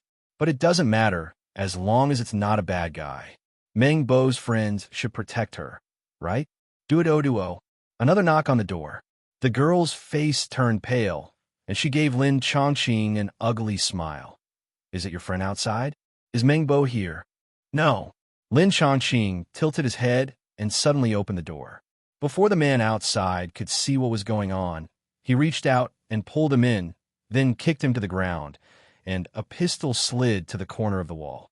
Lin Chongqing looked at the boy and said lightly, "These guys have started to take action, and we have to speed up too." The boy nodded with an ugly look. The gang of thugs was very arrogant. Even though they knew that there were ears on the other side of the wall, they only sent one of their younger brothers to silence them. The others had their own tasks. This man in a white suit looked quite honest, but he was not an easy person to deal with. He was kicked by Lin Chongqing. Although he didn't use much force, he was still in pain. However, this guy actually held on and rolled to the wall, grabbed the fallen pistol, and was about to shoot. However, how could Lin Chongqing give him a chance to shoot? Seeing that he held the pistol, he pointed a finger at him and pierced a bloody hole in his wrist. The pistol fell to the ground again and was immediately picked up by the boy. Imamura Kyoko hid behind the boy like a quail and asked in surprise, Are you really Meng Bo's friends?" "I guess so." The boy nodded and showed her his ID. "In fact, I'm a policeman." "Madam," Kyoko was overjoyed. "I want to report a case. There are terrorists who want to hold people on the ship hostage. This person is a member of the terrorist group." "We know." The boy thought for a while and handed her the gangster's pistol. "We boarded the ship to track them down. There are quite a few terrorists, and we only have a few people. The support we called for will not arrive in a short time, so we need to save ourselves." The little girl took the pistol in a daze. She originally thought that all these troubles could be handed over to the police uncle, but unfortunately, reality proved that she thought too much. Lin Chongqing was interrogating. "How many people are there?" The man in the white suit gritted his teeth. Haha, don't try to ask anything from me." "Really?" Lin Chongqing pulled the corner of his mouth, and his fingertips slashed violently, and 2 fingers fell to the ground. The man in the white suit screamed in pain, but he was punched in the stomach just before he screamed, and he swallowed the sound. "How many of you are there?" Lin Chongqing was still smiling, and the hearts of Yazzie and Qingzi suddenly jumped. F***K #UN% times #UN% times. The man in the white suit was Malaysian, and he cursed in pain. Lin Chongqing didn't understand a word, but he didn't need to understand. He waved his hand expressionlessly, and his nails were like knives, cutting off 2 more of his fingers. Qingzi covered her mouth and rushed into the bathroom. Yazzie's face was also very bad. He stepped forward to stop her and said, "Hey, we still have a lot of things to prepare. Don't bother with him. Knock him out. When support arrives, take him back to jail." "Why jail?" Lin Chongqing was a little surprised and frowned. "These guys are all murderers who are unforgivable. They're time bombs. If they're thrown into jail, I don't know when they will explode. It's better to kill them all." Yazzie said helplessly, "If it's a head-on confrontation, I will shoot him without hesitation, but this kind of torture—" "Lin Chongqing, I'm a policeman." "Okay." Lin Chongqing shook his head. The police should indeed have the ethics of the police, but he is not a policeman. He has no scruples about doing these things. Let this guy wait to go to jail. Don't even think about it. Swish. The fingers lightly slashed across and cut the throat of the man in the white suit. The man mumbled a few syllables, and his trachea was blocked by the upwelling blood. Then he rolled his eyes and died. Kiko Imura, who had just walked out of the bathroom, saw this scene and screamed, then covered her mouth and went back. The boy sighed, but didn't say anything. She has her own principles, but she is not a rigid person. Now they can't protect themselves, so there's no need to quarrel over a damn bad guy. The boy asked, "What should we do next?" Lin Chongqing said lightly, "Take Qingzi to my room, wake up Ming Bo and Gao Da, and then arrange a defense plan. I will be responsible for the attack." The boy disagreed. "It's too dangerous." "It's not dangerous." Lin Chongqing looked at her and smiled slightly. "You haven't even seen 1/10 of my ability. In fact, if I wasn't afraid of hurting innocent people, I could deal with those bastards alone." The boy pondered for a while. This guy is indeed always amazing, and asked worriedly, "Do you promise?" "I promise." Lin Chongqing nodded. "What should we do with Huixiang?" Lin Chongqing's eyes flickered and he sighed. "It seems that we are a step too late." Huixiang and her cousin went to the party, which is the main attack area of the gangsters. "How do you know?" The boy widened his eyes slightly. Lin Chongqing clicked the button of his collar. "This is a micro-communicator. My friend notified me remotely." The boy nodded half doubtfully and saw Qingzi came out weakly, turning his head away, not daring to look at the corpses under the feet of the two people, and asked with tears in his eyes, "Can we change places?" The boy chuckled. "I'll take you to find Mengbo now." "Okay." Imamura Qingzi agreed repeatedly and ran to the door impatiently. "The bloody smell in this room is too strong. If I stay for a while, I will vomit again." "Be careful," the boy warned Lin Chongqing. Lin Chongqing smiled in response. "Don't worry." Two beauties, one big and one small, carefully crossed the corridor and slipped towards Lin Chongqing's room. The figures of the two disappeared, and Lin Chongqing's expression immediately became indifferent. He waved his hands, and two short knives, one black and one white, appeared in his hands. "This is Shiro Amiya's favorite melee weapon. It's just a bunch of gangsters. There's no need to burn the small universe. 2 treasure swords are enough." Lin Chongqing had just closed the door of room 313 when the door of room 312 suddenly opened by itself. In the spacious room, another man in a white suit walked out. Lin Chongqing remembered this face, but had long forgotten his name. However, he seemed to vaguely remember that this guy was a wanted criminal by more than a dozen countries, and seemed to have participated in several real terrorist organizations. "Oh, I remember." Lin Chongqing raised the corner of his mouth. "Your name is Chun Dawn." A room of gangsters went to perform their own tasks. Chun Dawn was the last one. He originally planned to wait for his companions to come back after silencing them, and then go to perform the task together. Unexpectedly, his companions did not come back, and a strange man stood at the door. Hearing Lin Chongqing calling his name, Chun Dawn wanted to draw his gun without thinking. Unfortunately, he just raised his hand and felt a chill in front of his eyes.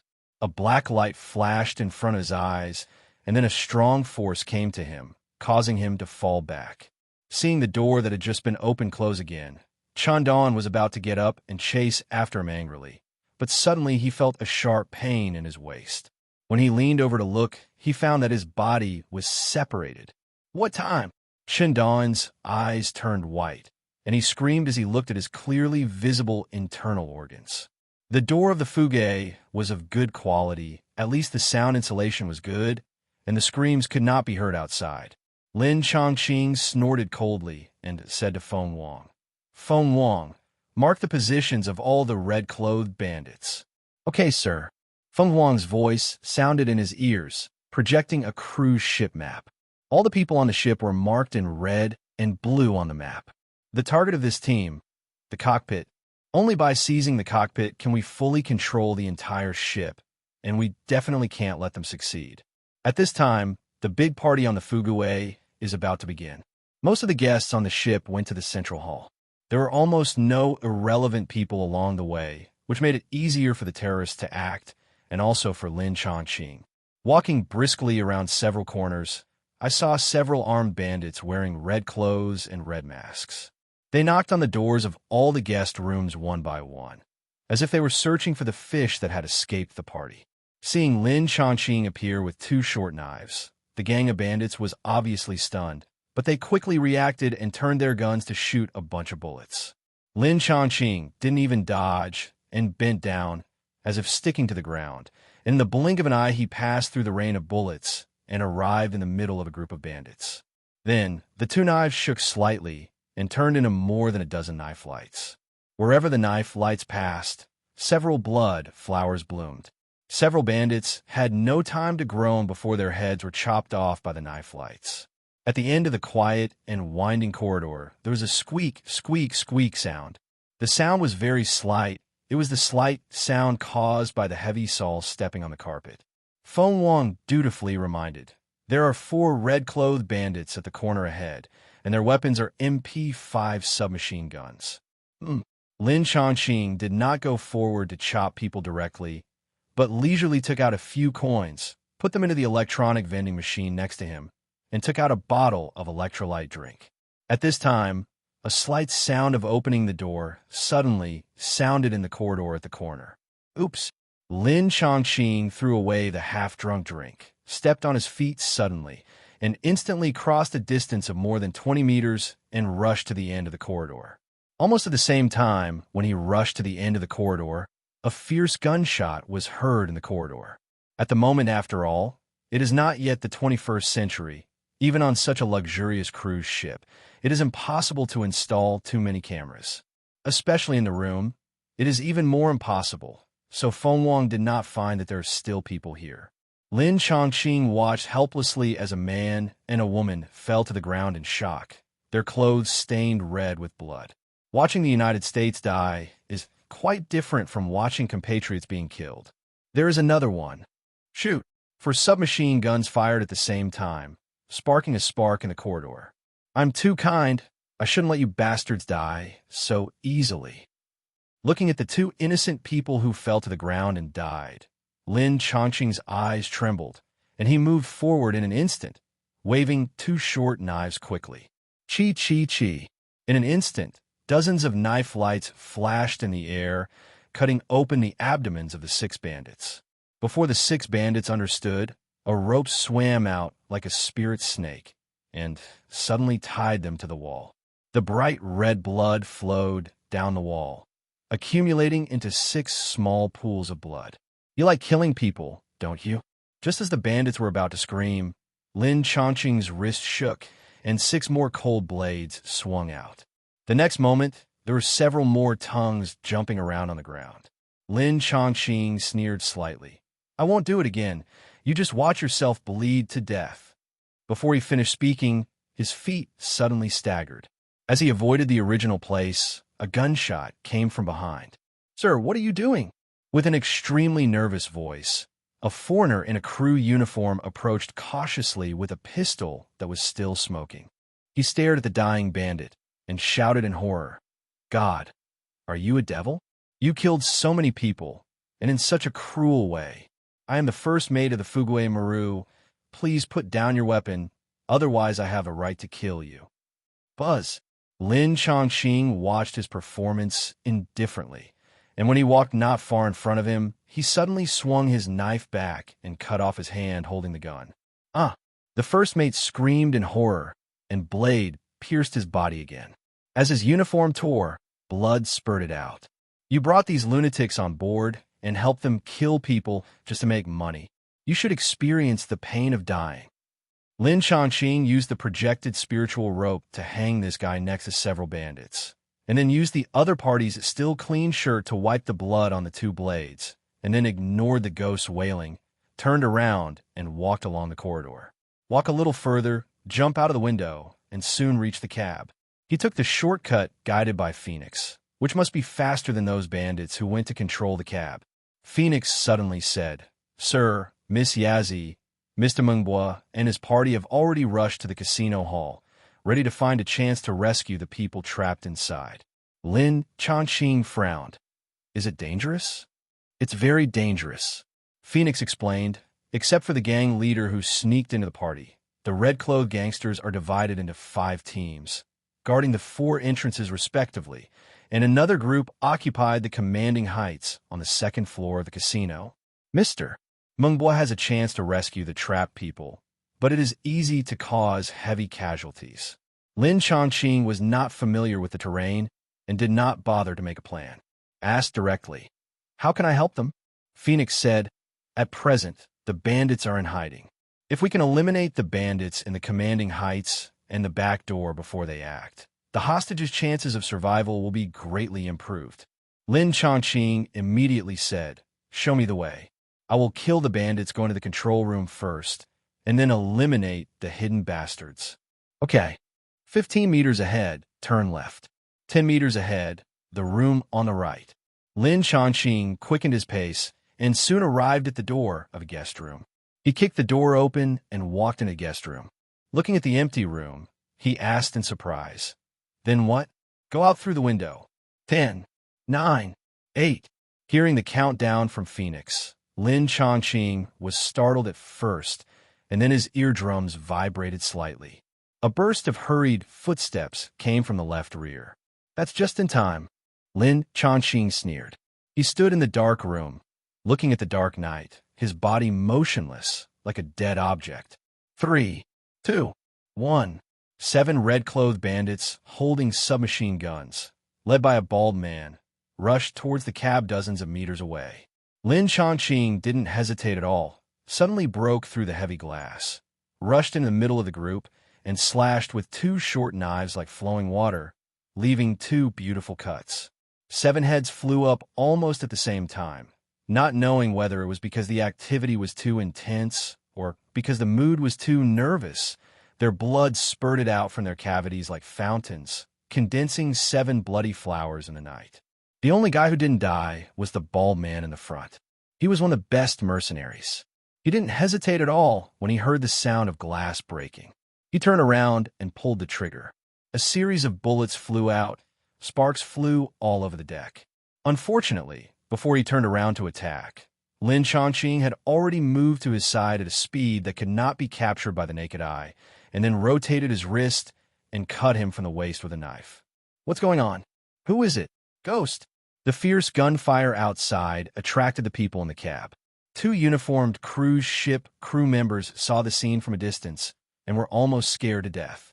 The headless corpses lying in all directions, the heads rolling on the ground, and a bald man in red clothes who was cut in half.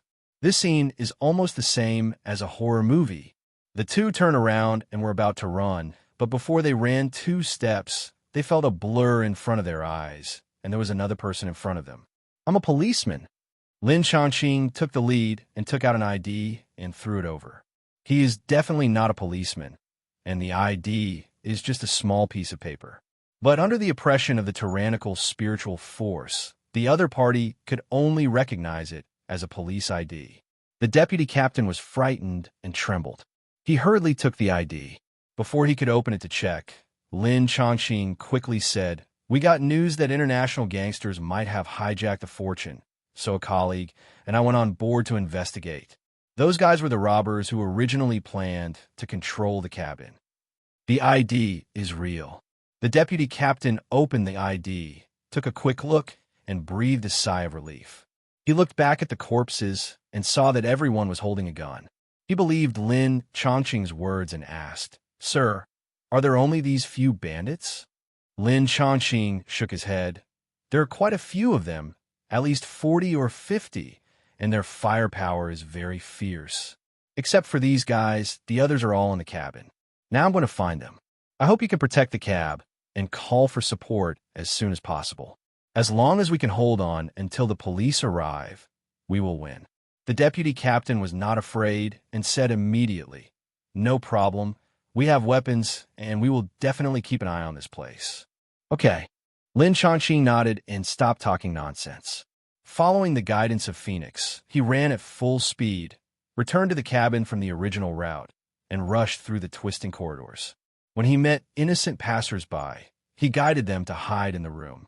When he met the red-clothed bandits, he rushed over. It was a bloody journey. This group of bandits was only 40 or 50 people in total. He killed several groups before and after, and probably half of them were destroyed. It seems that because too many people have been lost, the leader McDonald sensed something was wrong. He was no longer in a mood to play tricks with gambling like in the original plot, but immediately launched an attack in advance, surrounding hundreds of guests and crew members in the hall. With these hundreds of hostages in hand, including a dozen billionaires, he was sure to leave safely even if this operation failed. Lin Chongqing looked at the panicked crowd below through the gap in the window and found Yazi, Huixiang, Mengbo, and Gauda in the narrow corner of the hall. Seeing several people whispering, they were obviously looking for a way to retreat. Feng Wang reminded, "Sir, the bandits are installing a time bomb." Lin Chongqing pondered for a moment and asked, "Where's the most perfect retreat route for Mengbo and others?" Feng Wang said, "It's behind Miss Yazi. As long as you pass through that door, you can take a shortcut to the cabin. Miss Yazi must know the passage there after reading the structural diagram. However, they need to wait for the right opportunity. Let me create an opportunity for you." Lin Chongqing looked around and finally set his sights on the pillar opposite. "It's you. 1, 2, 3, 7 people in total." Lin Chongqing squinted his eyes and counted the red-clad bandits on the second-floor platform. Then he approached silently, suddenly pounced, and his body brushed through the air like a hawk swooping down. He pounced behind a bandit, then slashed his throat with a knife, and at the same time, with an extremely fancy move, he swept a whip kick diagonally around. There were only 2 muffled bangs, and the heads of the other 2 bandits exploded just like a car with a blown tire. "There! Fire!" The bandits were already nervous, and Lin Chongqing's appearance immediately attracted their attention. MacDonald shouted angrily, raised his pistol, and fired, and the other bandits dared not neglect it. They turned their guns and fired wildly at the upper floor. Ta-ta-ta-ta! The continuous sound of gunfire echoed in the empty hall, shaking people's eardrums. The glass fragments on the second-floor platform fell like raindrops, hitting the guests below and making them scream and run away. The bandits didn't care about it and just wanted to beat the troublemakers into a hive. Unfortunately, at least 50% of their bullets fell into the air, and the remaining 50% hit the meat shield. The moment Lin Chongqing landed, he caught an unlucky bandit. The bandit originally wanted to resist a little, but was shot into a sieve by hundreds of bullets. Lin Chongqing stepped on the ground without stopping and slashed with 2 short knives, and people and horses fell wherever he passed. In a few blinks of an eye, many bandits on the platform were swept away. Suddenly, a dull bang came from the hall. "RPG!" Lin Chongqing's eyes trembled slightly, and he turned sideways and disappeared from the bandit's sight in an instant. Although he wouldn't get a scratch even if he was hit by a rocket, why did he have to resist the missile? Boom! The rocket hit the platform, causing half of the platform to collapse, and a faint smell of barbecue rose in the air. The bandits who were originally a little lucky and were only seriously injured but not dead all received boxed lunches immediately under the explosion of this rocket. Haha, this yellow-skinned boy is dead. Kim, who had a ponytail, threw the rocket launcher and laughed excitedly. He was a super fighting fan, proficient in boxing, Muay Thai, Taekwondo, and Aikido. He usually didn't like to kill people with guns, but preferred to kick his opponents to death with his legs.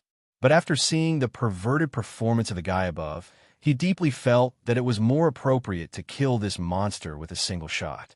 Killing such a super master, although he borrowed a rocket launcher, still made him feel satisfied. MacDonald also breathed a sigh of relief, but he would not be completely relieved until he saw the body of the man. He waved to the group of people around him. "Go up and take a look." "Yes." Several bandits nodded in understanding. Just as they were about to climb up the stairs on the right, they suddenly saw a figure flashing on the platform and instantly swept behind a stone pillar. He's not dead yet. Everyone was shocked. Without MacDonald's order, a group of bandits aimed at the stone pillar and pulled the trigger again. The bullets formed a dense rain curtain, hitting the stone pillar and making stone chips fly. The next moment, there was a loud bang, and the middle of the stone pillar suddenly broke, and then it fell towards the position of the bandits like a meteorite. "Oh my God! Get out of the way!" The gang of bandits turned green. In order to attack the monster above, they all stood in the same area.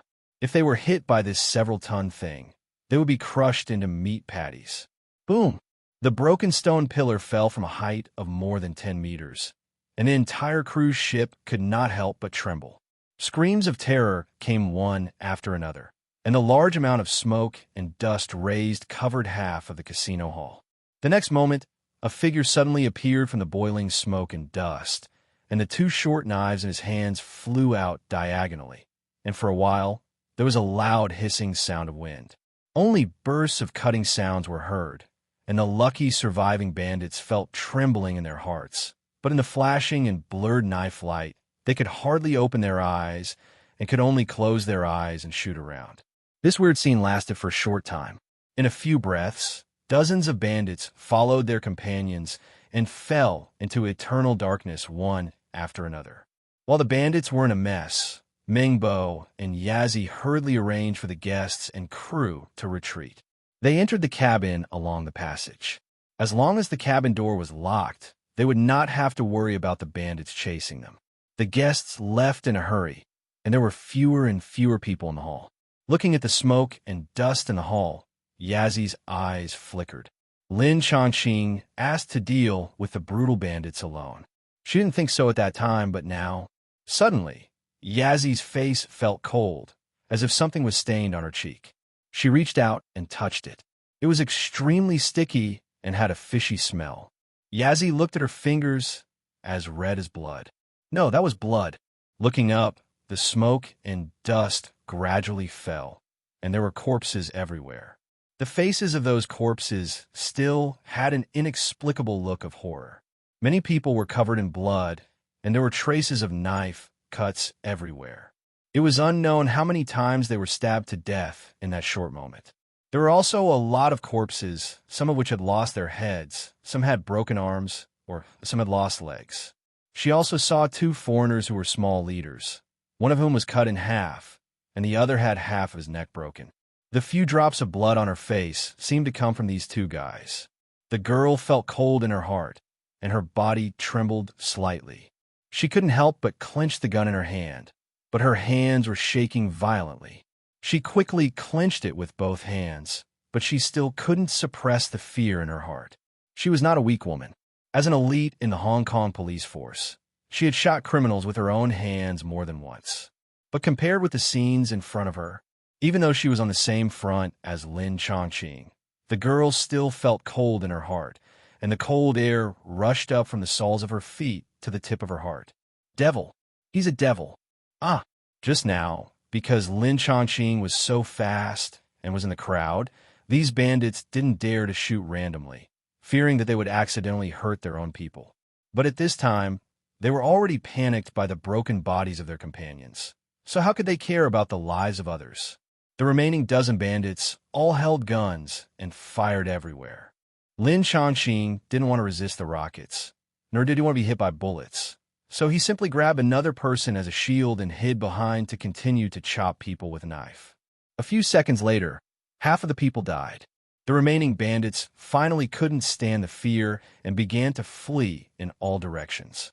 Some ran downstairs, some ran upstairs, some took the stairs, some took the elevator, and some went through the corridor. For a moment, the whole floor was full of panicked figures.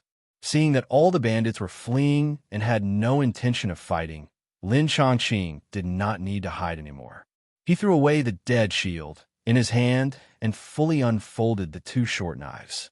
This time, he did not have to worry about bullets, and the killing speed immediately soared several times. This rather luxurious casino hall has become a nightmare that many people cannot get rid of. Not only those bandits, but also the rescued guests. The blood of 40 or 50 people slowly merged into a small river from the trickling stream. The strong, bloody smell could be clearly smelled even from a long distance. When all the gunshots finally stopped, Lin Chongqing stopped. "Are you okay?" Meng Bo and others took the guests to the shelter, and only the boy was left here, but people were far away and did not dare to get too close. Lin Chongqing rolled his eyes and said speechlessly, "What are you doing? Are you afraid that I will chop you together?" The boy smiled embarrassedly. Lin Chongqing shook his head and changed the subject. There are more guys here than I thought. Most of them are dead, but there are still many who have escaped. Their leaders McDonald and Kim are not here. They must have escaped during the chaos. I will go find them. The boy hesitated to speak, and he left the hall without looking back. Finally, it's done. After removing the last bomb, Lin Chongqing breathed a sigh of relief. The huge Fugue Maru cruise ship has many passages, and even if he was there, he couldn't kill all the escaping bandits in a short time. So after killing the nearest few mice, he simply followed Phoenix's instructions to deal with the remote-controlled bombs installed in various parts of the cruise ship to avoid the gang's final desperate move. Phoenix, how are Yazzie and the others? Phoenix, Miss Yazzie and Mr. Mungbo are searching for the remaining bandits on the ship in 2 groups. The rescued people are concentrated in the cabin area. 4 guests were injured by stray bullets during their escape, and 7 guests sprained their feet. Mr. Gouda, Miss Qingzi, and several crew members are taking care of the injured. Overall, it's still calm. That's good. Lin Chongqing nodded. But, Phoenix suddenly said, Mr. Mungbo encountered some troubles. Mungbo. Lin Chongqing was startled. What happened to him? Phoenix. He met 2 leaders of the gangsters, McDonald and Kim. Where are they? Lin Chongqing's eyes lit up. Video arcade. Video arcade? Lin Chongqing looked a little strange. The battle in the arcade can be said to be the most exciting part of the movie. When Uncle Long was escaping from the gangsters, he met Kim in the arcade. Because he was caught by the gangsters and his hands were tied, Uncle Long was beaten to the ground in the fight with Kim, and he smashed an arcade machine in a daze. After being electrified by the wires in the arcade, Uncle Long, who stood up again, had hallucinations. Kim on the opposite side turned into Ken, one of the 2 main characters in the fighting game Street Fighter, and could use all kinds of combat skills of Ken, Hadouken, Rising Dragon Fist, Tornado Kick. One skill after another made him dizzy. In his confusion, Uncle Long touched the button of another arcade machine and chose Honda, the sumo wrestler in Street Fighter. Then Uncle Long himself also possessed Honda's ability. Unfortunately, Honda was obviously no match for Ken and was still beaten back step by step, so Uncle Long chose another character, Chun-Li, the only female character in the first generation of 12-person Street Fighter. In the end, Uncle Long, who turned into a cross-dressing big man, broke Ken's Tornado Kick with Chun-Li's Tornado Double Flying Kick, and Kim was beaten half to death on the spot. Judging from the performance before and after the story, this incredible fight was just a dream of Meng Bo after being electrocuted, but I don't know what the real situation is. Go and see. Lin Chongqing became interested. At this time, the arcade was very lively. Meng Bo became Chun-Li, Kim became Ken, and McDonald became Guile. It seems that because of Lin Chongqing's intrusion, the plot has changed a little. In this arcade battle, Meng Bo lacked 2 unreliable assistants, and Kim had a McDonald slave beside him. As a result, Meng Bo's winning rate dropped significantly. Dragon Star Fall. With the momentum of the run-up, Meng Bo, who was a bit effeminate after powering up, put his feet together in the air and kicked Kim's face with the sole of his boot. The head-on impact made Kim fall backwards and broke the metal railing behind him. However, he was obviously not so easy to knock down. Under Crack's kick, as soon as Meng Bo's feet stepped on the floor, he immediately concentrated his strength on his toes and kicked out a series of leg shadows with incredible speed and strength, like a fallen leaf swept by the autumn wind, covering the fallen Tim underneath. However, before his leg shadow was implemented, McDonald's slave behind him swung his right arm violently, and a rotating air force spurted out from the edge of his palm, heavily slashing his waist. The ultimate move of the American soldier Guile, the sonic hand knife. Fortunately, Guilia's attack was mainly light and changeable, and the sonic hand knife, without full power, had less destructive power, so it didn't cut Meng Bo in half. Meng Bo, who was hit and fell to his back, where there were a bunch of Street Fighter character sculptures. Chun-Li was good at boxing and kicking, especially leg skills. Many of her moves were related to her legs, which also gave her a balance far beyond that of ordinary people. At the moment, Mengbo was like Chun-Li possessed. When he was knocked away by the sonic hand knife, he lightly touched the sculpture and turned back like a nimble swallow, and then jumped around in the field without a moment's rest. There was no way, he had to jump. Gilly's sonic hand knife and Kin's wave punch were all chasing him, not giving him a chance to land. Outside the game hall, Lin Chongqing looked at them for a long time, with a strange look on his face. They actually have the power of the game characters. What's going on? In fact, Mengbo is still Mengbo, McDonald is still McDonald, and Kim is still Kim. There's actually no change in their appearance, but the three of them can use the skills of the game characters to rush around. Even the Qigong waves can rush around. Moreover, their power at the moment is really not weak, even compared to the hatred. Just because they were electrocuted, this power comes too inexplicably, right? Sir, I have tested the environment nearby and roughly estimated the reason for this change. Phoenix was silent for a while, and suddenly said, because of the changes in the indoor circuit, an unstable electrostatic field has been formed inside the game hall. This electrostatic field has affected their brain waves, causing them to lose part of their consciousness and enter a state of being neither asleep nor awake. At the same time, it also allows their cerebral cortex to constantly release bioelectricity, which stimulates the cells around the body, greatly enhancing the strength of the body. However, this time is limited. Once the electrostatic field dissipates, their sleepwalking-like state will disappear. Lin Chongqing thought about the original plot and suddenly realized, no wonder the two guys in the movie just unplugged the power and Uncle Long woke up. This way of enhancing strength is quite like God's fighting. God's fighting is to invite gods to possess one's body, which is considered a kind of kung fu. In the late Qing dynasty, the boxer's God's fighting technique was once prosperous and even entered the palace for performance and was rewarded by Empress Dowager Cixi. This kung fu is very magical, but it is actually through self-hypnotic ability, suggesting that they are gods. Because of mental suggestion, all aspects of human ability will be significantly improved, as if possessed by gods. Mengbo and the other two were affected by the electrostatic force field, which is actually similar to the mental suggestion of gods.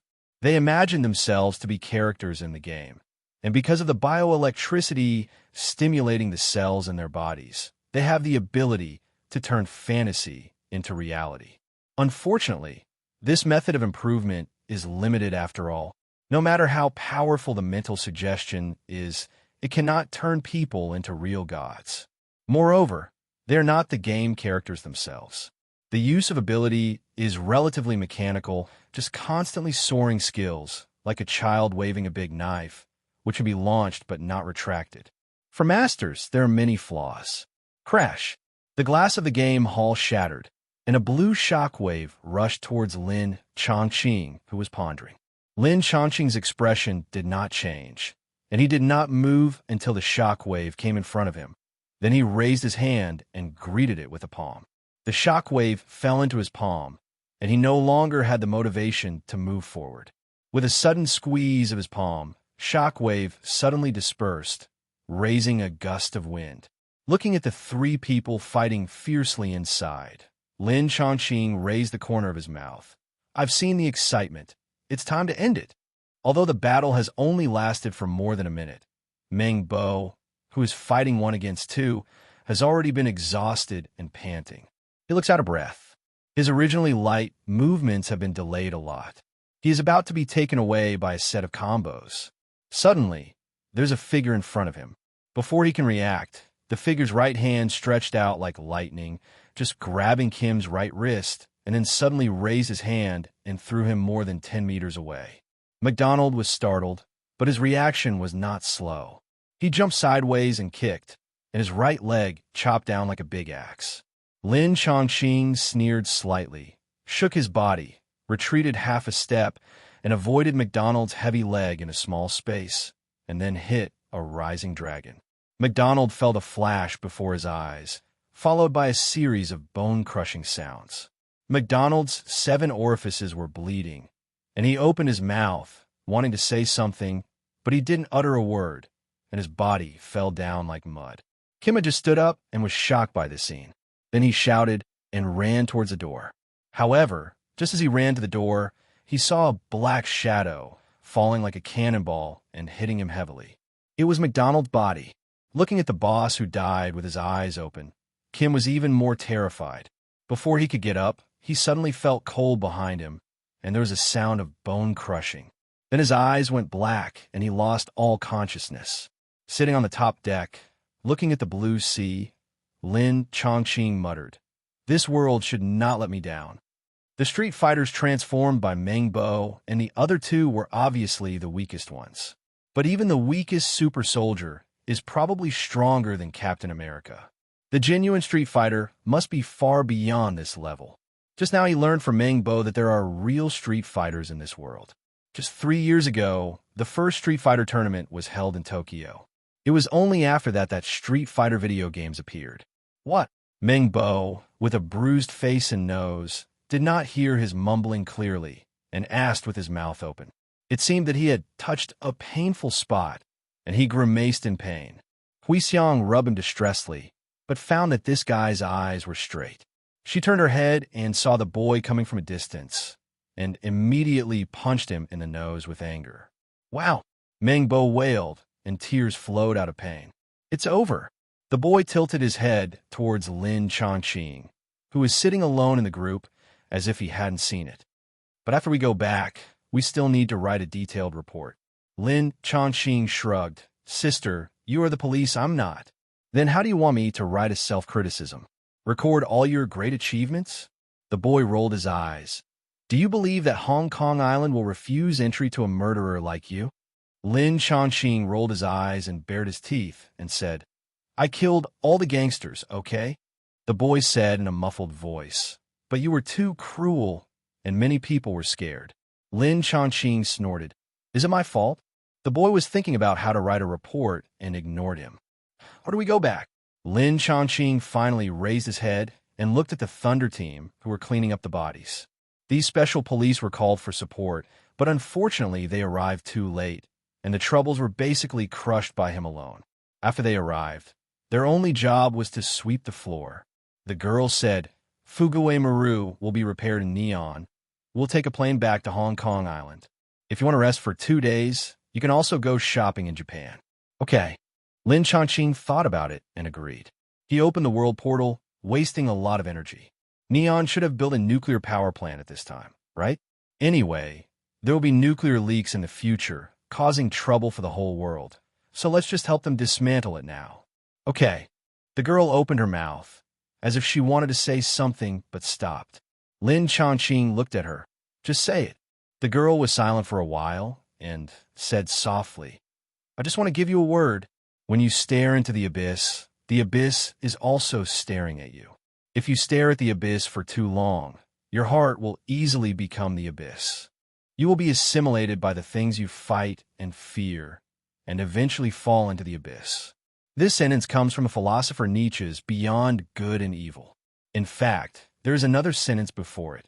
When fighting monsters, be careful not to become monsters yourself. The book tells a story, which is about an evil dragon that requires the village to sacrifice a virgin every year. Every year, a young hero in the village will fight the dragon to the death, but no one ever returns victorious. When another hero sets out, someone follows him quietly out of curiosity and sees this scene. The hero kills the dragon with a sickle and hammer, then sits on the dragon's corpse, looks at the dragon's cave full of gold and silver treasures, slowly grows scales, a tail, and tentacles, and finally turns into a dragon. Lin Chongqing's previous methods were too cruel, and it is no exaggeration to say that he regards human life as worthless. Many guests were not scared by the bandits, but were scared by him. Even though they knew that they survived mostly because of his help, no one dared to approach and say thank you. Even those who were more familiar with him, such as Gundam and Qingzi, subconsciously stayed away from him. There are also those special police officers of the Thunder Group, each of whom is a soldier who has seen blood, but when cleaning the bodies of the bandits, they basically vomit while cleaning. Looking at Lin Chongqing's appearance is no different from seeing a ghost. The boy didn't want this warrior who fought against the dragon to eventually degenerate into the next dragon, and the most terrible one, because of his inner expansion and the growth of desire. Will Lin Chongqing become a dragon? He himself didn't know, but he shouldn't. Thank you. Lin Chongqing smiled at the boy. No matter what he thought in his heart, he still had to accept the kindness of others. I will pay attention and try not to fall into the abyss. The Fuguei Maru docked at Tokyo port. Meng Bo and Hui Xiang took Imamura Kyoko to report. Gundam didn't know where he slipped away after getting off the ship. The big-breasted girl had just made a lot of money and was going to stay in Tokyo for a big purchase. In the end, only Lin Chongqing and the boy were left to transfer to Hong Kong Island. Before leaving Neon, Lin Chongqing went out for a walk. After some investigation, he found out that Neon had more than one nuclear power plant, but 57. The Fukushima nuclear power plant that leaked in later generations was just a small or medium-sized nuclear power plant. Lin Chongqing thought about it and simply cleared it all out. The power reserves of 57 nuclear power plants are comparable to 5 whipcord reactors. Lin Chongqing's energy reserves have risen to another level. Amid the alarm that resounded through the sky, Lin Chongqing and the boy boarded the plane as if nothing had happened and returned to Hong Kong Island. As soon as he got off the plane, Lin Chongqing asked the boy, a local, to help him buy a house. The boy was very surprised.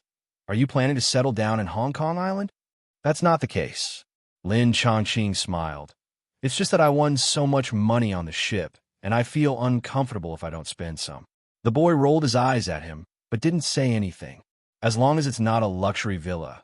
Even if you buy a house in the prosperous Central District, it's only a few million Hong Kong dollars. For Lin Chongqing, who has a net worth of over 100 million, it's really nothing. Definitely, Lin Chongqing is not really that extravagant, but according to his thoughts, it's unknown what kind of enemies he will encounter in the future. No one knows whether the house he lives in will suffer a devastating blow. If it's just rented, once there's a problem with the house, it's too troublesome to argue with the landlord. Anyway, he didn't lack money to spend, so he just bought it directly. So, Lin Chongqing enjoyed the treatment of a local tycoon. He followed the boy to find a familiar agency. He just checked the house and decided to pay for it immediately. This house is over 300 square meters, and it also comes with a 200 square meter garden. It is located in the bustling urban area of Hong Kong Island. You can overlook the scenery of Hong Kong. Behind it is the famous Hong Kong Island attraction Victoria Peak, and in the distance is Victoria Harbor. It is considered an upper-middle-class villa. The property rights of the house were obtained on the same day. As for trivial issues, such as transfer, all were handed over to the agency to handle, without wasting his time. High consumption brings high efficiency, but the high cost required for high efficiency also makes the boy stunned. The next day, Lin Chongqing ate breakfast and went out leisurely. Just as he was thinking about where to go for a trip, a dark red sports car slowly stopped in front of him. The side glass of the sports car was cut down, revealing the charming face of the girl. At the moment, the girl changed her flaming red lips on the cruise ship. Both her makeup and clothes looked much lighter, but her eyebrows and eyes were still a bit charming. Get in the car. The girl took off her sunglasses and tilted her head towards him. Where are you going? Lin Chongqing opened the car door and sat in the passenger seat. How can we let a dangerous person like you wander around? The boy smiled and said teasingly, I brought you to Hong Kong Island, and I must keep an eye on you. Lin Chongqing was speechless. Are you serious? The boy snorted softly. Her voice was gentle and charming, and she pursed her red lips and said, Don't worry. When I wrote the report to the higher-ups, I shared the credit with the Thunder team and tried to reduce your presence as much as possible. The police won't treat you as a big enemy. She paused for a moment and continued, But even so, your credit is still outstanding. The police will give you a Good Citizen Award and a considerable bonus. So, this is going to the police station? Lin Chongqing laughed. The boy nodded. Go to the police station first. Then I will be your guide and take you to visit Hong Kong Island. Lin Chongqing smiled and said, Madam, you are abusing your power for personal gain, and you are blatantly late and leave early. The boy rolled his eyes and snorted. If it weren't for you, I would still have a vacation and wouldn't have to go to the police station at all. Before he finished speaking, a warning suddenly came from the intercom in the car. Please pay attention. All police officers. The Wanfa Gold Shop on Prince Edward Road has been robbed. The robbers are driving towards Tam Kung Road. The license plate number is LUI 243. Please intercept them if you encounter them. I encountered a robbery on the way to work. It seems that I have to wait a while before taking you to the police station. The boy frowned slightly and turned on the siren. The car rushed forward quickly with a shrill siren. Lin Chongqing shrugged. If you need my help, just ask. The boy glanced at him. When I need it, I will definitely not refuse. Compared with many large cities in the mainland, the traffic conditions in Hong Kong Island are indeed much better. Here, the concept of traffic jam is different from that in the mainland. It usually only means that the traffic volume is heavy and the vehicle can only move slowly, rather than the blocked and motionless in the mainland. If a traffic jam similar to that in the mainland occurs, the Hong Kong government cannot escape the accountability of the citizens. Therefore, except for the rush hour, the roads in Hong Kong Island are basically unobstructed. However, although the morning rush hour has passed, there are still many vehicles on the road. The robbers can ignore the traffic rules and drive their cars in the traffic, but the police dare not do it without scruples. Therefore, the boy quickly found the car driven by the robbers, but it was difficult for the sports car to catch up. Looking at the car running like a mad dog in front, Lin Chongqing touched his nose and said with a smile, "It seems that you can only rely on me for help." The boy rolled his eyes in annoyance. She didn't know what he was going to do, but she was inexplicably confident. However, she couldn't help but remind him, try not to kill anyone. Even if you kill someone, don't make it too bloody, otherwise it will be difficult to deal with. Try your best. Lin Chongqing shrugged his shoulders and suddenly bent his body, like a cat, and jumped out of the car window, scaring the cars and people behind. Then he stepped lightly and rushed forward, crossing dozens of meters in the blink of an eye. However, he did not chase the robber's car, but rushed diagonally to another road. It was the entrance of a street. Compared with the crowded traffic on the main road, the long street seemed much quieter. If the robber wanted to avoid the pursuit of the police car, he must choose to escape from this auxiliary road. Lin Chongqing stood in the center of this long street. His steps were not erratic, and he gently wiped his hands, and a crescent-shaped sword appeared in his palm. Qinglong crescent-shaped sword, one of the oriental weapons projected by Shiro Amiya. The blade was heavy and extremely sharp. The cold blade touched the ground lightly, emitting a faint light. When the car carrying the robbers rushed over, he suddenly took a step forward, turned the long handle, and the crescent-shaped sword instantly produced a vibrating hum. 3, 2, 1, cut. The crescent-shaped sword turned into a cold electric current, accurately slashing the center of the car. The car split in half in the middle, bypassed Lin Chongqing's body, and hit the curbs on both sides, making a loud bang. The three armed robbers were thrown out of the broken car body and fell on the street that had just been cleaned with blood on their heads. Judging from the rise and fall of their chests, they were obviously still breathing. Perfect. The boy's car slowly stopped, and he glanced at the scene. His eyelids couldn't help but tremble. He stared at the big knife in his hand and asked in surprise, "Where did you get the guandao?" When he was on the Fugue Maru, his weapon was a pair of short knives. Short knives can be worn close to the body and used at any time, but the big guandao obviously can't. As a swordsman, you must carry a knife with you. Lin Chongqing laughed and turned his wrist, and the Qinglong knife suddenly disappeared. The boy was startled and grabbed him and looked left and right. "Where's the knife?" Lin Chongqing just smiled and said, "When you watch magic, do you also get to the bottom of it like this?" The boy stared at him. "But you are not a magician." Lin Chongqing shrugged. "Who said I am not a magician?"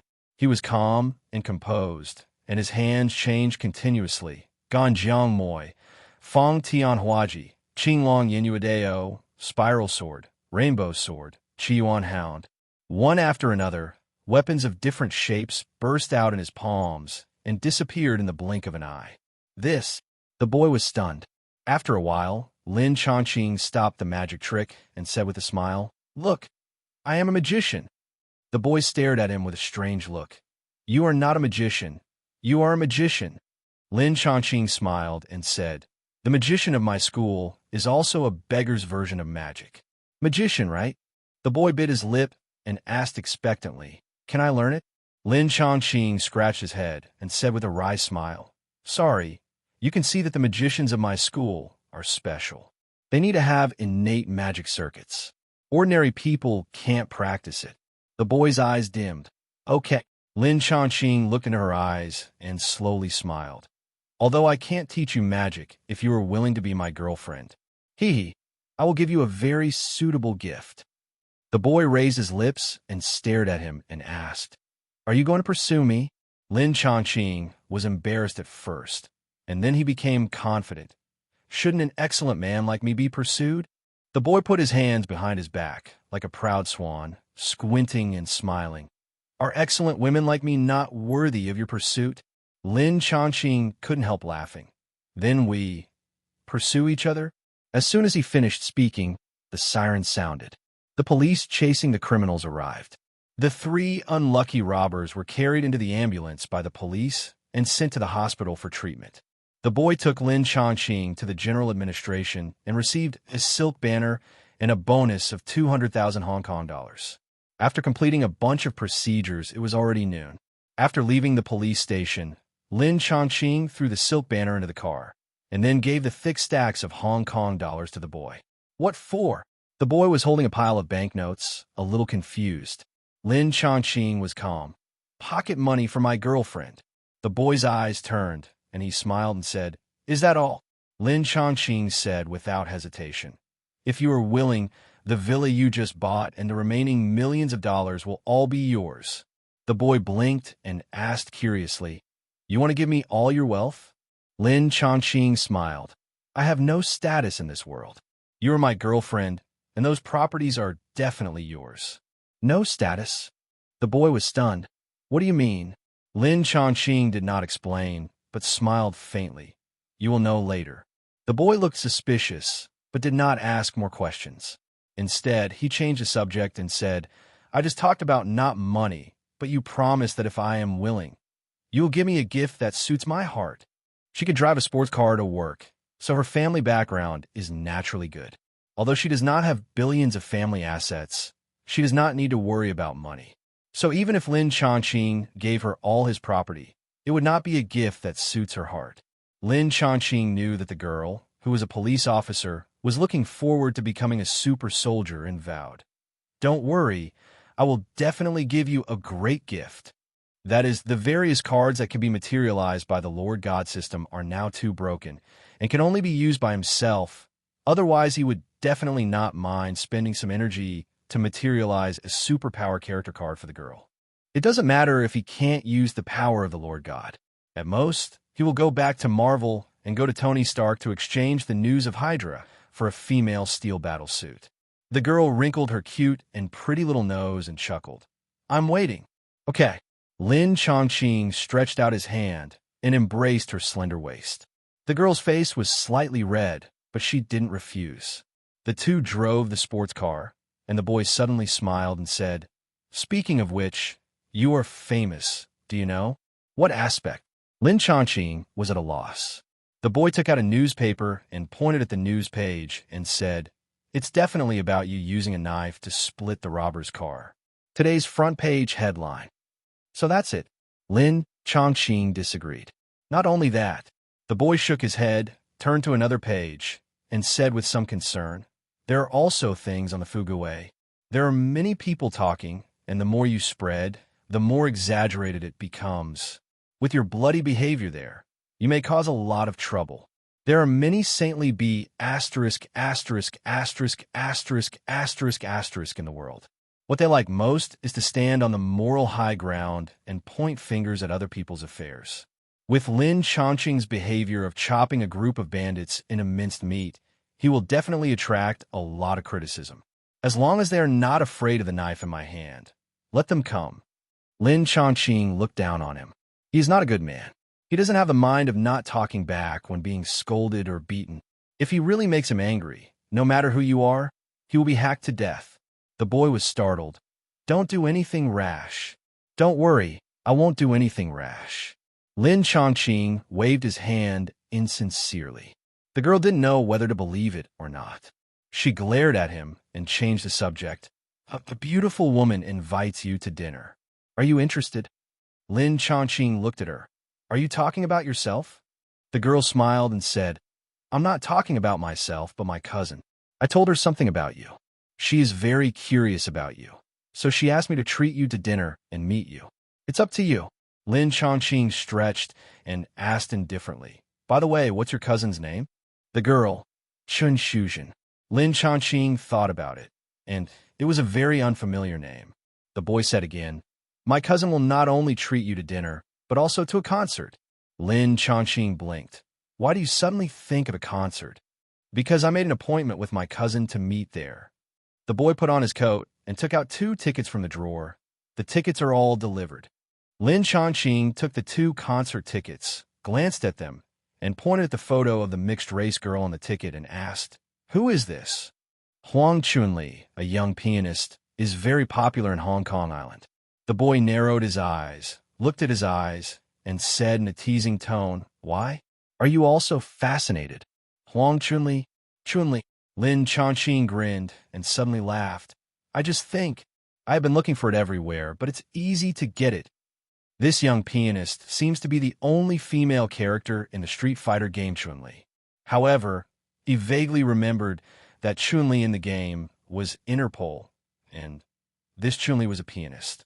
Could it be Chun-Li before she changed her job? Well, whether it was the person he thought of, he had to see her in person to confirm. The boy asked curiously, What do you mean? Do you know her? Let's go. Lin Chongqing was very interested. Let's go to the concert. We'll know if we know each other when we see each other. The boy looked at him suspiciously, wrinkled his nose slightly, and snorted softly.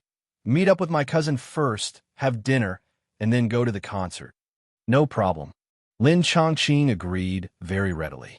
Facts have proved that the boy is indeed his lucky star, and he will always have good luck following her. Hello, handsome guy. At the entrance of the Western restaurant, a girl who looked 80% similar to the boy, but younger and more immature, shook hands with him excitedly and shouted excitedly. I'm the boy's cousin. You could just call me Ajin. In the morning, I saw you chop the car with a knife. Wow, so awesome. Lin Chongqing's mouth twitched, looking at the younger version of Sister Shuzhen, and asked carefully, Do you have a brother? Sister Shuzhen, who was wearing black-framed glasses and looked like a schoolgirl, was stunned. Do you know my brother? Z also asked curiously. How do you know that Ajin has a brother? I don't think I told you. Lin Chongqing touched his nose. I seem to have seen a photo of her and her brother, but I don't remember it clearly, so I want to confirm it. Oh, Ajin did not doubt it, blinked her autumn eyes, and answered happily. I do have a brother, named Chen Daxiong, who is stupid to death. I am about to graduate from college, and my brother is still in middle school. I wonder if he is the one you know. Chen Daxiong. This name is very unfamiliar, but the other name has a certain degree of fame. In order to be 100% sure, Lin Chongqing thought about it and asked again, Do you have a photo? Yes. In this era, even mobile phones are rare, but there are no mobile phones that can take pictures. Fortunately, Ajin has a family photo with her. Lin Chongqing looked at the short-haired funny man on the small photo and laughed. I found another one. What did you find? Ajin looked around and didn't see any difference in the photo. Lin Chongqing coughed twice, handed the photo back to her, and asked tentatively, Ajin, has there been any strangers coming in and out of your house recently? The boy's face became serious. Is there anyone who wants to do something bad to Ajin's family? Lin Chongqing pondered for 2 seconds. Well, yes and no. The boy frowned and said, What do you mean? Lin Chongqing shrugged. First, we need to see if there are any strangers coming in and out. The boy did not dare to neglect it, and turned his head and said, Ajin, think about it carefully. Oh, Ajin didn't understand, thought about it carefully, and said distressedly, Stranger, does my brother's classmate count? Lin Chongqing's eyes lit up. He was just testing it, but he didn't expect it to be true. He asked hurriedly, Is it a very handsome man? Ajin smiled and said, I guess so. But he's a bit dull. I don't think he's as handsome as you. Lin Chongqing's mouth twitched, and he continued to ask, How long has he lived in your house? Ajun silently calculated, about 3 days. My brother said that Tiemian's family is very poor and has no money to pay for tuition. It's expensive for my mother to hire a Filipino maid. It's better to ask him to help with housework. It could do good things and save money. He's not a thief, right? Lin Chongqing smiled and said, No, they're not bad people, but they are not ordinary people. Well, can you introduce them to me? I have something I want to ask them. 2 fake street fighters were killed before, and now there's another batch. No, it should be 2 batches. Let's talk about the first batch first. That is the pianist girl in the concert, the genuine Chun-Li in Street Fighter, from the movie Street Fighter, Chun-Li biography. Chun-Li's father is a very prestigious diplomat. He was spotted by the leader of a Thai criminal group, Bai Sun, who led several masters to break into the young Chun-Li's home, kidnapped Chun-Li's father, and put him under house arrest, and threatened Chun-Li's safety to work for the gang. When Chun-Li grew up, she learned piano while practicing martial arts with the goal of avenging her father as the driving force of her growth. Later, she became a disciple of the master of Qigong Yuan, and then took revenge on Bison's underworld kingdom. In this movie, a series of street fighters appeared, in addition to Chun-Li, who is proficient in Huxiao boxing, boxing master Yuan, and boxing champion Bison, who dominates Vegas with strength. There are also the United States soldier Charlie Nash, the ambitious Thai boxing king Sagat, and the Spanish noble ninja warrior Baroque. The second batch is Super School Overlord. In 2043, the general of the crime king with Vega ability was arrested, and a week later, the iron-faced Judge Yu Chiexiong presided over the trial. The general dispatched his underworld minions, Aegean with the Ken ability, Toyota with the Honda ability, and the king of Thailand with his Sagat ability, to go back 50 years to find Yu Chiexiong and brainwash him so that he could not conduct the trial. After the government learned about it, it dispatched the Flying Dragon Special Police, Tiemian with the Baroque ability, Broomhead with the Gyuli ability, and Faxing with the Dalsi ability to go back to 1993 to protect Judge Yu Chiexiong. Ajin's elder brother Chendaxiong is Yu Chiexiong, who was in a slump in his life because his mother had not remarried and had not changed her name. The fun of this movie is that all the super soldiers' abilities are given by a small computer chip. At the end of the plot, facing the brutal general, Tiemian and his men took out a few chips and turned Ajin into Chun-Li, Yu Chiexiong into a scion, Ajin's mother into another Chun-Li, and her stepfather into the Amazon jungle orc Electric Wolf Blanca.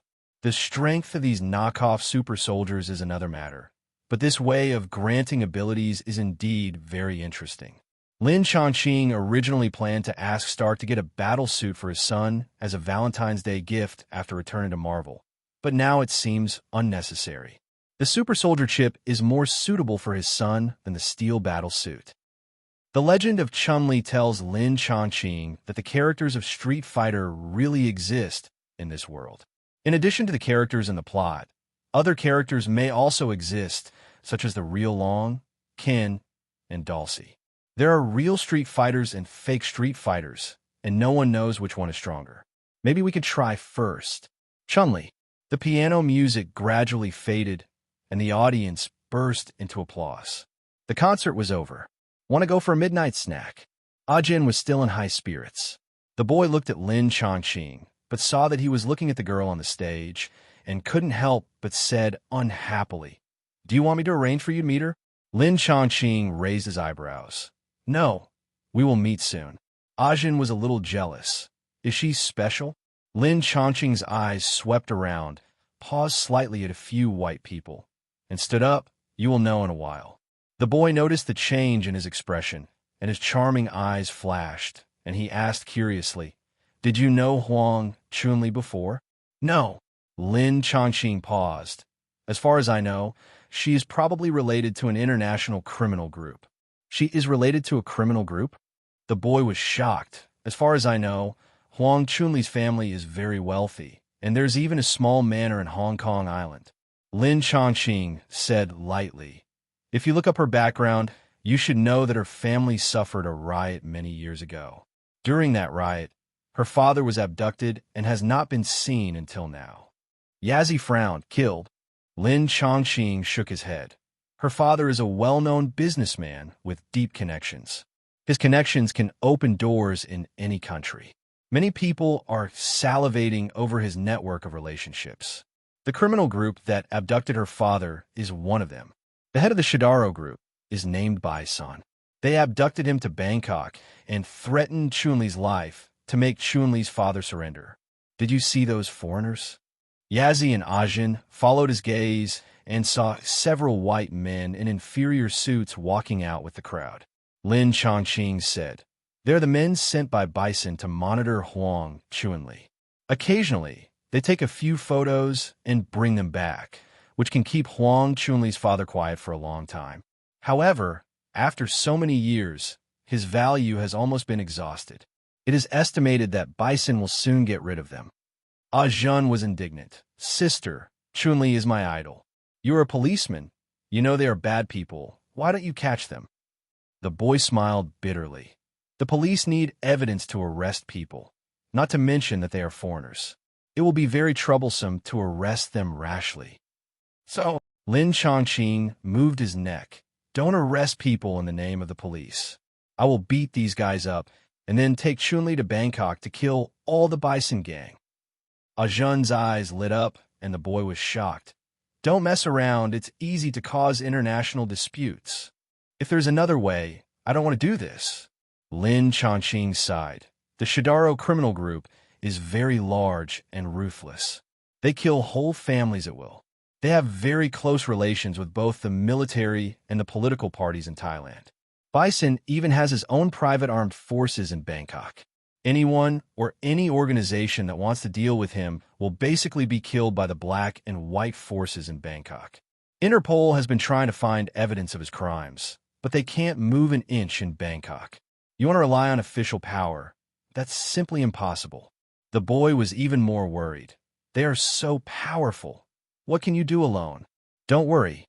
Lin Chongqing smiled. "You haven't seen my full strength yet. Those drunkards can't stop me. But, go, go." Ajin chased after him excitedly, and the boy had no choice but to follow him. The three of them walked onto the long overpass, and before they got close to Chunli, they heard a cry of pain from the front. The white people that Lin Chongqing had just pointed out, as well as several strong black people, were beating up a dark-skinned South Asian. The passers-by avoided them, and no one dared to stop them. "Hey!" Huang Chunli had learned martial arts since she was a child, and was deeply influenced by her father.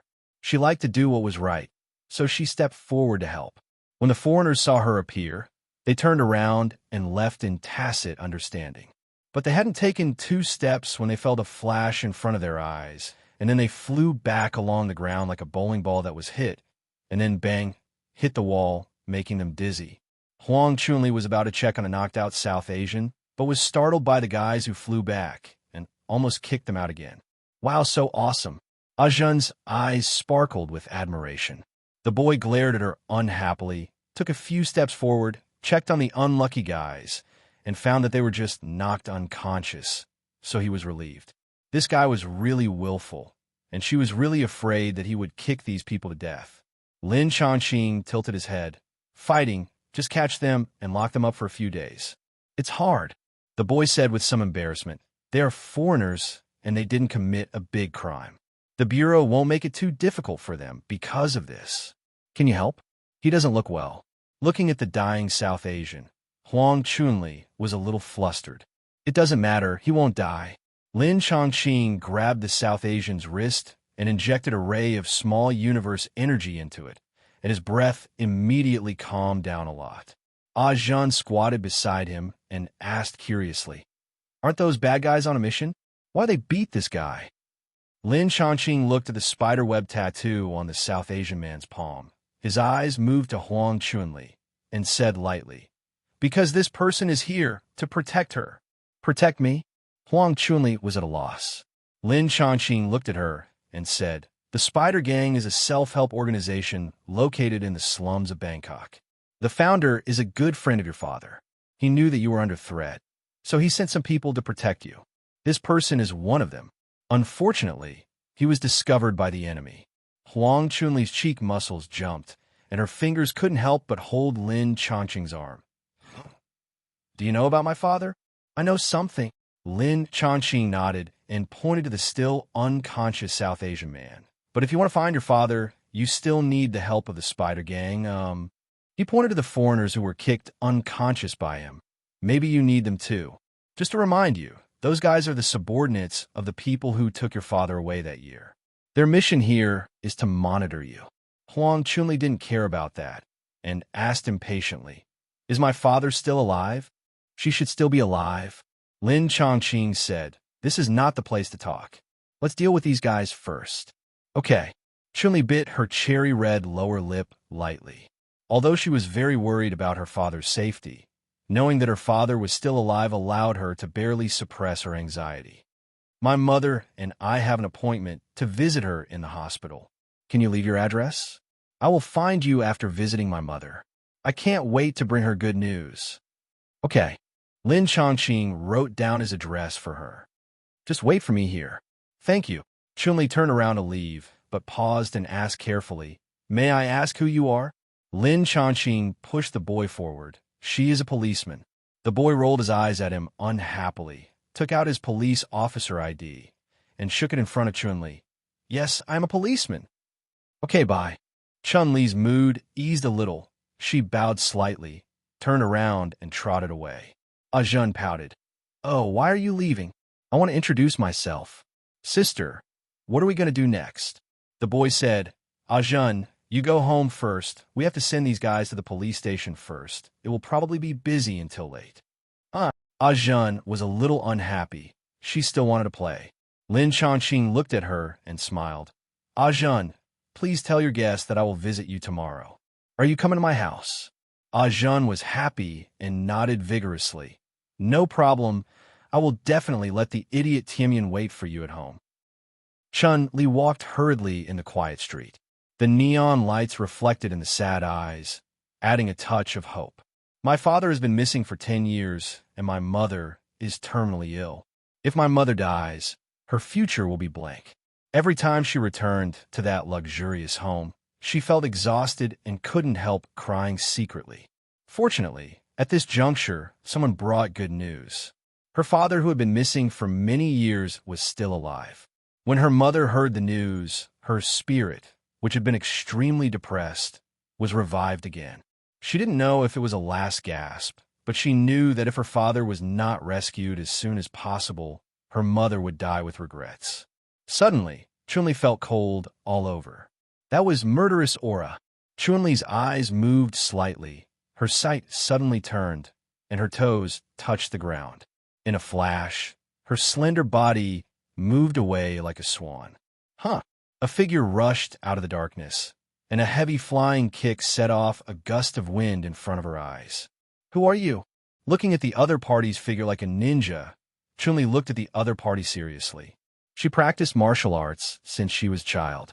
When she was 17, in order to find news about her father, she also went to Tokyo to participate in the first Street Fighter competition. At that time, she met many masters.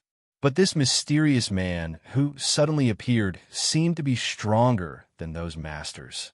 The man did not answer her meaning, but turned over at a very fast speed and swept his leg very quickly, with a whistling wind, straight to her waist. Bang, bang, bang, bang. Chun-Li kicked out more than a dozen legs in an instant, desperately resisting the approach of the man's fast legs.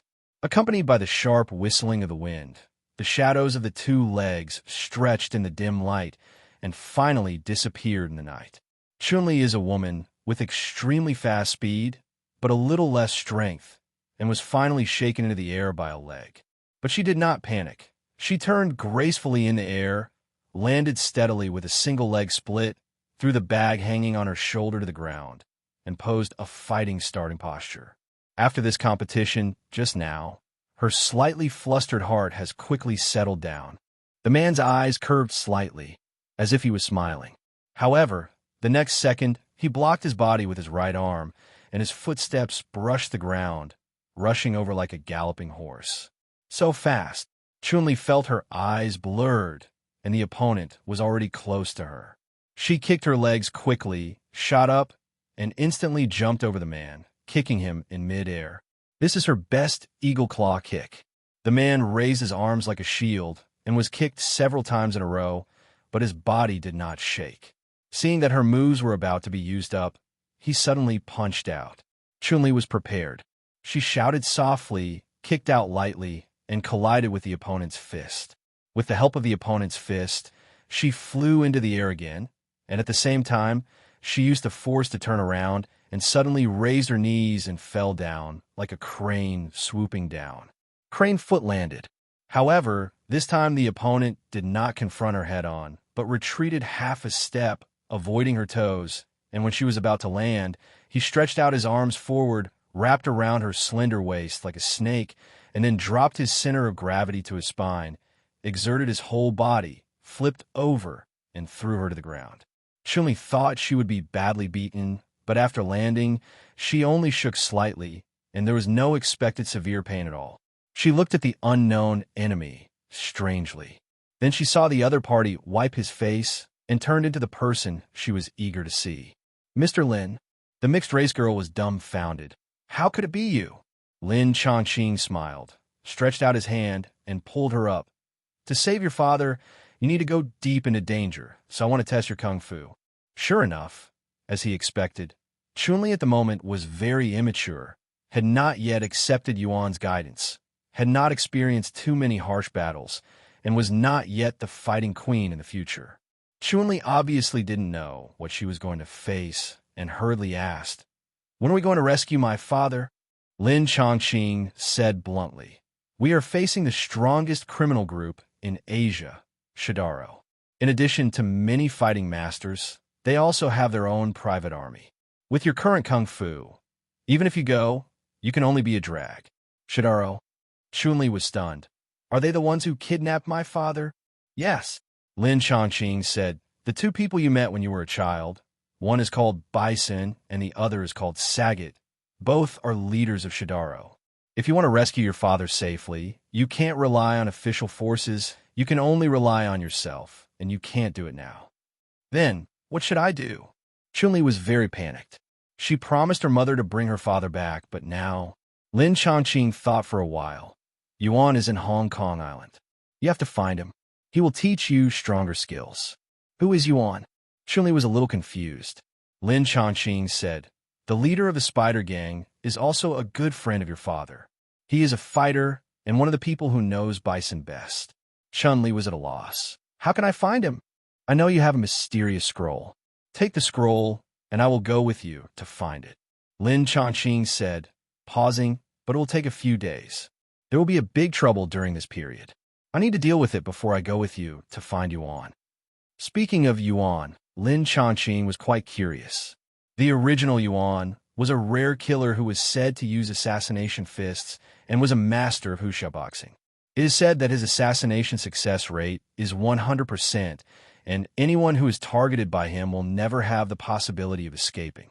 The ruthless Yuan is called Blood Fighting 100 Battles Yuan Invincible, and is almost a semi-legendary figure.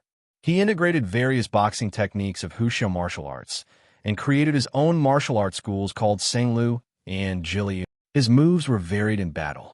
Chun-Li's special move, Xian Yuan Sha Ku, commonly known as whirlwind double flying kicks, was actually taught to Chun-Li by Yuan through Chun-Li's father. In the entire Street Fighter series, Yuan is one of the two supreme masters along with Aki, and can basically kill other characters instantly. However, such a powerful character was reduced by many times in the movie, and was beaten to a pulp by Bison, and finally had to rely on Chun-Li to explode his small universe. Lin Chongqing wanted to accompany Chun-Li to find Yuan, just to see if this guy was really a fake, or if he was always hiding his true colors and intended to use adversity to teach his apprentice. Chun-Li definitely wanted to save her father immediately, but Lin Chongqing said so, and she couldn't object, so she could only ask weakly, "Have you encountered any difficulties? Maybe I can help." Lin Chongqing pondered for 2 seconds and smiled. "Okay, accompany me to meet a few people tomorrow, very interesting people, You will be interested. I saw Uncle Long's cross-dressing version of Chun-Li before, and later there will be Ajin who uses a computer chip to transform into a coquettish version of Chun-Li. I wonder what this real Chun-Li will think when she sees two fakes. Early in the morning of the next day, Lin Chongqing met Chun-Li and arrived at Ajin's house under the guidance of the boy. Ajin's family environment is very good. In Hong Kong Island, where every inch of land is valuable, she owns a single-family villa of considerable size, which is not something that ordinary families can do. However, compared with the manner of Zhang Chunli's family, which is almost like a castle, the difference is more than one level. Ajin was waiting at the door of the villa. When she saw her cousin's car driving in, she immediately greeted her happily. After greeting each other, Lin Chongqing asked directly, "How many Tianmin guys are at home?" "Yeah." Ajin nodded, pouted, and said indignantly, "If you hadn't reminded me, I wouldn't have thought that my brother actually hid more than one person at home. And he said he was his classmate. Are their classmates that old?" Lin Chongqing smiled. "Did they tell you their origins?" "No." The girl's expression became even more indignant. "I don't know what kind of hallucinogens they gave my brother, but my brother, who has always been a fool, insisted on protecting them. Otherwise, I would have asked my mother to kick those guys out of the house. Fortunately, you didn't do this. Otherwise, your family would be in big trouble." Lin Chongqing smiled. Ajun was stunned. "Why?" "You will know soon." Lin Chongqing raised the corner of his mouth, pushed the three people around him, and immediately blasted them aside. At the same time, he punched out. The punch was surging in the air, turning into a fierce shockwave. Bang! Shockwave collided with the heavy leg, shaking the ground. The man easily fell to the ground and turned around to punch. Lin Chongqing locked his fist with his palms, and, at the same time, he turned sideways to use the force and threw it out suddenly. The man's center of gravity was broken, and he was about to fall into a disadvantage. In a hurry, he suddenly wrapped his backhand around Lin Chongqing's arm and pulled his flying body back. After regaining control of his center of gravity, the moment his legs landed on the ground, his right foot blasted out like a heavy artillery, heading straight for Lin Chongqing's lower abdomen. Bang!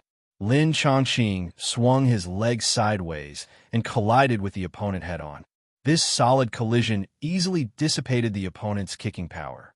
At the same time, Lin Chongqing's body rushed forward, slid into the opponent's arms, and used his shoulder as a fist to hit his chest heavily.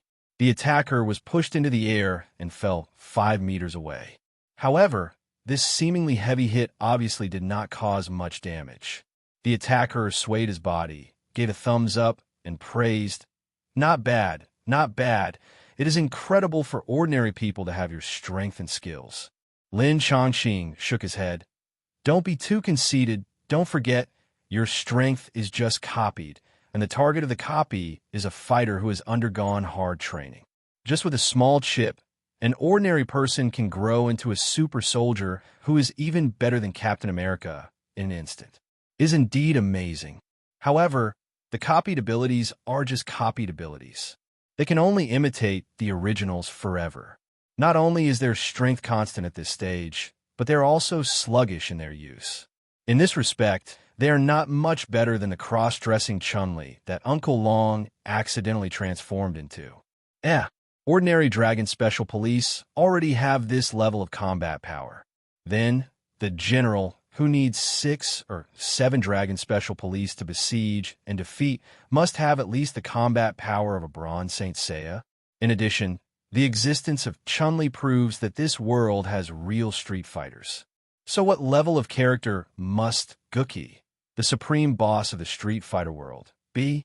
It certainly cannot reach the gold level, but the silver level should be no problem, right? Broomhead, who combed his hair into a broom shape, asked in surprise, "Who are you? You seem to be familiar with US." Lin Chongqing shrugged. "I know you are the Phylong Special Police, who came back from the future to protect someone." Future?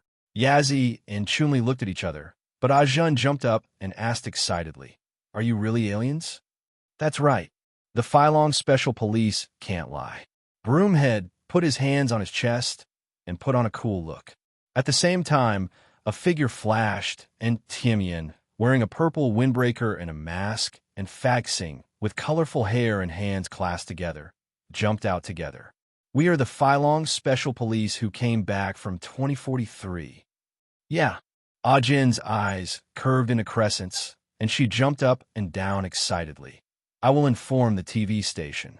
All the newspapers will be on the headlines, and the TV station will come to interview me. Maybe I will have the opportunity to become a star. The three of them were all frowning.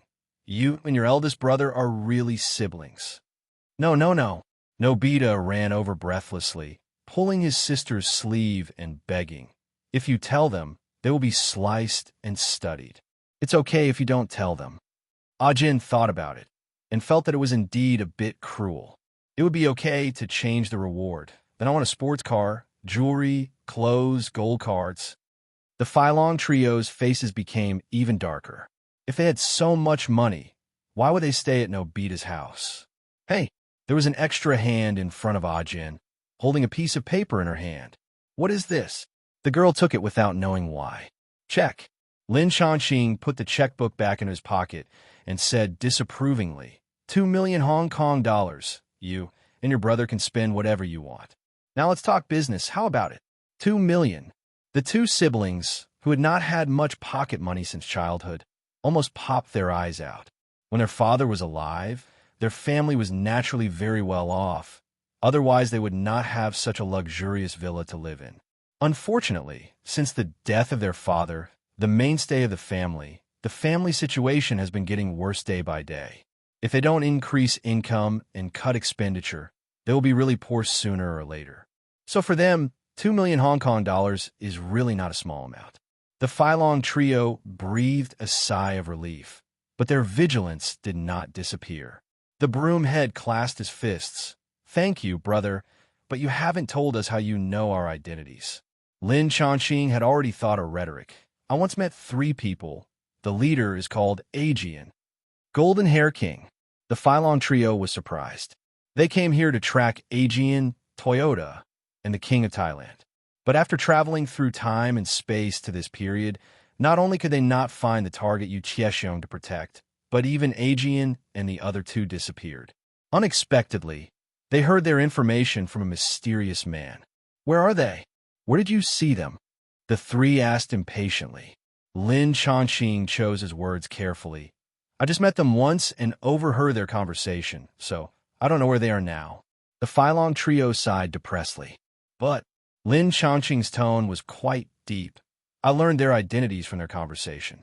They guessed that you Phylong Special Police would follow, so I knew you existed. Moreover, their conversation also revealed a piece of news. The general's other men have decided to break the prison. Once the general escapes, they will also come to this world and kill Judge Yu Chiexiong who angered him. Damn it, the 3 were dumbfounded. The general was not arrested and imprisoned by the Phylong Special Police, but it did not mean that they did not know how terrible the general was. It was not an existence that the 3 of them could contend with. I can help you deal with the general, and I can help you find Yu Chiexiong, but seeing that the trio was about to cry out in pain, Lin Chongqing finally revealed his true intentions. What price can you pay? The trio looked at each other, and then the broomhead spoke. What do you want?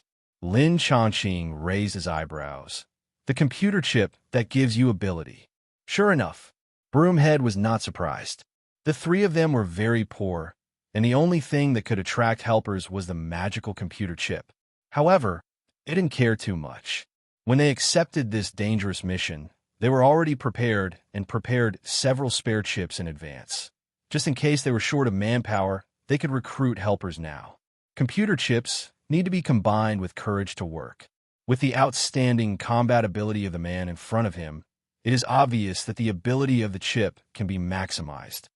Here, Timian handed over a chip without hesitation. Lin Chongqing did not reach out to take it, but asked first, whose ability is in this chip? Timian rubbed his nose. Blanca. Blanca, the title is Orc of the Amazon Jungle. That is, the blue wolf with the ability to control electricity. Definitely, Blanca is not a real orc, but a mutant. When Blanca was young, on a stormy night, The plane he was riding was struck by lightning over the tropical rainforest and then fell into the Amazon jungle. In this accident, almost all the people on the plane were killed. The only survivor was Blanca. He completely forgot the past, and after years of living in the jungle, his appearance became more and more like a beast, and he also learned the fighting skills of beast from various beasts. This character's ability is indeed not weak, but it is not Lin Chongqing's dish. He asked unhappily, "Do I look like a beast?" Timian gestured twice and said in embarrassment, "But besides Qing Lang, there are only 2 Chunli chips left. Do you want to dress up as a woman?" Huang Chunli. Lin Chongqing sighed, snatched the check back from Ajun, who was still smiling at the check, and said lightly, "It seems that there is no need for us to cooperate. On my money." Ajun covered her face hard, looking like she wanted to cry, but had no tears. But fortunately, this girl knew who to blame, and immediately turned her head and glared at the innocent trio, shouting frantically, "Give me back 2 million, or I will send you to the police station for slices. My money." Nobita also bent forward in frustration, tilted his head, and looked at the 3 class enemies, with a face full of resentment and disgust. Timian's scalp was numb when he was looked at, and he turned his head to look at Broomhead. "What should we do?"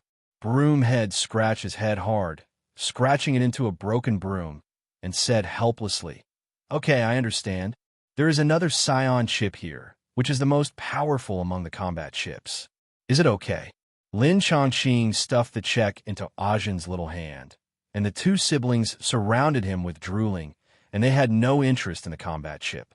However, Lin Chongqing still did not take the largest chip, but smiled and said, "Scion chip, plus 2 Chunli chips." "You." The Broomhead was a little angry. "You are too greedy." Lin Chongqing waved his hand and said seriously, "I don't want to cheat you. Anyway, your chips are for others to use. What's wrong with giving them to me? Here, I obviously know a lot more people than you. I can select the most suitable person to accept Chunli's ability and maximize our strength. When the general comes to our door, we can better deal with it, right?" The 3 looked at each other for a moment. Although they were still very unhappy, they had to bow their heads under the eaves, and what he said was not unreasonable. If the general really came to kill them, they would definitely have to find someone to inherit the chip's ability if they wanted to strengthen their own combat power. But they never left the house, and how many people did they know in total? Instead of not being able to find the right person, and having to choose to let Ajin, Daxiong, and their biological mother and stepfather transform into super soldiers, it is better to let the man in front of him find a more suitable person. The Broomhead waved his hand unhappily. "I hope the person you find is really suitable enough." Lin Chongqing took the 3 chips in his hand with a smile and said, "Since we have reached a cooperation intention, now I will give you a very useful news." "What?" The trio was a little wary, fearing that he would blackmail them again. Lin Chongqing didn't care and pointed at the mean Daxiong with his chin. "He is you Chiexiong." "Ah." The leader of the trio opened his mouth, staring at the B** squatting there stupidly, and shouted in disbelief, "Daxiong is the future Judge Yu Chiexiong?" Daxiong blinked and finally reacted, pointing to his face, and said with a smile, "Me? Judge? Wow, this joke is too funny." Everyone was silent. Daxiong smacked his lips and looked at Lin Chongqing blankly. "Isn't it a joke?" Tai Mian rubbed his face and asked very seriously, "Are you sure? Why can't I see that he has the appearance of being a judge in the future?" Fadisher chewed an apple and questioned, "Daxiong's surname is obviously Chun, okay?" Daxiong seemed to have confidence and patted his chest vigorously. "That's right, my surname is Chun. How can I be the future Judge Yu Tiexiong?" Lin Chongqing shrugged. "But your mother's boyfriend's surname is Yu. They will get married soon, and each generation of the Yu family must be named according to the family tree. When it comes to your generation, it is the word iron, so you are Yu Tiexiong." Daxiong was so scared that cold sweats fell, and he didn't even bother to grab the fragrant check. This sly guy opened his mouth, turned around, and ran into the house, shouting in fear, "I'll go ask Uncle Yu." Together, the trio did not dare to neglect and hurriedly followed. The boy, who was confused from beginning to end, finally couldn't help but speak. Lin Chongqing, what is going on? Are they really from the future? Huang Chunli then raised her hand. What does Chunli chip mean? Answer Chunli's question first. Lin Chongqing was in a good mood, looking at Huang Chunli and smiling. Chunli, have you participated in the Street Fighter competition? The girl was surprised. Are you the Chunli? She already knew the name of Huang Chunli, but she never thought that this young pianist would be the fighter. Chunli nodded and replied, 3 years ago, I participated in the Street Fighter tournament. 3 years ago, she was only 17 years old and still a middle school student. There are naturally many differences between her appearance at that time and now. Lin Chongqing shook his head slightly. The Street Fighter fighting tournament is exciting. A company has created a world-famous game with your image. In the future, people will use some black technology to simulate the abilities of Street Fighter masters and make this super soldier chip. It only needs to be embedded in people's brains. Even ordinary people can use abilities similar to yours and become super fighting masters.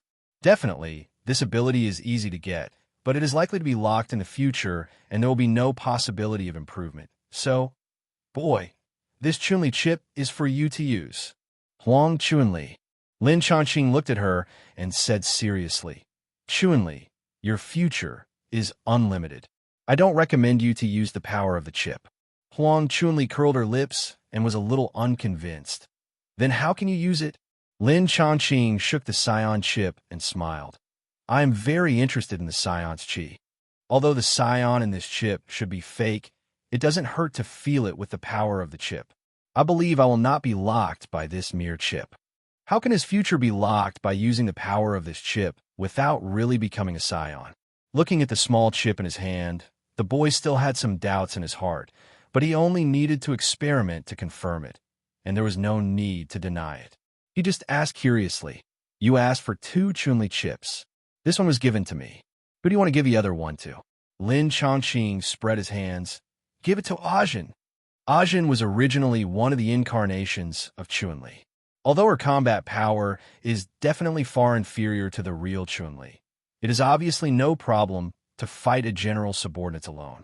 Besides, the young version of the boy is a super fan, and he can't deprive fans of benefits at will. Right? Well, maybe the girl will give back benefits when she is happy. How do you use this thing? The boy was just curious and asked. Relatively speaking, she is more concerned about whether this chip is really that magical. Lin Chongqing, go ask the original owner. There was a commotion in the villa, and it seemed that the news had been confirmed. Lin Chongqing tilted his head and walked into the living room first. He saw Broomhead, Iron Face, and Fatsing grinning and looking at the back of the sofa in silence. Lin Chongqing, what's wrong? Broomhead pointed at Nobita, who was shivering behind the sofa, and said with a headache. He said he was scared. Iron Face covered his face and said depressedly, I doubt whether Nobita will have a genetic mutation. How did he evolve from a timid and cowardly general idiot to an excellent justice who will be impartial in the future? Fatsing threw the apple core and said calmly, I doubt it. Nobita showed half of his face tremblingly and complained, It's not you who will be turned into idiots. You can definitely say it easily. We will protect you. What are you afraid of?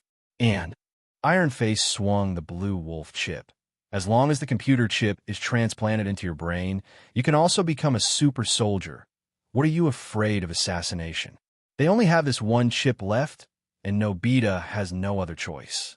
Nobita scratched his face and asked suspiciously, Does it hurt? How? Why would it hurt? Tai Mian laughed, slapped the chip behind his ear, and clapped his hands. Isn't it put in now? Is it that simple?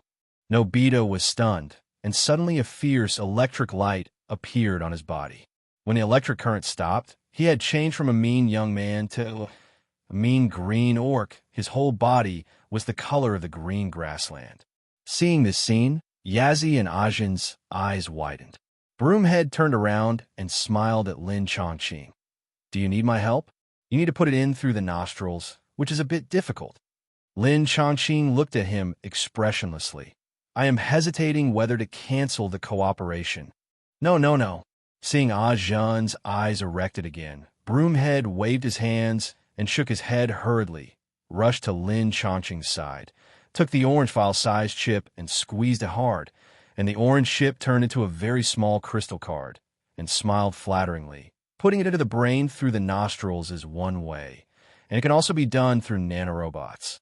After experiencing the super soldier chip in person, Lin Chongqing quickly figured out the mechanism of this thing. In fact, the ability of this transformation chip does not act directly on the body, but first acts on the brain, stimulating the substantial development of the brain, thereby emitting bioelectricity to stimulate cells throughout the body. The principle is the same as Meng Bo's transformation into a cross-dressing boss. Humans have theoretical limits and practical limits, and the gap between the two is very, very large. The reason for this phenomenon is mainly because the human body is too weak and needs a certain degree of self-protection. In other words, most of the abilities of ordinary humans are imprisoned by their own bodies. An imprisoned area is called the God's Forbidden Zone. Well, it can also be called a genetic lock. As long as you step into the God's Forbidden Zone, you can be called a superhuman. The role of the super soldier chip is to forcibly unlock the abilities bound by the body by strengthening brain waves, and at the same time, constantly stimulate cells with biological electric current to ensure that the fragile body will not collapse due to rashly stepping into the God's Forbidden Zone, so as to reach the theoretical limit of humans in this way.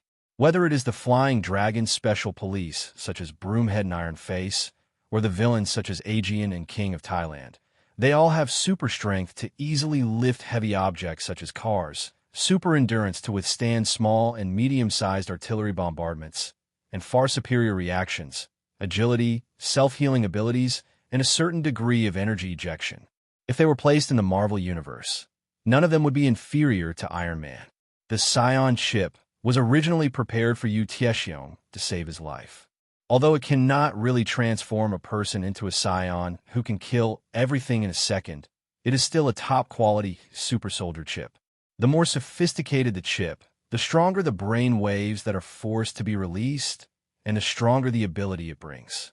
If the middle and lower level super soldier chips can transform ordinary people into trainee fighters, then if the super Scion chip can be fully activated, it can at least transform a lower level bronze. Unfortunately, the Scion spirit and the microcosm of the Saint Seiya are compatible, but they cannot be superimposed. Lin Chongqing absorbed the Scion chip, but his strength barely improved. Lin Chongqing didn't care much. He was more interested in whether he could copy this thing. If this thing could be mass-produced, he could form a super team in a minute. Although, according to Broomhead, even the lowest level super soldier chip would require countless resources to make, Lin Chongqing still didn't give up.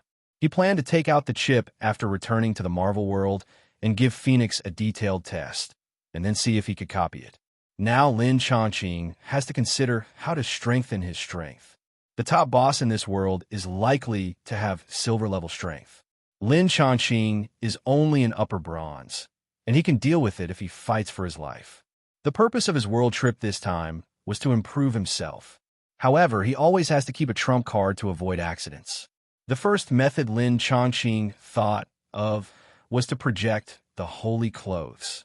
Silver holy clothes. Gold holy clothes. Even the strength of the lower-ranked gold saint is 10,000 times stronger than that of the silver saint. And the strength of the top silver saint is no worse than that of the lower-ranked gold saint. As long as he can project a gold cloth, or a higher-ranked silver cloth, he can walk sideways in this world. The sisters who transformed into Chun-Li in the game went to the manor villa of the real Chun-Li, and with the help of the spacious space there, they mastered the various skills of Chun-Li. Lin Chongqing was alone at home and had plenty of time. He sat in the living room and summoned magic power with both hands. Projection, start. Identify the creative concept. Determine the basic framework. Copy the constituent materials. The image of the Gemini gold cloth became richer little by little. However, just when the golden phantom was about to turn from virtual to real, the magic power in Lin Chongqing's hand suddenly burst out from it. Seeing the formed gold cloth turned into magic power again and dissipated. Lin Chongqing couldn't help scratching his head. The quality of the gold cloth is too high. Infinite Blade Works has a copy limit and cannot project artifact-level treasures. The gold armor comes with the seventh sense of the microcosm, and the power of fists and feet can shatter the galaxy. If placed in the Marvel worldview, the strength of each gold saint is comparable to the father god like Zeus and Odin, and it is definitely not bad in the Fate world. The battle suits they use are naturally artifact level.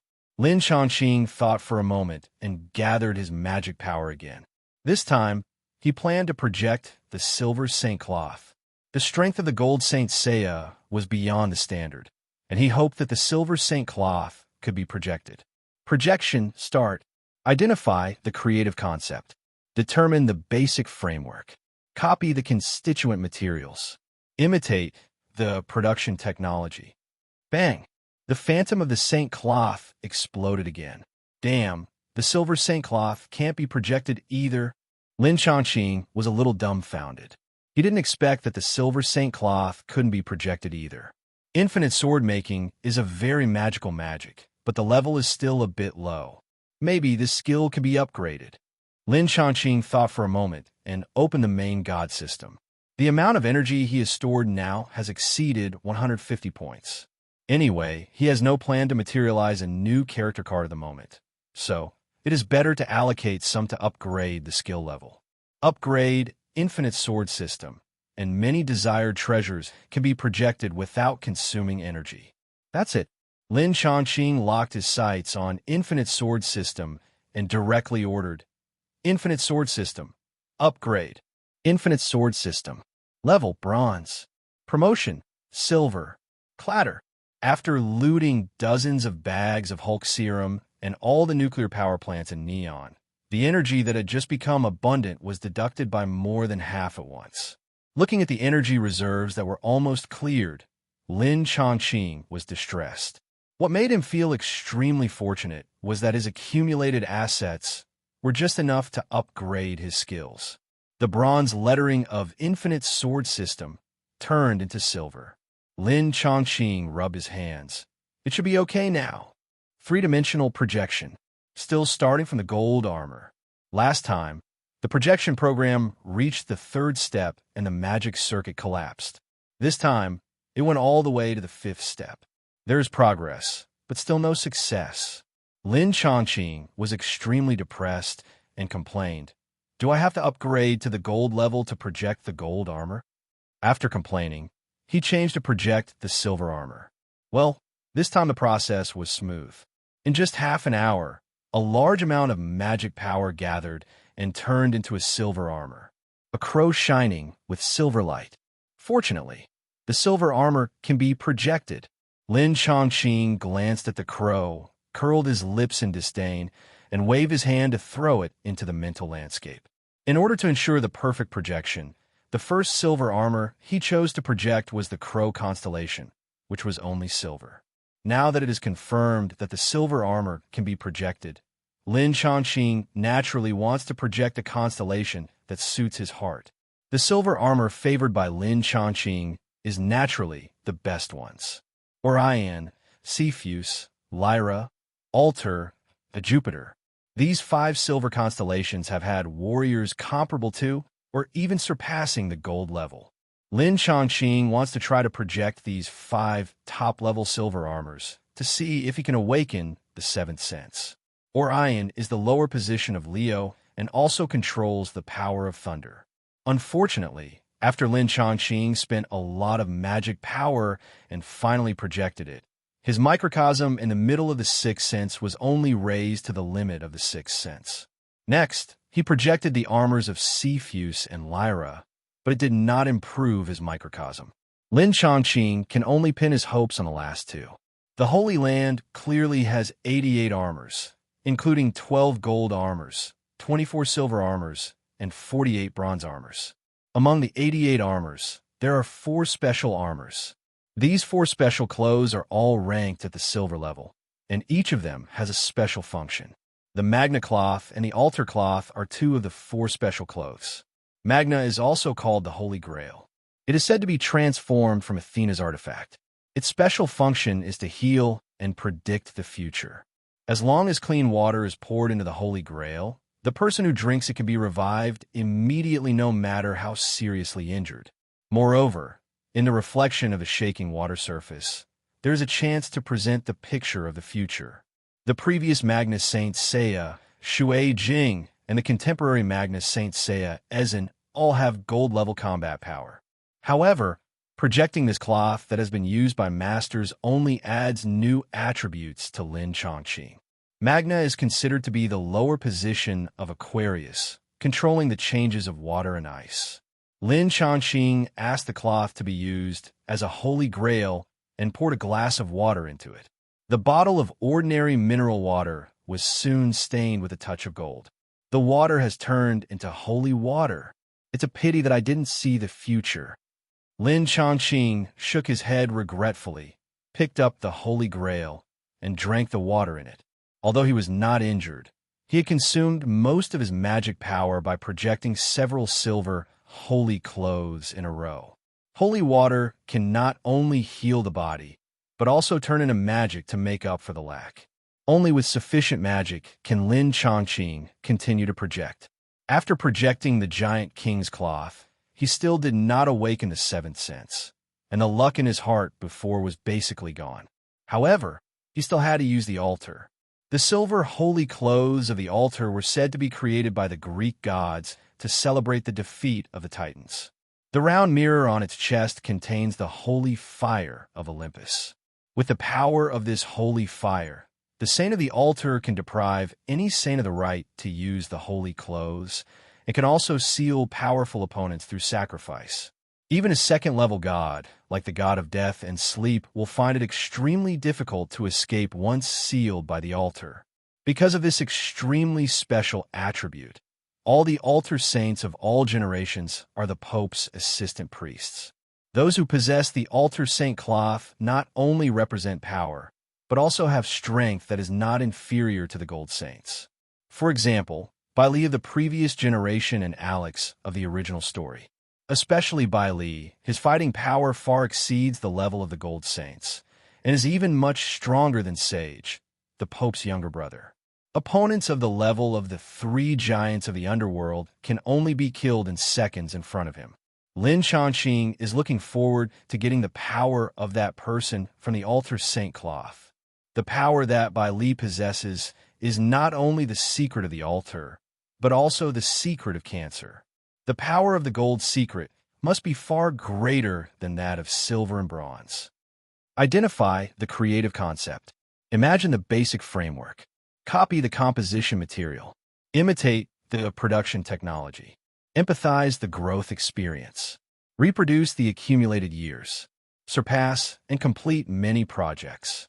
At the moment, the sword that gathers fantasy is completed. The altar-shaped silver armor slowly takes shape, and a faint flame jumps on the silver mirror of the altar. It is worthy of being the top silver armor. The magic power consumed by projection is several times that of other silver armors. Lin Chongqing wiped the sweat from his forehead and secretly rejoiced. Fortunately, he just drank a cup of healing holy water and replenished his own magic power to the full value. Otherwise, he might not be able to project this armor. Come on, altar! Lin Chongqing burned his microcosm and called for the altar seed armor. Ka! The metal altar suddenly decomposed, turned into countless parts, and wore on his body. The purple gemstone mirror on the chest of the armor flashed a ray of blazing fire, which flowed all over his body in an instant. Armor repair technique. Psychokinesis, which the Jamil family is born with. Deprivation and sealing of the altar seat. And the secret of cancer, from a most basic corpse gas underworld wave, the advanced version of the corpse gas ghost blue flame, the corpse gas soul burial, the corpse gas Rui Ling Lin, and a super skill that can even crush gods, the corpse gas transformation wave. Corpse gas. Lin Chongqing murmured in his mouth, summoning the corpse gas. The ghost star cluster of Cancer, known as the corpse gas in the East, is the entrance for the souls of the world to ascend to heaven. The Cancer Saint Seiya builds a space channel connected to the abyss of hell by calling on the corpse gas. The shock wave condensed by the corpse gas can absorb everything around. Even light cannot escape, just like a black hole in the universe. And this is the basic secret of cancer. It's still only the limit of the sixth sense, but the strength has been qualitatively improved. Lin Chongqing stared at the corpse gas on his fingertips, and his heart was extremely excited. The attack of the corpse gas cannot be defended, and even the strongest body will be sent to Huangquan Biliangzaka if it is touched. Even though Lin Chongqing, who has not yet comprehended the seventh sense, can only use the basic ability of the cancer secret, it is enough to serve as a trump card at this stage. "What are you doing?" The boy opened the door and walked into the living room. Seeing Lin Chongqing wearing the silver holy clothes and emitting fire from his fingertips, he looked strange. "I am practicing." Lin Chongqing smiled faintly, and the holy clothes on his body moved with a small universe, and suddenly restored to an altar. The boy was startled and asked in surprise, "What is this?" Lin Chongqing answered truthfully, "This is the silver holy clothes." The boy was at a loss. Silver holy clothes? What is that? Well, this world has 7 Dragon Balls, but no Saint Seiya. A super battle robe. It is too troublesome to explain the Saint Seiya. Lin Chongqing did not answer in detail, but just gave a simple answer, and then changed the subject. "How is your practice?" The boy did not continue to ask, but replied with excitement. "Great." She was originally an elite among the police, and she was quite accomplished in close combat. But her previous skills were not qualified for discussion with the extraordinary fighters. After Lin Chongqing implanted Chunli chip in her, her combat ability was greatly improved. If she had such combat ability before, she would be confident that she could deal with the gangsters on the Fugue Maru alone. It's definitely not as easy as Lin Chongqing. "Very good," Lin Chongqing said with a smile. "You use Chunli's power first, and I will find you a stronger power later." As soon as he finished speaking, the boy's eyes suddenly became sharp, staring at him, and asked, "Hey, I wanted to ask you before. You said you have no identity in this world. Could it be that you are also from the future like Tianmian and others?" Facing the questioning of his beautiful girlfriend, Lin Chongqing touched his nose and smiled bitterly. "Why do you ask that?" "Because you are too mysterious." The boy sat beside him and sighed. "If I hadn't met Tianmian and the others, I wouldn't have thought of this, but knowing that future technology can allow people to travel through time." Lin Chongqing took her shoulder and chuckled. "I am indeed not from this planet, but my origin is very different from Tianmian and the others." The boy was shocked and said, Are you an alien?" Lin Chongqing shrugged and said, "I am not an alien. I am from outer space." The boy was dumbfounded. Outer space? Aliens are already very scary. What the hell is the outer space? Lin Chongqing explained, "You can think of it as a parallel world, an earthling from another universe." The boy was at a loss. Parallel world? In this year, the theory of parallel universes is not popular. Lin Chongqing said slowly, "All matter in the universe is composed of quanta, and each quantum has different states, so the universe is not just the one you see, but is composed of multiple similar universes. A parallel universe refers to other universes that are separated from a certain universe and exist in parallel with the original universe, which are both similar and different. In these parallel universes, there are also universes that were born under the same conditions as the current universe, and there may be planets that are the same as the planets inhabited by humans or have the same history, and there may be people who are exactly the same as humans. However, in these different universes, the development of things will have different results. For example, dinosaurs that have long been extinct in this universe may still exist in another universe and are being constantly evolving. Technology is more advanced than humans.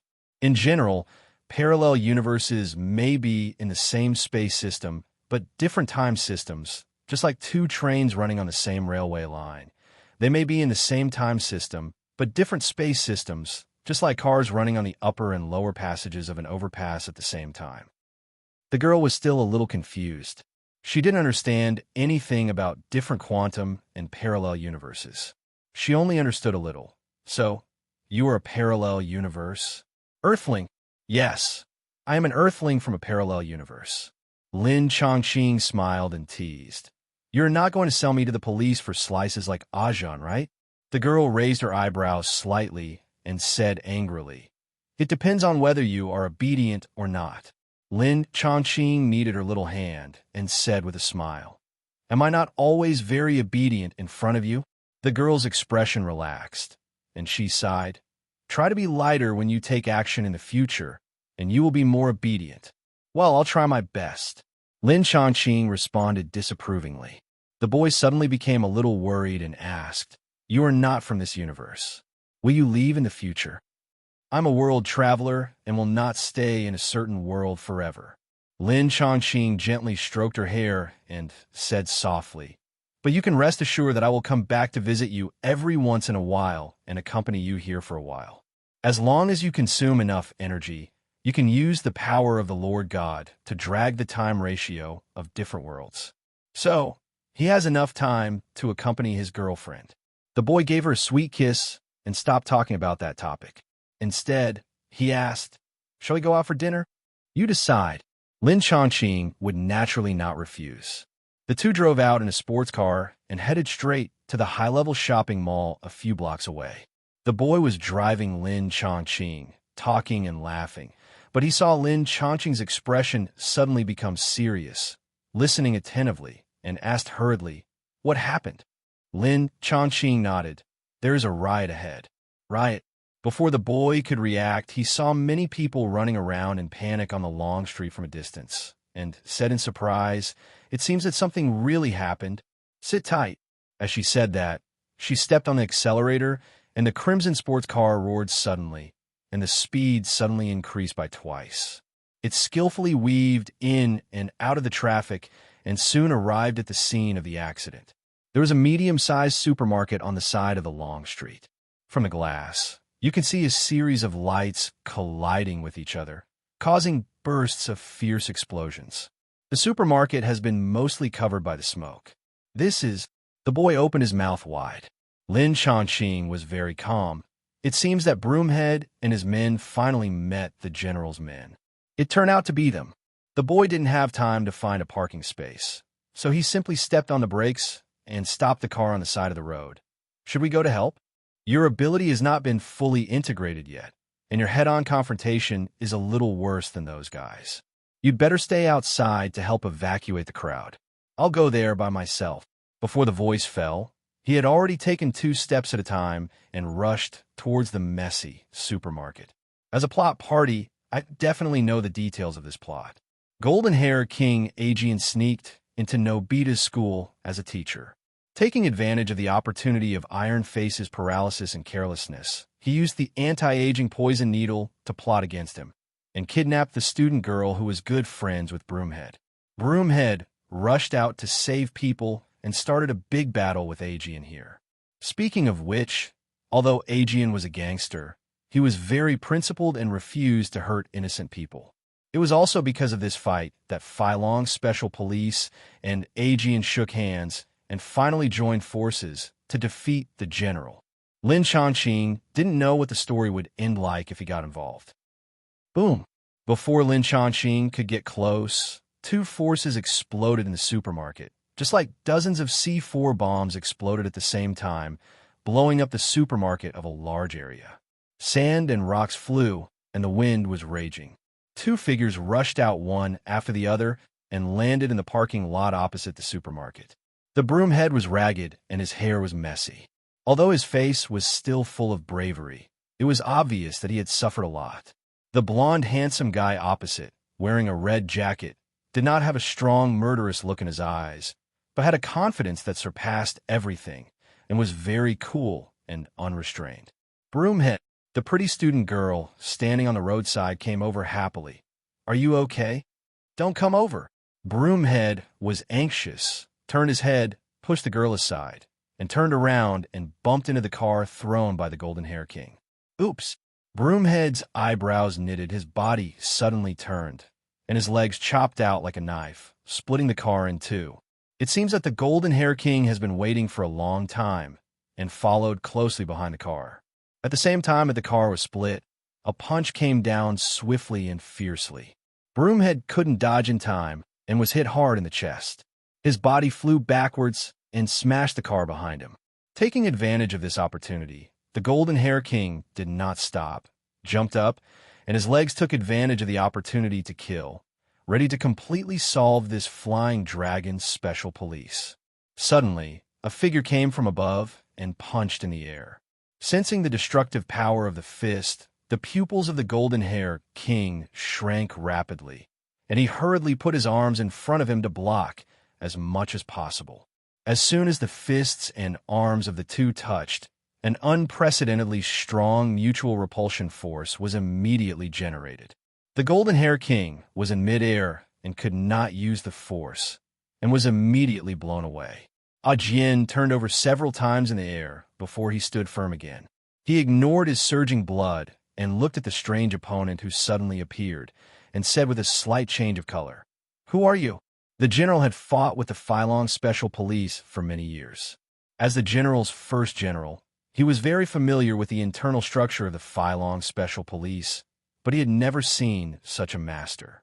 Lin Chongqing did not answer his question, but turned to look at the Broomhead and asked, "Broomhead, are you going to prepare for another fight, or should I do it?"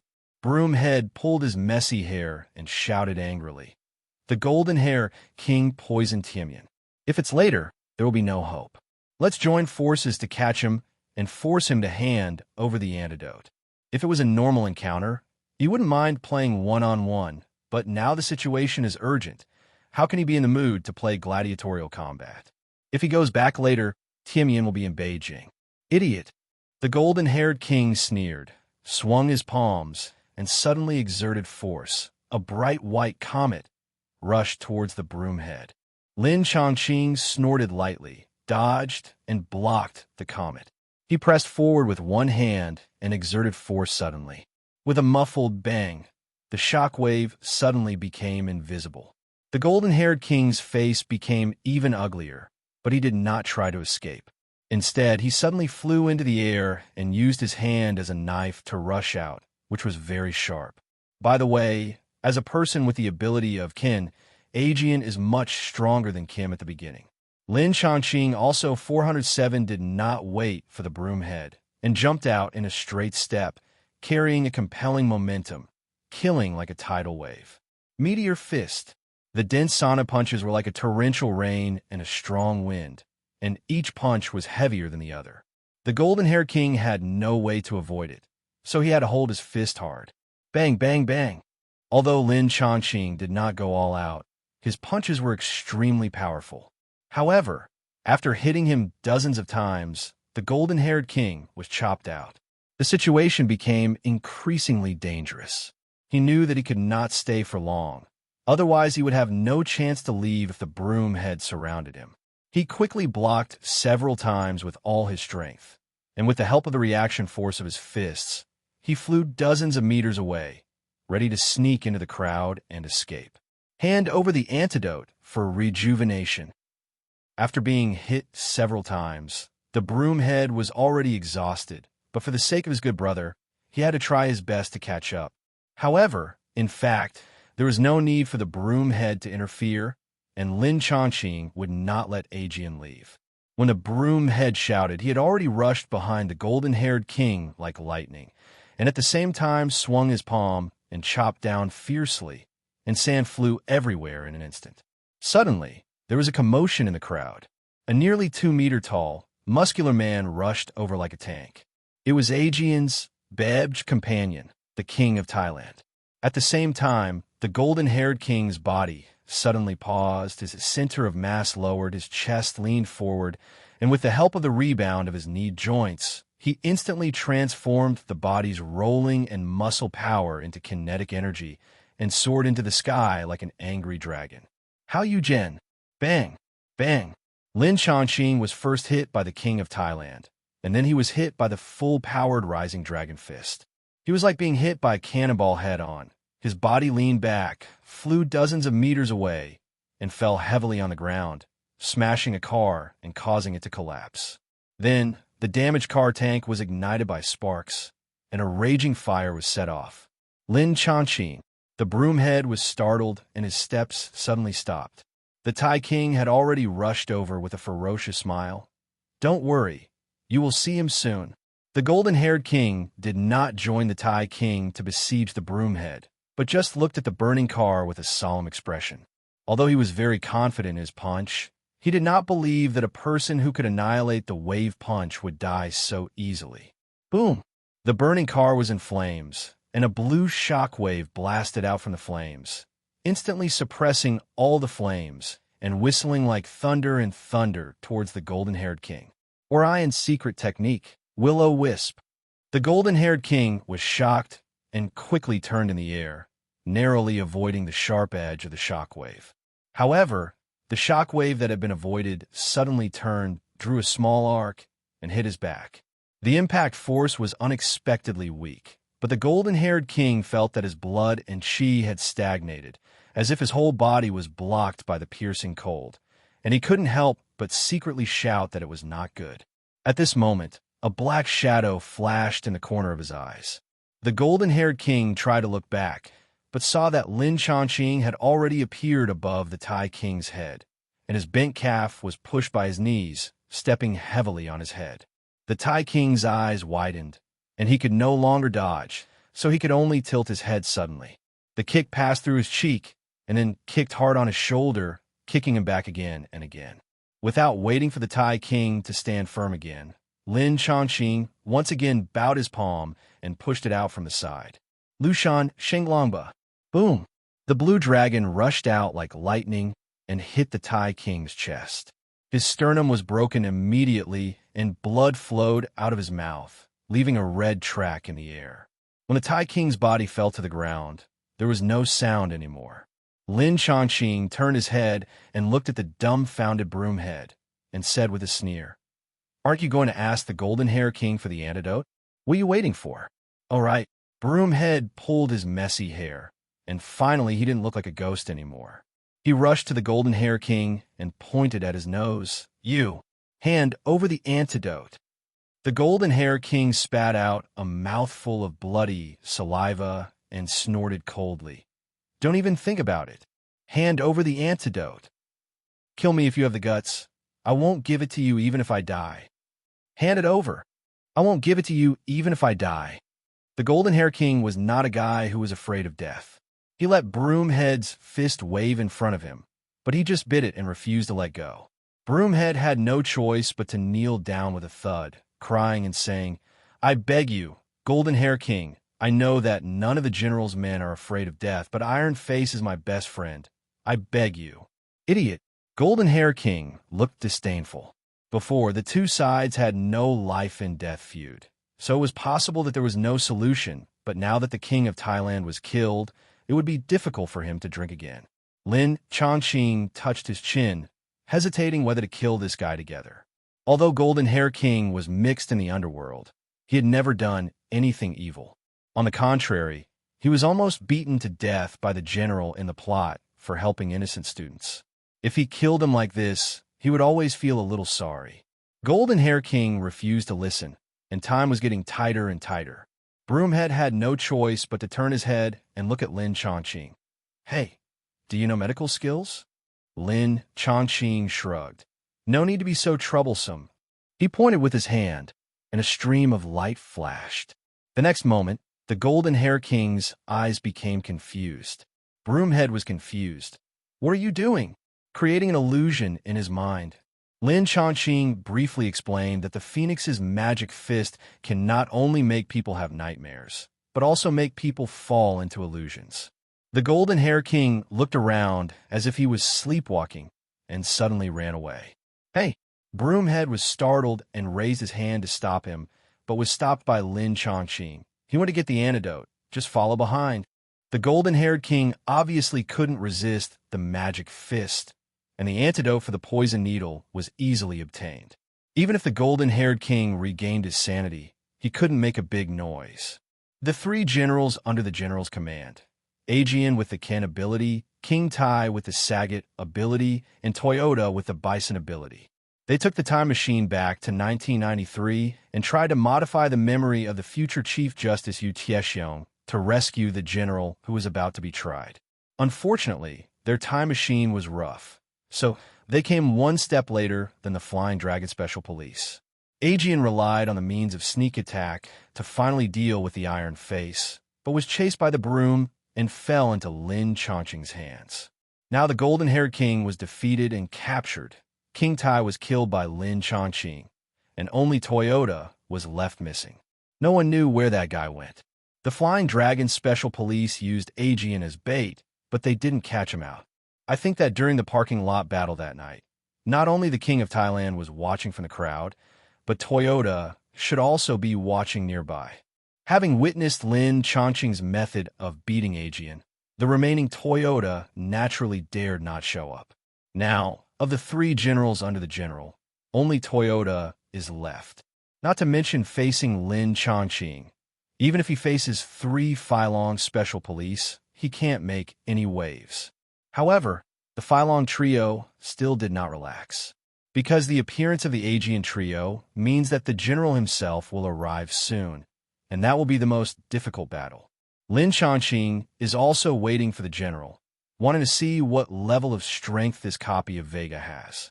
After cutting off the copy of Vega, he will take Chunli to face the real Vega.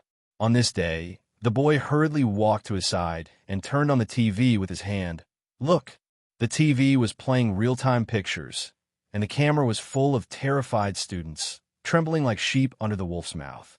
Then the camera turned, and a man in red military uniform appeared with a slightly ferocious smile on his face. Although his mouth was not open, a deep voice came into the camera. "Yu Chiexiong, if you don't come, I will kill them all." Lin Chongqing curled his lips. This guy finally showed up. The boy asked hurriedly, "Who is he?" Lin Chongqing stretched and said lightly, "He is the boss of Aegean, the general from the future." The boy looked serious. Sure enough, how should we deal with it? The boy who got the Chunli chip definitely knew how powerful these terrorists from the future were, and that was not something that ordinary police could deal with. Before Lin Chongqing answered, the phone at home suddenly rang. The boy took it and listened to it, and handed it to Lin Chongqing without surprise. It's them. The one who was looking for Lin Chongqing at this time was definitely the Phylong Trio. The caller was Broomhead, who asked directly, "Have you watched TV? The people we are waiting for are here, and it's not just the general, there are also some other helpers. Helpers we have never seen before."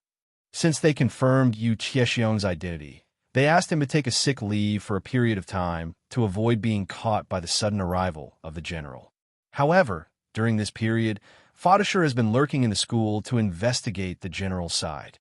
The general appeared unexpectedly quickly, and there were many strange people around him. As an old rival for many years, Phylong Special Police knew the general's men very well, but except for Toyota, they didn't know anyone else in that group. This was really strange.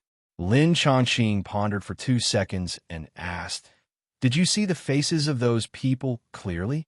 The broomhead said in a deep voice, "Faxing only saw 2 people clearly, one of whom was a middle-aged white man about 1.8 meters tall, and the other was a strong black man like a black bear. They are both very strong. Fortunately, Faxing ran fast, otherwise he might be trapped there." Lin Chongqing had no clue and wanted Feng Wang to use the school's surveillance equipment to check the situation. Unexpectedly, those guys were very alert and had destroyed all the surveillance equipment long ago. He could only ask again. Aegean didn't recognize them either? "No," the broomhead said, his voice slightly relaxed. "By the way, seeing that the general actually took students hostage, the Golden Hair King planned to turn to the light and help us deal with the general." Lin Chongqing was not surprised by this. "Great. Calculate it this way. There are 5 of you and 3 of us, which is more than the general's available manpower." The broomhead smiled bitterly. Nobita is scared to death. Even if he is equipped with a blue wolf chip, he still can't go to the battlefield. "Hey, no matter what, we have 8 super soldiers. We can fight anyway. We will go first. You have to hurry." Asterisk, asterisk, asterisk. No problem. Lin Chongqing hung up the phone and smiled at the boy. You have trained hard for so long. Are you ready for the battle? I've been ready for a long time. The boy snorted and said, I've already called Chunli before I went over. She should be here soon. Lin Chongqing smiled. Then wait for she's here, we'll set off. Looking at Lin Chongqing with a slightly solemn expression, the boy was a little surprised. No matter what opponent he met, he seemed to be full of confidence. It was rare to see such an expression. He couldn't help asking, Is this time difficult? Lin Chongqing turned his head to look at her and smiled faintly. I just suddenly had a feeling. Maybe the opponent we are facing this time will be much stronger than I expected before. But it doesn't matter. There's progress only when there's pressure, and I also have a trump card, so I don't have to worry about capsizing in the gutter. 0. Chunli's luxurious manor is not far from Lin Chongqing's villa. Just a few minutes after the boy came back, Chunli's car also drove in. Take my car. The boy greeted Chunli and got on his own running army. Chunli's car must be better than hers, but Chunli is definitely not as familiar with the road as she is, so she will naturally be the driver. Squeak. The boy drove Lin Chongqing and Chunli to take a shortcut to the school where they were held hostage, but the car had to stop after turning 2 corners from the police station. On the not-so-wide street, a man in ragged clothes, dressed like he was in the Republic of Dacia, was sweeping the fallen leaves on the ground with a long broom. Why sweep the street at this time? The boy honked the horn angrily, but the sweeper ignored him and continued to wave the broom slowly, blocking all directions of the car. I really don't understand why this guy likes to play this kind of trick so much. Lin Chongqing shook his head, opened the door, and got out of the car. He was more than 10 meters away, and suddenly raised his leg high, and then chopped it down heavily, like a sickle. The leg force turned into a knife force, and with a snort, it chopped straight at the cleaner. Suddenly, the broom in the cleaner's hand shook, and it raised its head like a snake, opened its gray fangs, and was just. The next second, the air shook slightly, and the knife force and the venomous snake became invisible at the same time. 5. Awesome. Chunli's eyes lit up. As a fighting queen who leveled up bit by bit, her eyesight was much better than that of the boy, and she saw through the cleaner's trick at a glance. However, this also made her feel a little strange, because that way of using strength seemed very similar to her Xianyuan killing kick. Lin Chongqing was not surprised at all that his move was ineffective, and tilted his head to Chunli. Definitely amazing. He is your father's good friend, the leader of the spider gang. I just don't understand why he came to block our way. The cleaner raised his head, revealing an ordinary face with shiny skin and gray hair, making it difficult to determine his age. He clasped his fists and said with a smile, I'm not trying to block your way. I'm just here to give you a warning. Lin Chongqing. Oh. Yuan's expression became solemn, and he said slowly, Just a few days ago, the 4 kings of Shadala were invited by a mysterious person to leave Bangkok and come to Hong Kong Island. I took advantage of the emptiness in their gang and rescued Chunli's father. Chunli's expression changed immediately, and she asked anxiously, My father? Yes. Yuan smiled and nodded at her, like an elder looking at a younger generation. 14, but your father has been imprisoned for more than 10 years.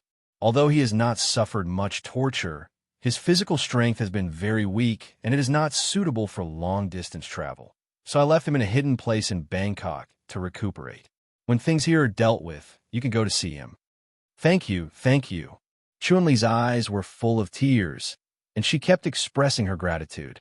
Lin Chongqing narrowed his eyes and guessed. So, the 2 people seen by Fat Ada Star, the white one should be Bison, the black one is Saget, and the 4 heavenly kings. Does that mean Vega and Baroque are here too? Haha, this is really lively. Vega is the supreme leader of Shadaro, who has the power to convert negative emotions such as hatred and anger into attack power.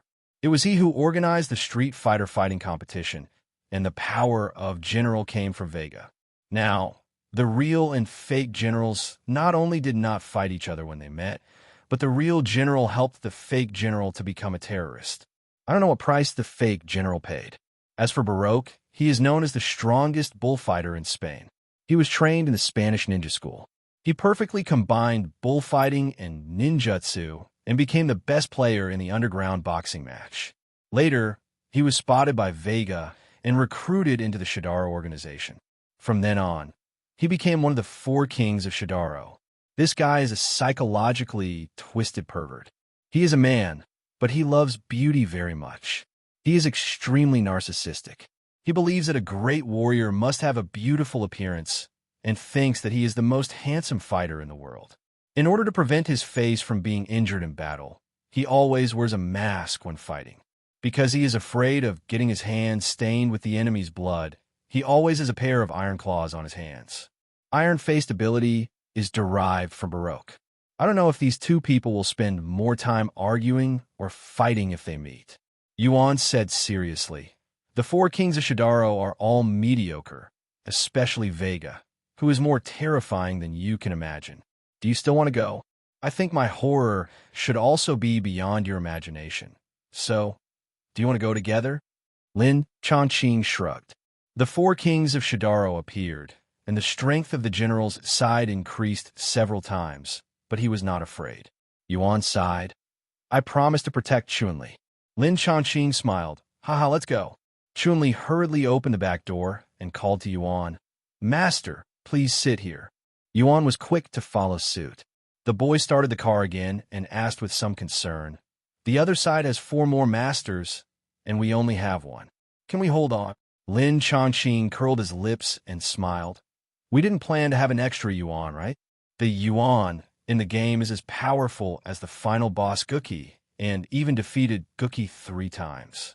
He is a super master who can kill the 4 heavenly kings of Shidaro in seconds. However, this Yuan is obviously not as domineering as in the game, but not as weak as in the movie. His actual combat ability is definitely much stronger than the 3 Chunli, and he is a good helper. The real and fake generals combined, there are only 6 or 7 super soldiers, while there are 10 on our side.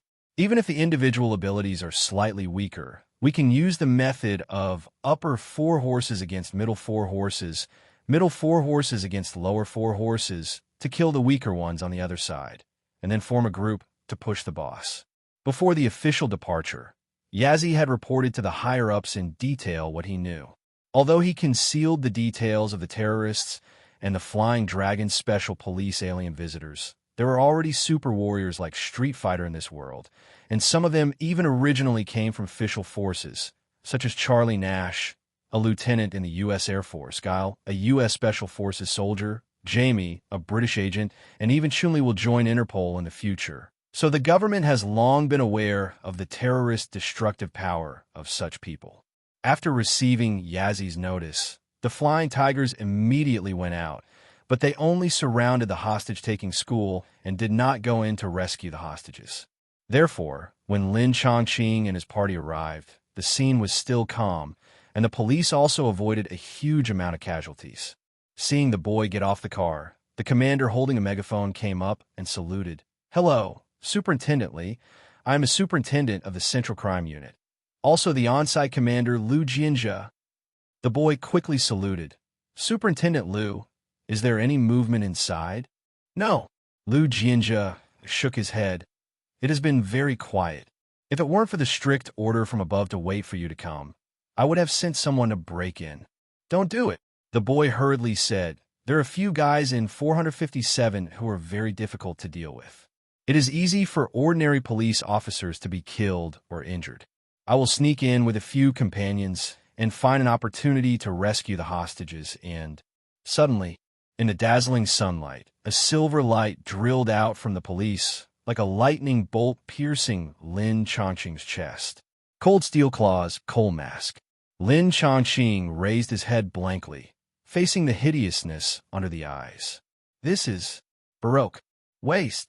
Baroque's voice was full of contempt and pulled Lil out of Lin Chongqing. Ah, Chongqing.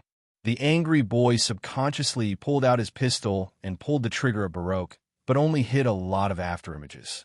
Among all the street fighters, Baroque's speed is unique. How can a pistol hit him? Huang Chunli gritted her teeth and swung a leg shadow, but she couldn't stop him from leaving the village with an elegant step. Just you dare to... Before Baroque's mocking voice fell, he suddenly heard a gust of wind from behind. The next moment, a heavy punch hit his neck fiercely, and he seemed to be hit by a cannonball, flying out and hitting a police car next to him into a dent. Knocked the guy down with a punch. Lin Chongqing shook his fist and looked at him disdainfully. "You want to plot against me? Who gives you the confidence?" A group of policemen just pulled out their guns, but were shocked to find that the battle seemed to be over. They looked at Lin Chongqing, who was in high spirits, and turned their heads to look at the corpse lying on the ground. They saw that the corpse seemed to have melted into water like ice and snow, and then seeped into the ground. The boy had never seen Lin Chongqing use ice duplication, but he knew that he had many strange abilities, so he reacted quickly and asked with concern while breathing a sigh of relief. "Are you okay?" "Nothing." Lin Chongqing smiled. "Of the 4 kings of Shadaro, this guy is the worst one. If we can't even beat him, we can go home today." Chunli stared at the guy embedded in the inner wall of the police car with a solemn expression. "Who is he?" Barako, known as the strongest bullfighter in Spain, is said to have suffered severe psychological trauma when he witnessed his stepfather killing his mother when he was young, turning him into a psychologically twisted person. Lin Chongqing said, turned his head to look at the silent killer, and asked calmly, "I wonder if I'm right?" Accompanied by a sharp vibration, Barako, who seemed to have died, suddenly bounced up, and the iron claws cut through the severely twisted iron sheet in an instant, and then grabbed the back of the head of the nearest policeman without hesitation. Bang! Baroque's speed is outstanding in Street Fighter, and he has many colorful aerial skills, but Chun-Li's aerial skills are not inferior to his, and the speed of her feet bouncing up is faster than his iron claws.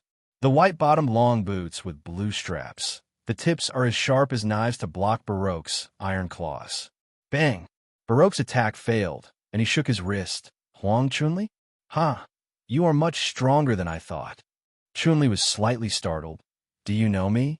Baroque smiled grimly. "Your father holds your photo every day. It's hard for me not to know you.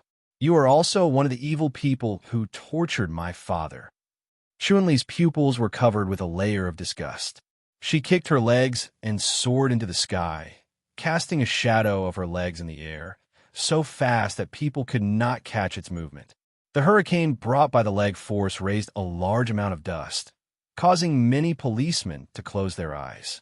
Baroque's eyes were as thin and sharp as a razor. The moment Chun-Li approached, he suddenly shot out a steel gun.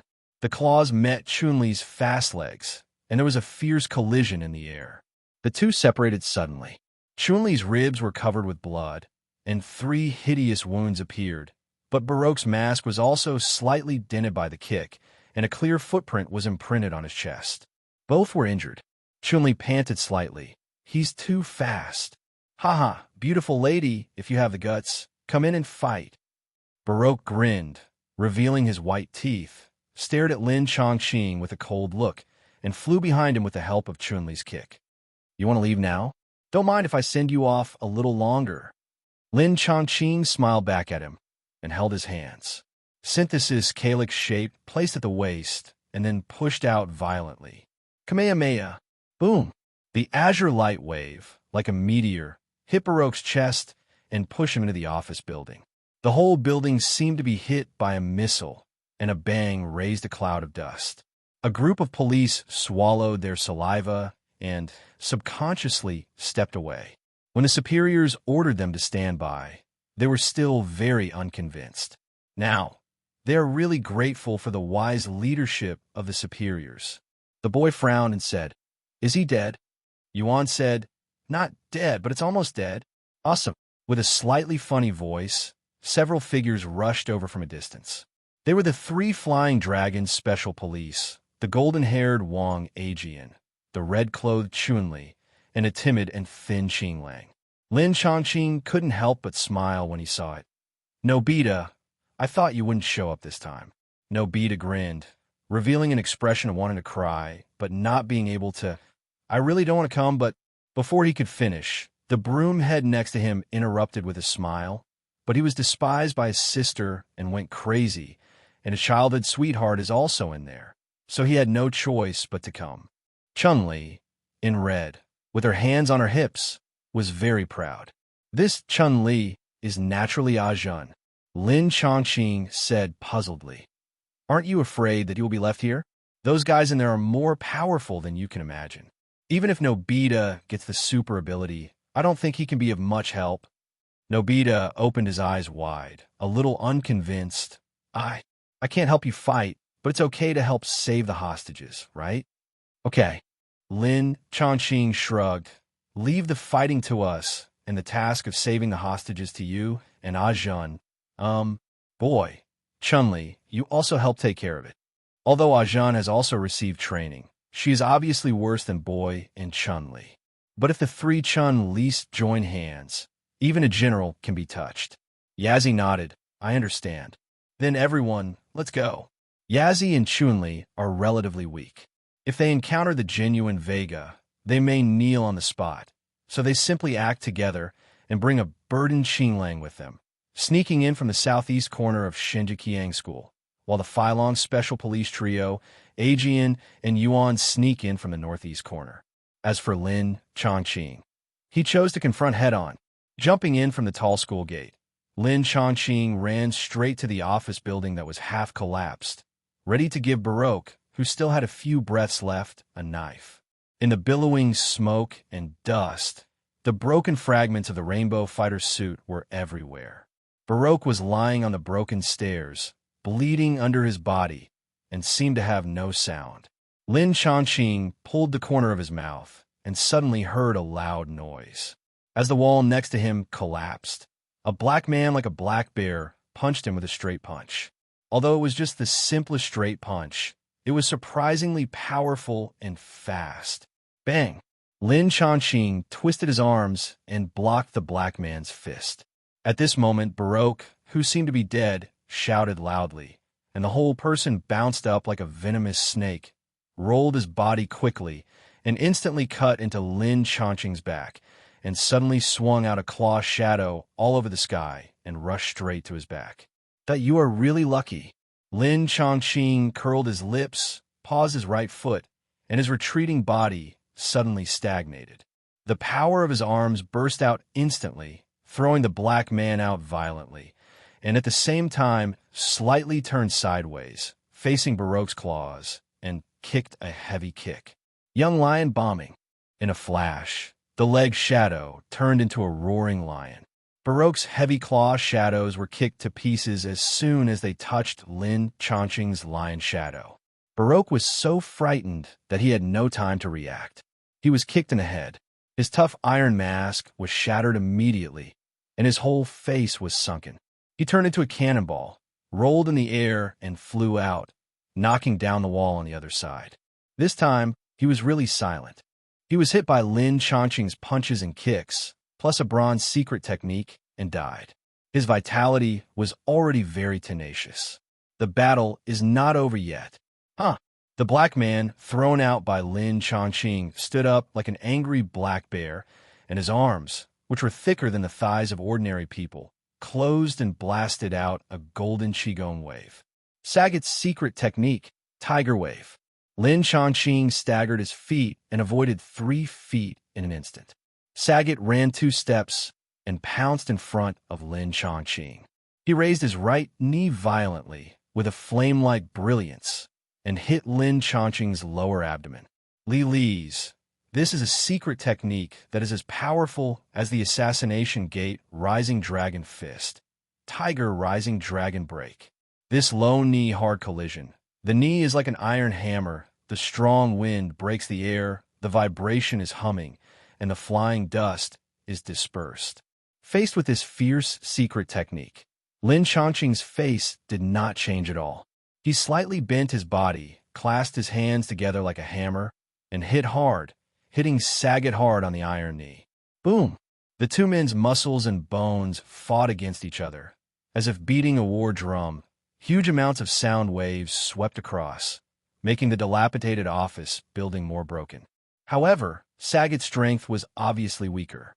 He was hit by Lin Chongqing's punch, and his body couldn't help shaking, and his feet staggered back. Lin Chongqing did not stop, but flew up and fought back, kneeling Saget in the chest. Saget's bones cracked, and he flew backwards, spitting blood. At this moment, Lin Chongqing's face suddenly changed, and he stepped back, but he was still a step late. A figure burning with flames emerged from the sand and dust like an electric drill and appeared in front of him in the blink of an eye. General? Or Vega? In the boiling lavender flames, Lin Chongqing's figure disappeared, and when he reappeared, he was already more than 10 meters away. The figure in the flames solidified and turned into a tall soldier. Strong body, scarlet military uniform, black cloak. He was not standing on the ground, but floating in the air. Vega, the leader of the 4 heavenly kings of Sha Luo. He is not only one of the most outstanding fighters in the world, but also a super ability with mental power. He glanced at the dead Baroque, with no other emotions in his eyes, but just sneered and ordered, "Saget, go and kill the other invaders." Saget glared at Lin Chongqing, spat with bloody spit, grinned with a cruel smile, turned around and strode out of the dilapidated office building. Vega looked Lin Chongqing up and down, with a meaningful smile on his face. "Kid, you are very good. Are you interested in entering Shadaro? You will replace that waste and become one of the 4 kings of Shadaro. Shadaro has always adhered to the rule of the strong go up, the weak go down. If you do well enough, it is not impossible to let Bison and Saget make way for you." "What about you?" Lin Chongqing stared at him calmly. "Will you also make way?" Vega smiled grimly and clenched his fists. The clenched fists made the black gloves make a sound, and a heavy, buzzing sound rang in the air.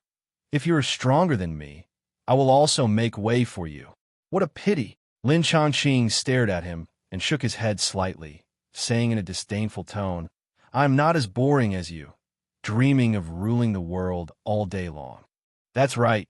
The purpose of Shadaro's establishment is not a mere gang, but the ambition to dominate the world." The reason why Vega held the Street Fighter contest was to recruit masters for his army. This guy's initial goal of ruling the world was to assassinate the most important leaders in the world. In order to achieve this goal, he needed the best fighters in the world, and he was going to use his hypnotic ability to control these fighters to carry out the assassination plan. It must be said that it was a very boring ideal and a very brainless plan. Lin Chongqing's blunt words obviously made Vega angry. "Then, you go to hell." Vega's body disappeared before he finished speaking, and when he reappeared, he was in front of Lin Chongqing, and a purple flame uppercut hit him in the jaw. Lin Chongqing was hit and flew back more than 10 meters. Before he could land on the ground, Vega turned into a fire dragon again, passing through with a flashing red flame, and hit him hard in the chest again, and Lin Chongqing, who was about to fall, flew into the air again. Then, Vega quickly turned behind Lin Chongqing, easily used joint skills to hold his limbs, and then twisted his waist quickly and threw him to the ground. Lin Chongqing's falling speed suddenly increased several times, and he landed on the ground with a bang, sliding a deep mark on the ground and knocking down several walls in a row. Vega sneered. "Boy, have you changed your mind?" "Awesome." Lin Chongqing lifted the rubble on his body and wiped the blood stains from the corners of his mouth, but his face was still relaxed. "You are much better than that copycat. Why did you help him kidnap students?" The general who came back from the future has already met the Flying Dragon Trio and the golden-haired King Aegean, and started a fierce collision. From the perception of the small universe, that guy is at most an upper bronze, and the one in front of him has already stepped into the silver. Even the lower silver is 1 or 2 times higher than the upper bronze. Vega's expression became more and more fanatical. "The conflict between them has nothing to do with me. I just want to transform into a chip. That idiot promised to give me the manufacturing technology of the chip. With these molded products, the scientists of Shadaro will soon be able to mass produce them. Then I can form a super soldier army and sweep the whole world." Sure enough, Lin Chongqing waved his hand and summoned the Phoenix Cloth. Although Phoenix is only an upper bronze, the strength of this upper bronze is no less than that of an ordinary silver fighter. Seeing the strange battle suit that suddenly appeared, Dong's face darkened. "General Vega, If you want to realize your unattainable dream, you have to pass this level today first. Lin Chongqing narrowed his eyes slightly. A smile appeared on his lips, and stepped forward as if teleporting, and the heavy elbow, like an axe, fell on his head. Swish!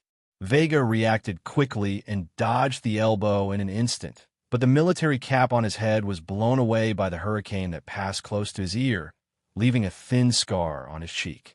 A large amount of dust and smoke covered the sky, and both sides who were originally fighting stopped and looked at the mushroom cloud in horror and speechlessness. Seeing Lin Chongqing falling from the sky in a mess, whether it was the Phylong trio or the boys, they all hurried over. The mop-headed man was still catching his breath when he asked in surprise, "Lin Chongqing, what's going on?" Lin Chongqing smiled bitterly. "Vega is dead, but it seems that someone more ruthless has come." Yuan looked very serious. "This is a wave punch from the assassination fist school, but can the wave punch explode to such a powerful force? Is it that person?" "It is indeed Gookie who has come." Lin Chongqing interrupted his fluke mentality. "Are you going to take action against him?" Yuan's mouth twitched. "If I could deal with Gookie, I would have smashed that perverted machine general long ago." Lin Chongqing curled his lips. The big guy who could originally compete with Gookie was actually weakened to this virtue. Qingling was trembling with fear. "How about, let's run away?" Lin Chongqing sighed. "Don't worry. As long as you don't take the initiative, he probably won't bother to kill you. His target is me."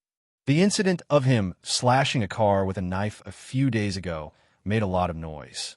It turned out that he not only attracted Ajahn, a fan, and led to the plot of Super School Overlord, but also attracted the attention of this monster who enjoys fighting. "That's good." Qinglang Xiong breathed a sigh of relief. The boys were not as shameless as him. They worriedly said, "Can you deal with that monster?" Before he finished speaking, a laugh came from the flying smoke. With this low and dark voice, a real monster stepped out. He was only about 1.8 meters tall, but his bulging muscles were more exaggerated than Sagat and Bison. He was surrounded by a dirty and dark aura, making it almost difficult to see his appearance. The most eye-catching thing was his short hair that exuded a light blue glow, and his eyes that exhaled red light. This is indeed a real monster. Almost everyone took a breath of cold air. Lin Chongqing was a little regretful, because although this was not the god Gookie who had comprehended the power of God, it was just the crazy Gookie who had cultivated the killing intention to the limit.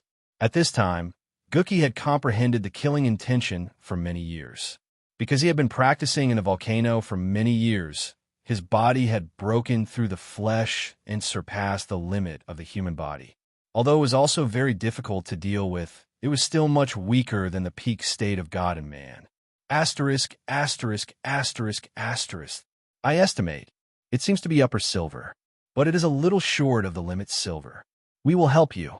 The Phylong trio stood up very loyally, and the Chunli trio, naturally needless to say. No need. Lin Chongqing took a long breath. You should take down Bison and others as soon as possible, and leave this monster to me. Although they really need help with their bronze-level strength, they will be killed instantly. It would be more convenient for him to be alone. Besides, it's not like he doesn't have a trump card. Aki grinned with a terrifying smile. Have you finished your last words? I can't bear it anymore. 0. The materialized murderous intent flowed slowly, making people feel creepy even from a distance. Ah, wait a minute. Lin Chongqing stretched out his hand, took out the golden sword of victory, shook his neck, and said to himself, with an A-level treasure, maybe I don't need to change the silver armor to deal with it. The sword flashed. Buzz. The teaching building next to it was cut in half, and fell to the ground with a rumble, turning into a miserable ruin. Lin Chongqing nodded with satisfaction. With the Phoenix armor and an A-level treasure, it's like a game to cut through skyscrapers and have a good fight with Gookie. Haha, not bad. Not bad. Finally, there is a qualified opponent. Kill. Gookie saw the fighting spirit in Lin Chongqing's eyes, laughed wildly, pressed his arms on the ground, and the dark murderous intent turned into shockwave, like a huge wave. Lin Chongqing's eyes seemed to have walked into two magic fires, making his eyes burn. When he swung the sword, it was like a drizzle, cruel and beautiful. When the sword fell, everyone felt a chill.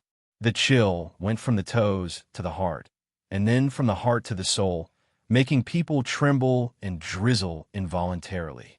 Kill gods when you meet gods, kill Buddhas when you meet Buddhas.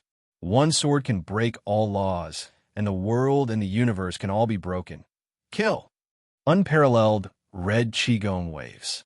Irresistible golden sword energy.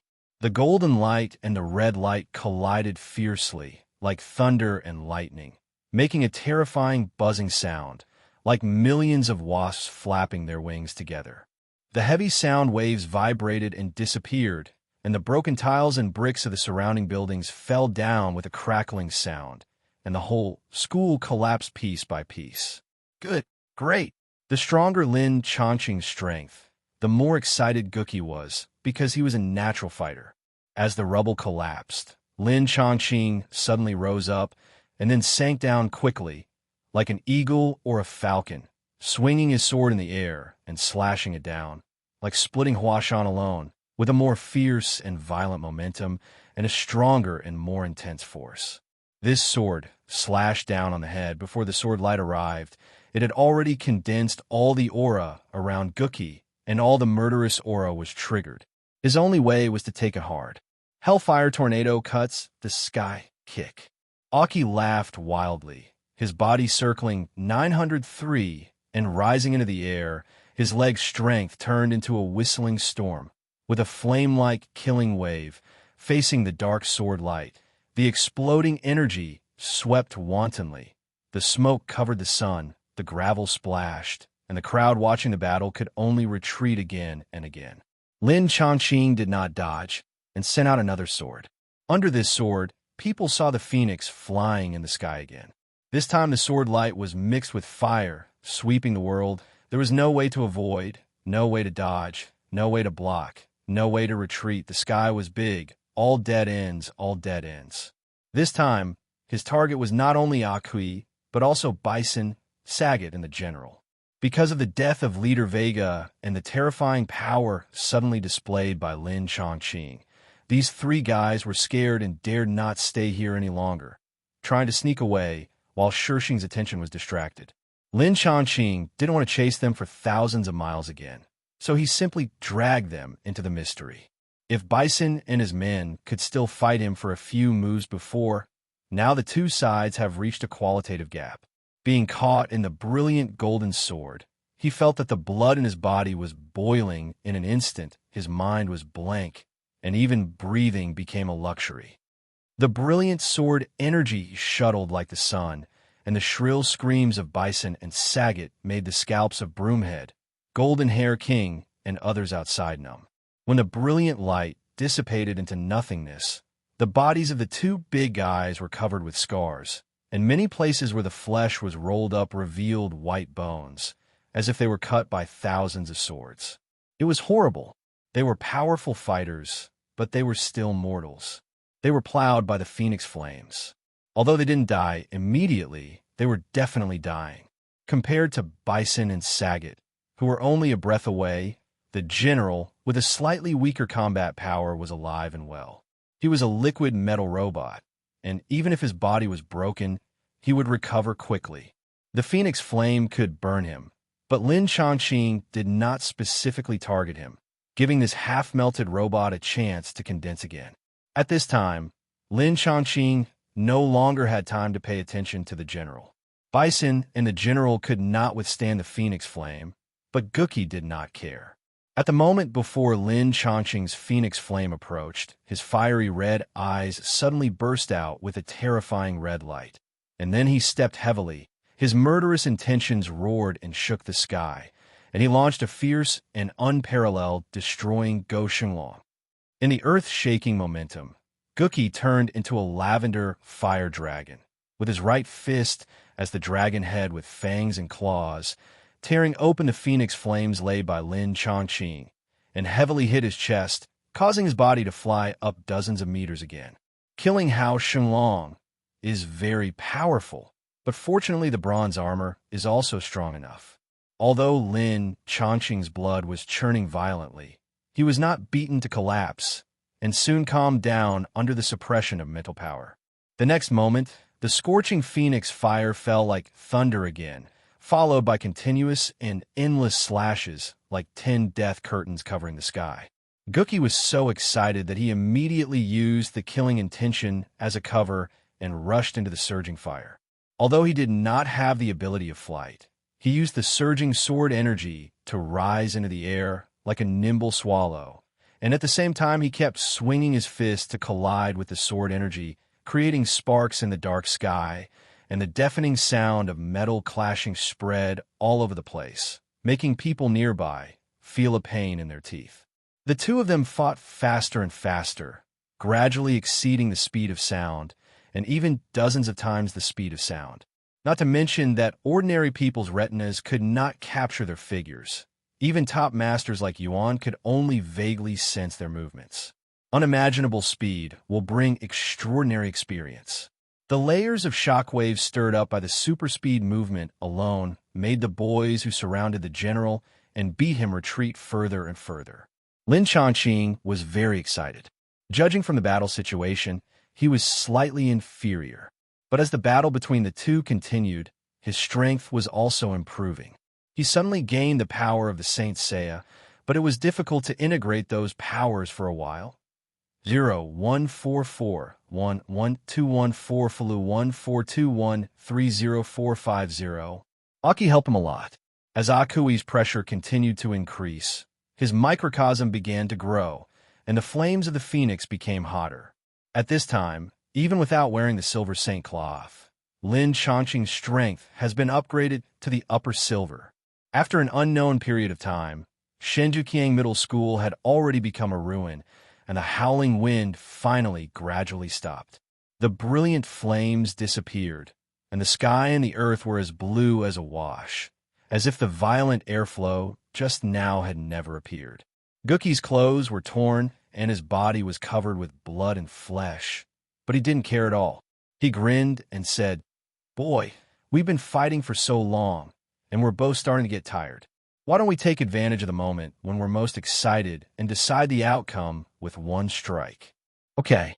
Lin Chongqing, who was also panting, agreed immediately.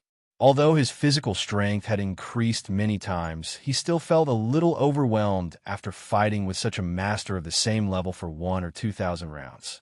"Take my last punch." "Really?" "Instant hell kill." As he shouted, the red light in Gookie's eyes seemed to overflow. He stepped on the ground with his feet, and the ground within a radius of more than 10 meters collapsed. Large pieces of soil rolled like waves in all directions. With the power of this step, he appeared in front of Lin Chongqing as if teleporting, and then his figure paused and suddenly disappeared without a trace. Instant hell kill.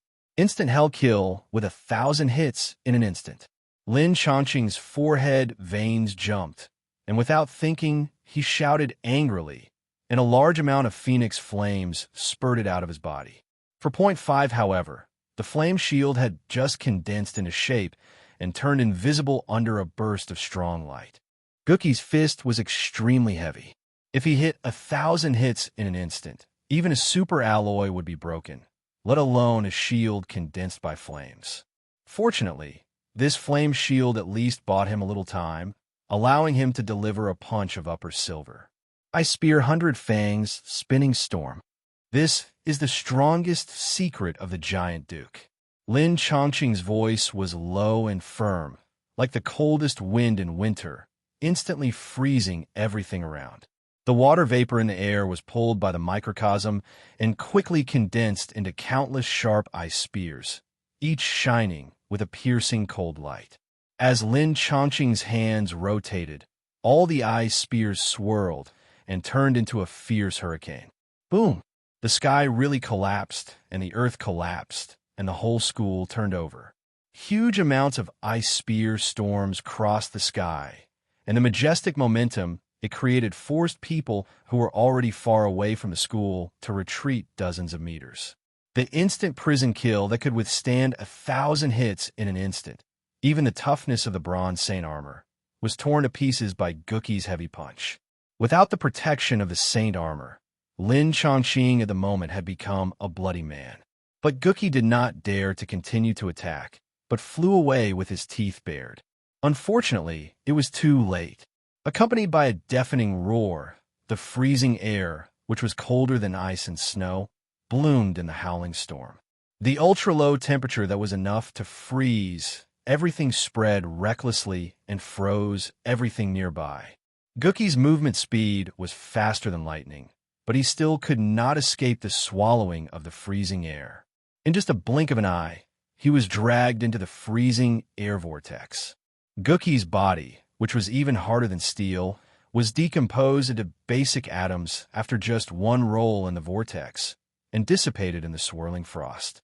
No matter what attribute the power of the microcosm belongs to, it destroys matter at the atomic level. If it cannot withstand the erosion of the microcosm, it will be decomposed into basic atoms. The frost storm exploded and turned into a white mist-like gas, covering the entire school. The Phylon trio, Yuan, the three Chunli, and nearly 100 policemen stared at it in astonishment, not daring to approach it at all.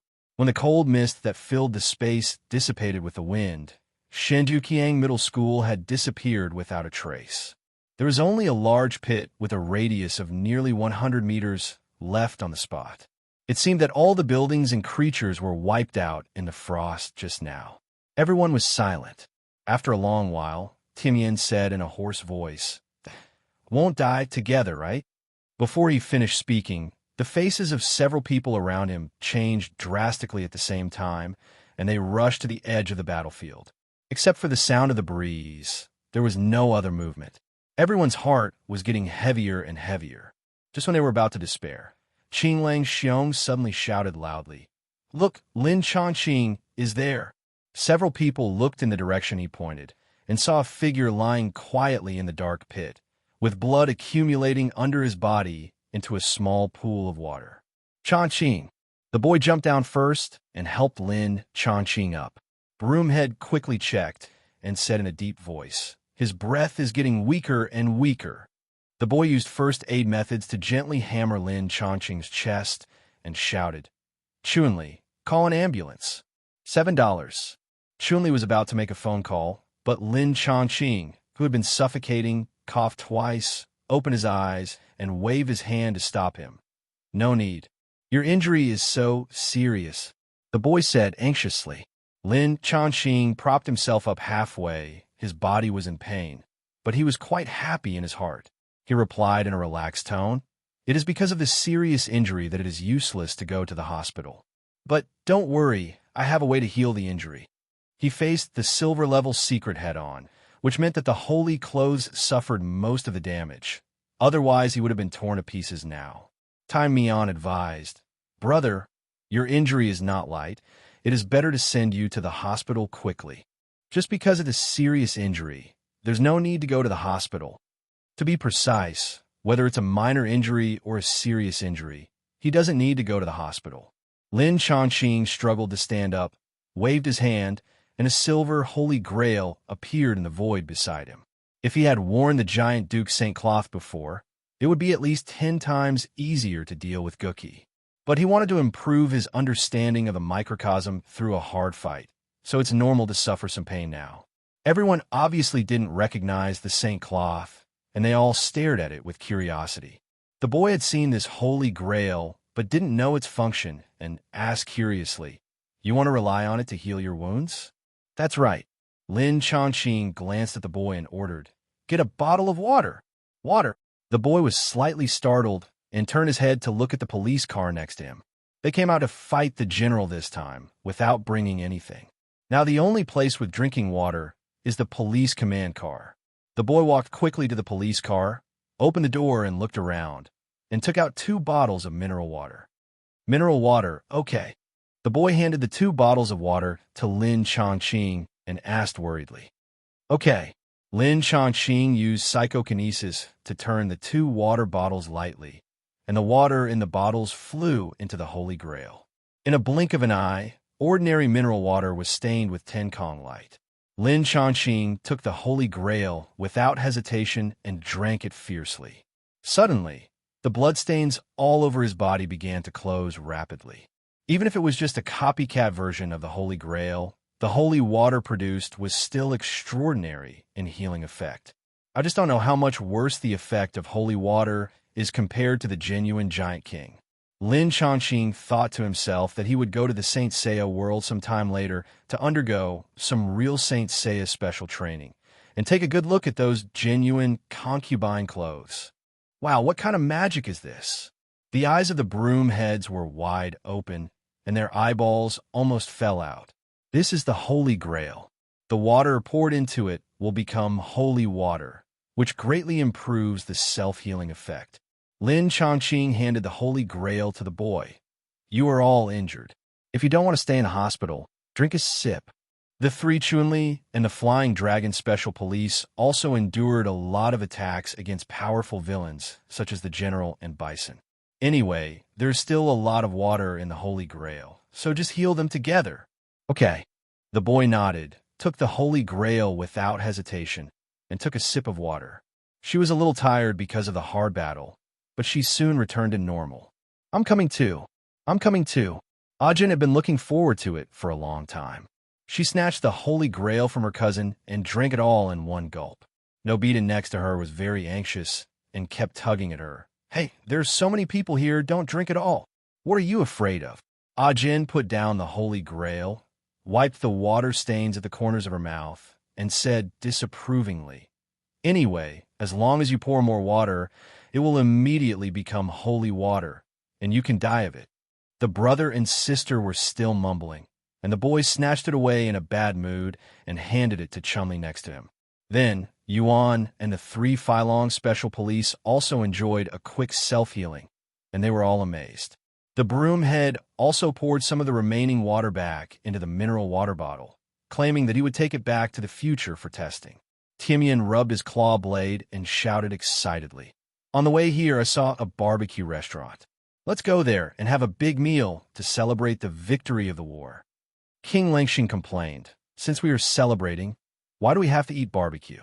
Haven't you eaten enough in the future?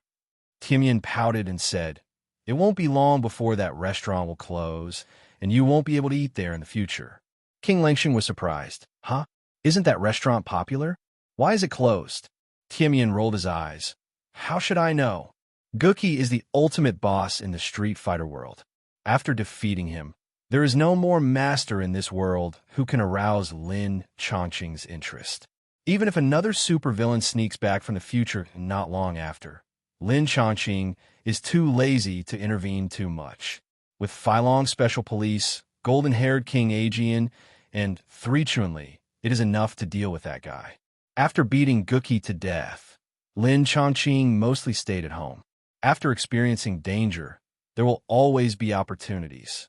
At the final battle with Gookie, he took the bloody instant prison kill and burst into the Silver Zone with all his strength.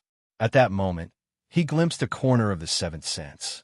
So in the following time, he has been retreating at home to comprehend, trying to make the small universe advance again. Unfortunately, every time he was a little bit short. At this moment, Lin Chongqing is still in the void. In the small universe deep in the soul, countless stars are constantly born and destroyed. As early as when the silver holy cloth was projected, his small universe had reached the limit of the sixth sense. However, this copied realm is very illusory. He can only play to the upper level of the sixth sense at most, which is the strength of an ordinary upper silver. But after a life and death battle, Lin Chongqing's microcosm has stabilized. He is only one step away from the seventh sense. However, it is obviously not easy to break through to the seventh sense. Even in the world of Saint Seiya, the seventh sense is a natural barrier that most Saint Seiya cannot reach.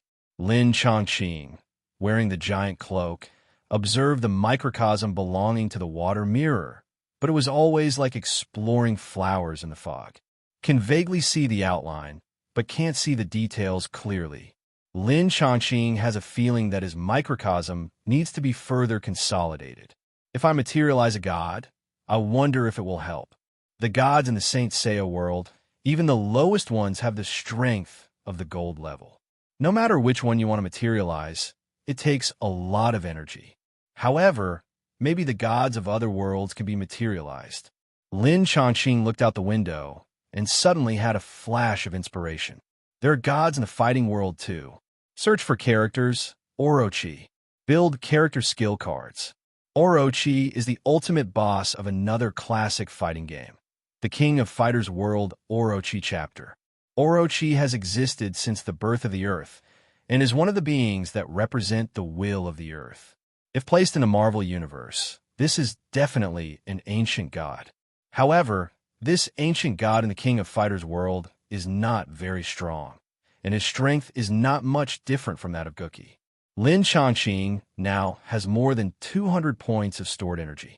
He did not rob the nuclear power plant again, but the silver-level microcosm was originally a super energy source.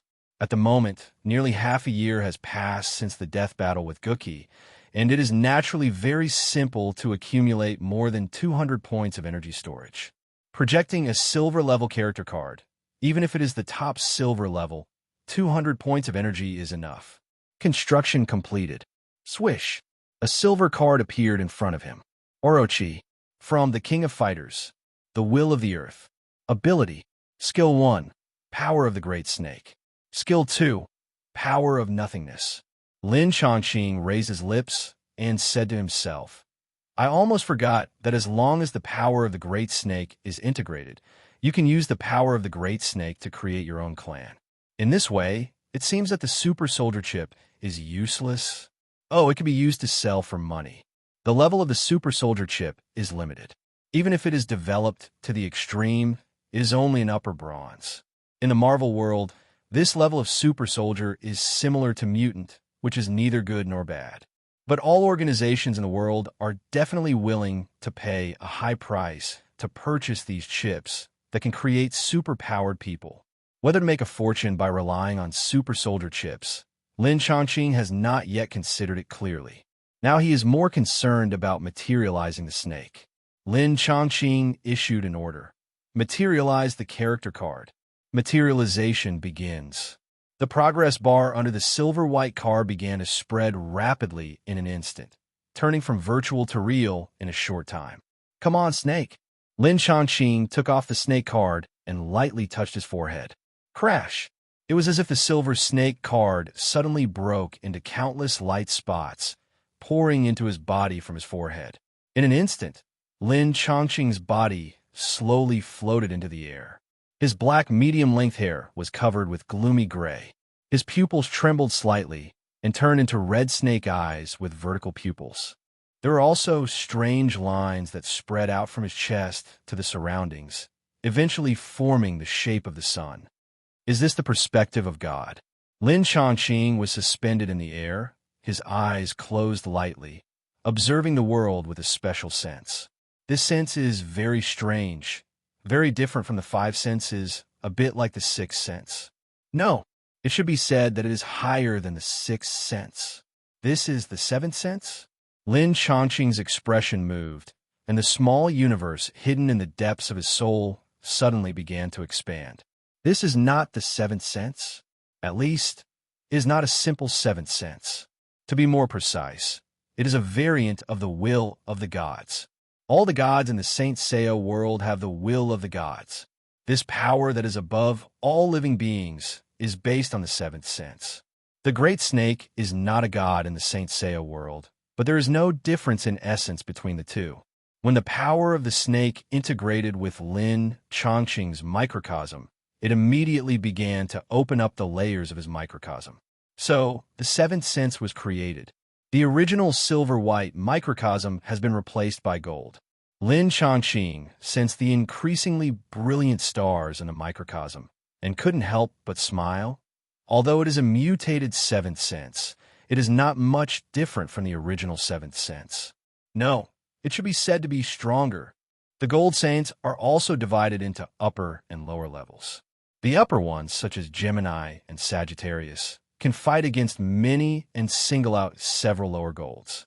Lin Chongqing feels that he may not be considered an upper gold now, but should be no problem to beat the fish and crab duo. Probably at the level of Aries and Leo.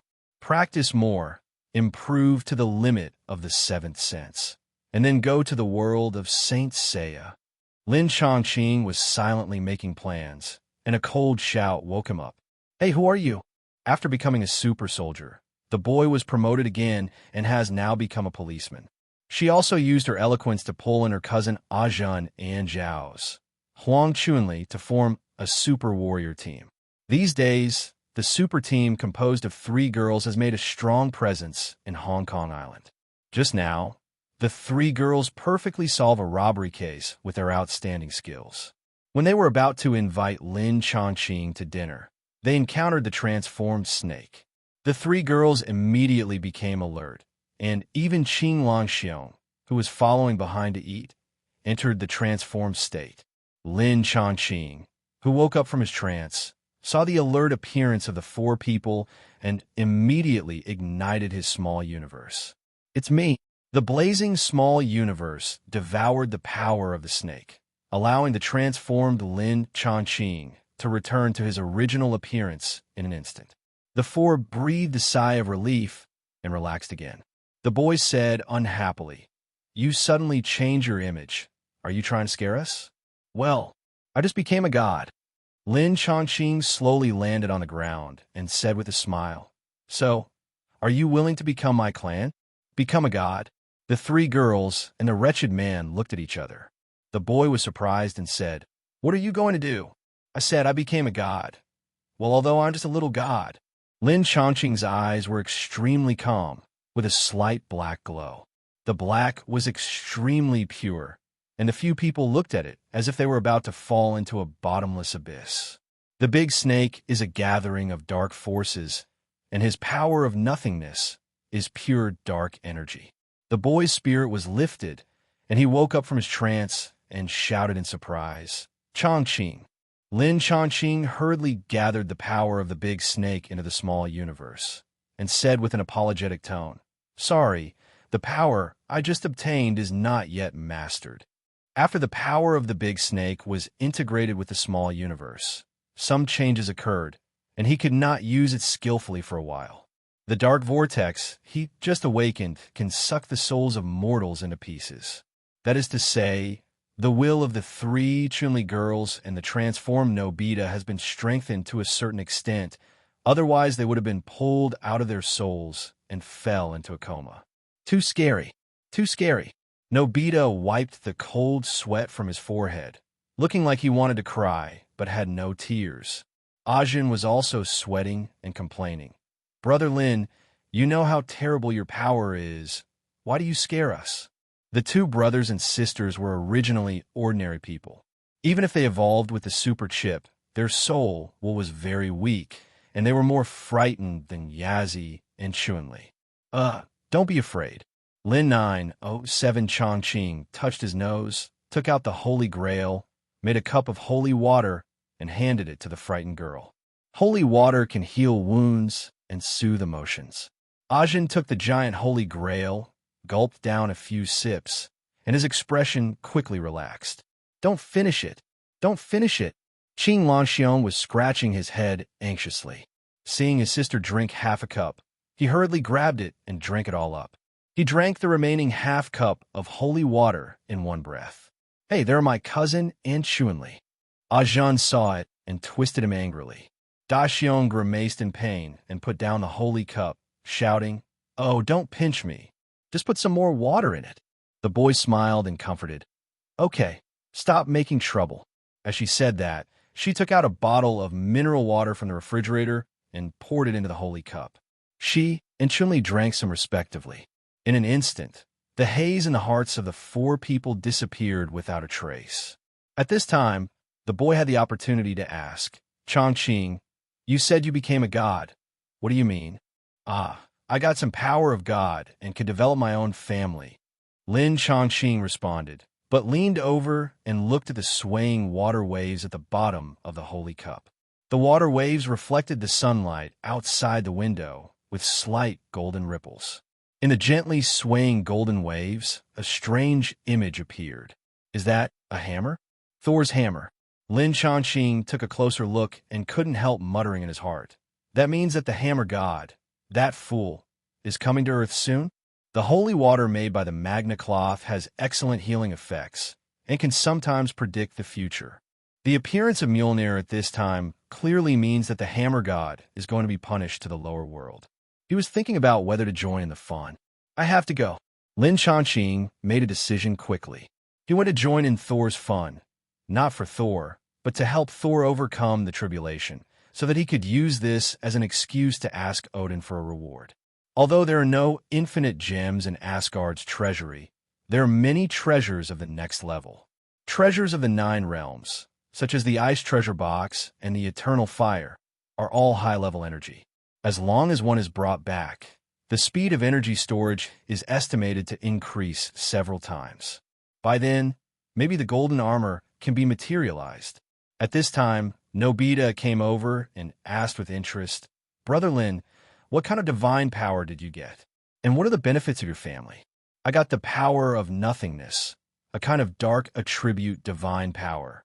Lin Chongqing did not explain in detail, but just said, "As for my family, it is definitely beneficial." He glanced at them and smiled. "At least, you don't have to rely on the super soldier chip anymore, and you can have power comparable to, or even beyond your current power." "Really?" Nobita's eyes lit up and he shouted excitedly, "I am willing to become your clan. Give me power. Give me power." Lin Chongqing glanced at him and complained, "No, you are too ugly." "I am ugly?" Nobita was struck by lightning and shouted with a face full of collapse, "You said I am ugly?" Ajin added, "Yes, you are very ugly." "Bah!" Nobita put his hands on his hips, furious. "Even if I'm not as handsome as Tianyan, I'm still a handsome guy."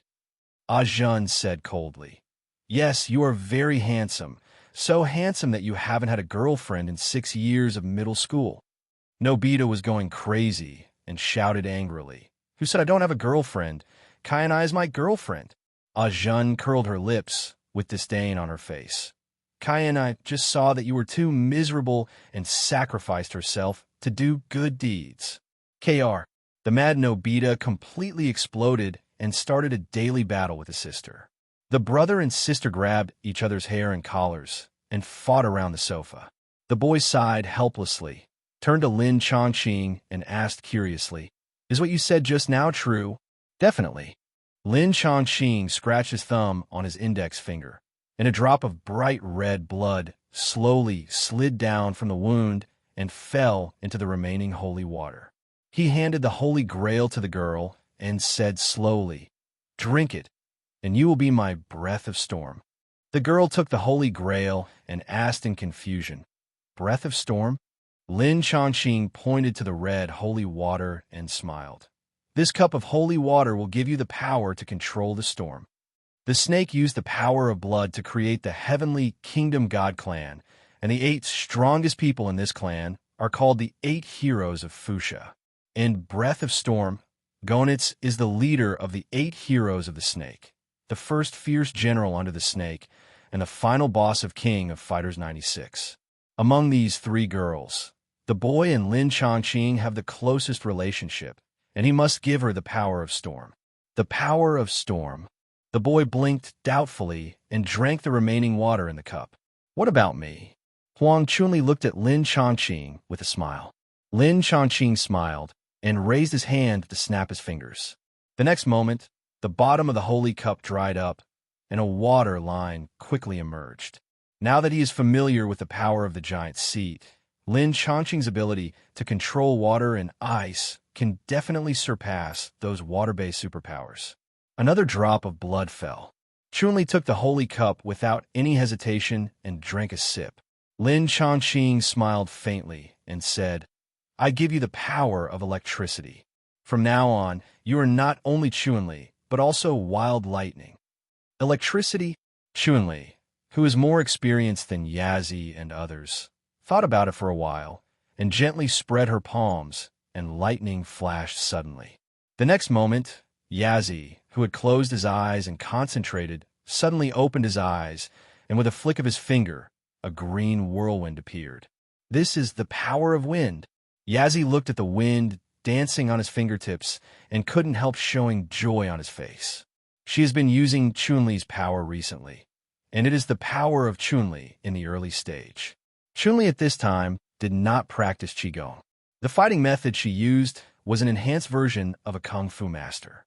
There is obviously a huge difference between the power of a Kung Fu master and a superpower. Whether it is wind or electricity, what you are given now is just the basics. Practice their power carefully, and one day you will be as strong as Guki. Lin Chongqing turned the teacup with one hand and passed it over the hands of the two with the other hand. In an instant, the green wind and the lightning suddenly expanded. The two girls exclaimed and hurriedly gathered their power. The wind and lightning that were almost out of control disappeared in an instant. Seeing the storm dissipate without a trace, the boy breathed a sigh of relief, rolled his eyes at Lin Chongqing, and said angrily, "Look, it's coming again." Lin Chongqing spread his hands and said helplessly, "I just want you to get familiar with the power as soon as possible, because I'm leaving soon." Lin Chongqing gave the power of wind and electricity to Yazi and Chun-Li. So how could he ignore Ajin? Yazi became the breathing storm, and Chun-Li became the wild lightning. Ajin got the power of fire, so she is the flame of destiny. The three girls all got power, which made Nobita jealous and wanted to become a family. Lin Chongqing thought that since there were no other acquaintances in this world, he simply gave the power of earth to Nobita, who could transform into a blue wolf, and turned him into dry earth. In this messy world, Lin Chongqing did not gather the 8 heroes, but he had gathered the 4 heavenly kings. After giving the 4 people some guidance, Lin Chongqing said goodbye to them and opened the door to return to the Marvel world. "Welcome home, sir." After Lin Chongqing appeared, Phoenix's voice sounded immediately. "Well, Phoenix, how is the transformation of my manor going?" He has been in the world of Street Fighter for more than half a year. With the efficiency of the Terminator robot, the transformation work on the island should have been completed long ago. Sure enough, Feng Wang responded quickly. According to the design that Mr. is satisfied with, the renovation of the manor has been completed. Very good. Lin Chongqing walked out of the remaining basement and saw that the castle that was once gloomy had disappeared without a trace, replaced by a Jiangnan garden. Surrounded by mountains and rivers, exquisite halls and pavilions, lush flowers and trees, full of poetic and picturesque beauty. Not bad, not bad. Lin Chongqing looked around the garden and nodded repeatedly with satisfaction. At this time, Phoenix's voice sounded again. "Sir, just now a SHILD agent came to visit, but had to leave because you haven't returned yet. Shall I remind her to come back now?" "She?" Lin Chongqing raised his eyebrows. "Is it Natasha Romanoff?" "Phoenix?" "Yes." Lin Chongqing thought for a moment. "Did she explain her purpose?" Phoenix replied, "SHILD encountered an unidentified object and wanted to ask you if you know its origin." "Unidentified object?" Lin Chongqing was startled and couldn't help but say to himself, "Could it be that Mjolnir has descended?" He pondered for a moment and then said, "Phoenix, notify her to come back." $789. Phoenix's remote communication was quickly connected, and just a few minutes later, a Quinjet landed. "It seems that I came at a good time." Natasha Romanoff walked out of the cabin with a seductive smile on her face.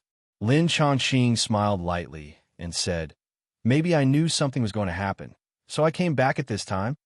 "Oh." Natasha Romanoff's eyes moved slightly. "I wonder what kind of thing would bother a master like you to deal with it." Lin Chongqing did not answer, but said lightly, "It depends on what question you want to consult." Natasha Romanoff did not talk nonsense, handed over the tablet in her hand, and said, "Last night, an inexplicable electromagnetic storm occurred in New Mexico. Phil Coulson's team found it to be an abnormal reaction, and then found a mysterious hammer there. A hammer that no one, not even a machine, can shake. Sure enough, Mjolnir has arrived." Lin Chongqing had a premonition and was not surprised. He took the tactical tablet, quickly glanced at the image on the screen, and then said, "Phoenix, call Stark." "Yes, sir." The virtual projection was projected, showing a photo of Stark. The communication mode below began to ring. Natasha Romanoff was surprised. Could this hammer be related to Stark? No, it has nothing to do with him. Lin Chongqing shrugged and chuckled. It's just that I promised him before that if I encounter something similar, I will take him see it. He once promised Stark that if there's a chance in the future, he will definitely take him to see the so-called gods. Now that Thor has come to Earth, he must take him there to act as a visitor. Soon, Stark's photo was replaced by a video.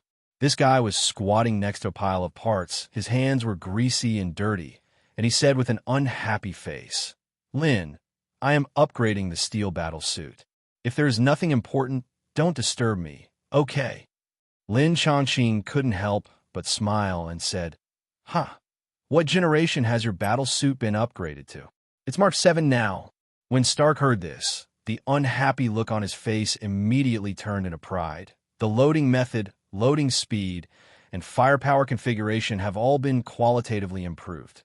The original steel battlesuit was not until Avengers Alliance 1 period, it was only developed to the 7th generation.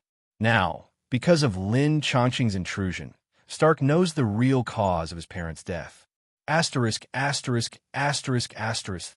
Knowing the hidden crisis behind this world, Iron Man did not slack off as in the original trajectory, but constantly used his brain to upgrade the steel battlesuit. In just half a year, the battlesuit has been upgraded from the 5th generation to the 7th generation. When the plot of Avengers Alliance unfolds, I don't know how many times the steel battlesuit can be upgraded.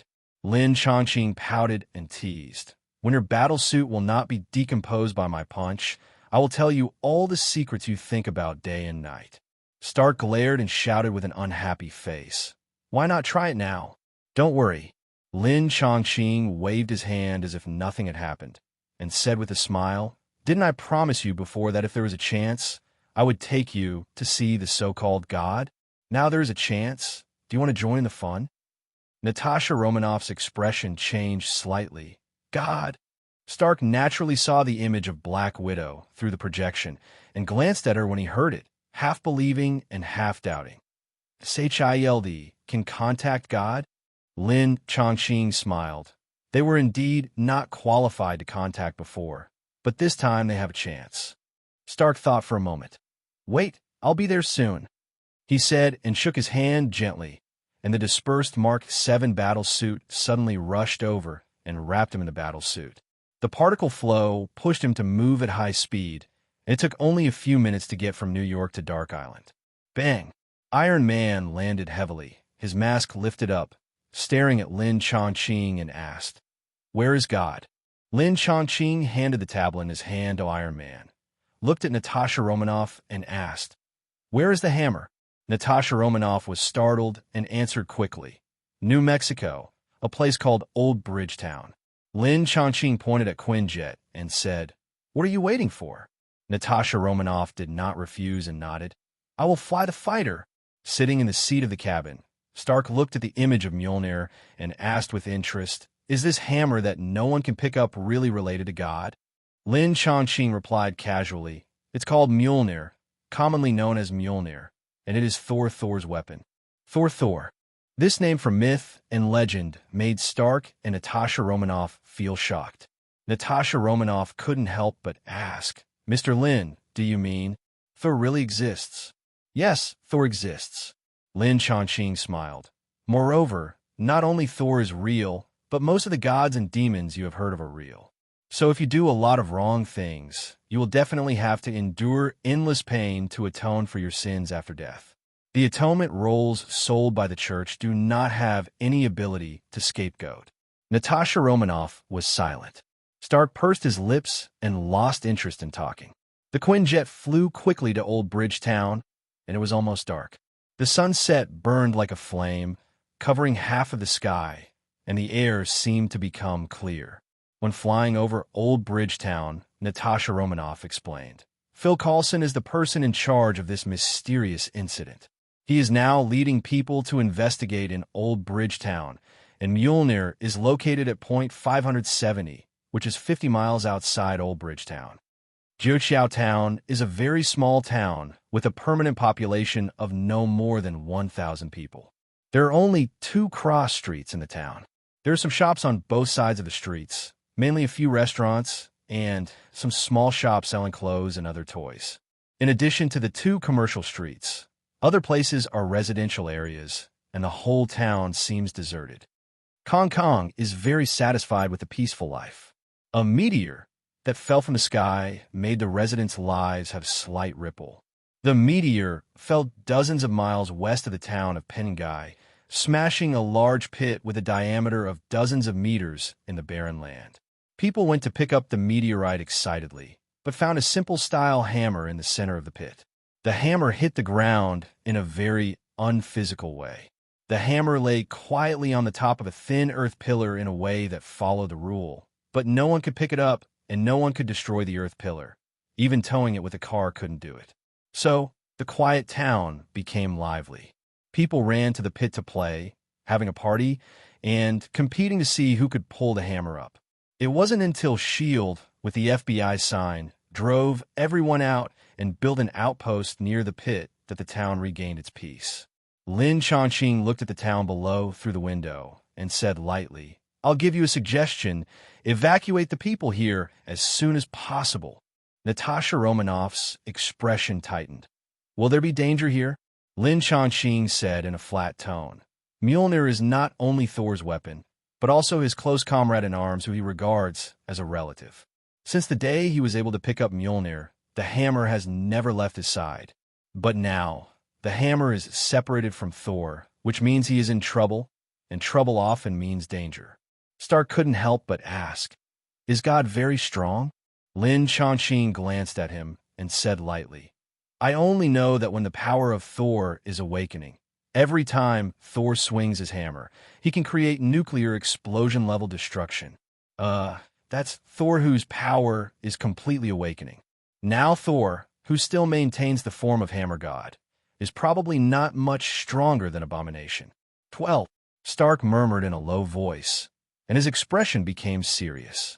If it is such a terrifying level of destructive power, it is definitely not something he can bear at the moment. No, even if he upgrades the battle suit dozens of times, he can't withstand the impact of a nuclear explosion, right? The Quinjet passed through the old bridge town and arrived at the S.H.I.E.L.D. outpost in a blink of an eye.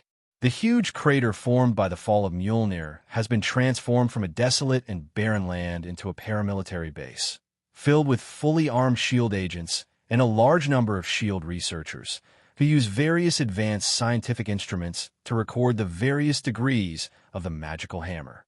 Unfortunately, they did not find out anything. At this time, Phil Coulson, the person in charge of the incident, was leading dozens of agents to conduct a comprehensive investigation of Old Bridgetown. The people in charge of the base now are the Indian bald man Sitwell and Hawkeye Barton. Black Widow had naturally reported the visit of Lin Chongqing and Iron Man long ago, so would not cause any disturbance. The Quinjet had just landed, and Sitwell had been waiting outside. "Mr. Stark, Mr. Lin, welcome." Sitwell greeted the two with a smile. Stark was too lazy to talk nonsense and asked directly, "Where is that thing?" This way, please." Sitwell, who wanted to make a familiar face, had no choice but to lead the way through the passage built with advanced plastic steel materials and into the gravel field full of various detection instruments.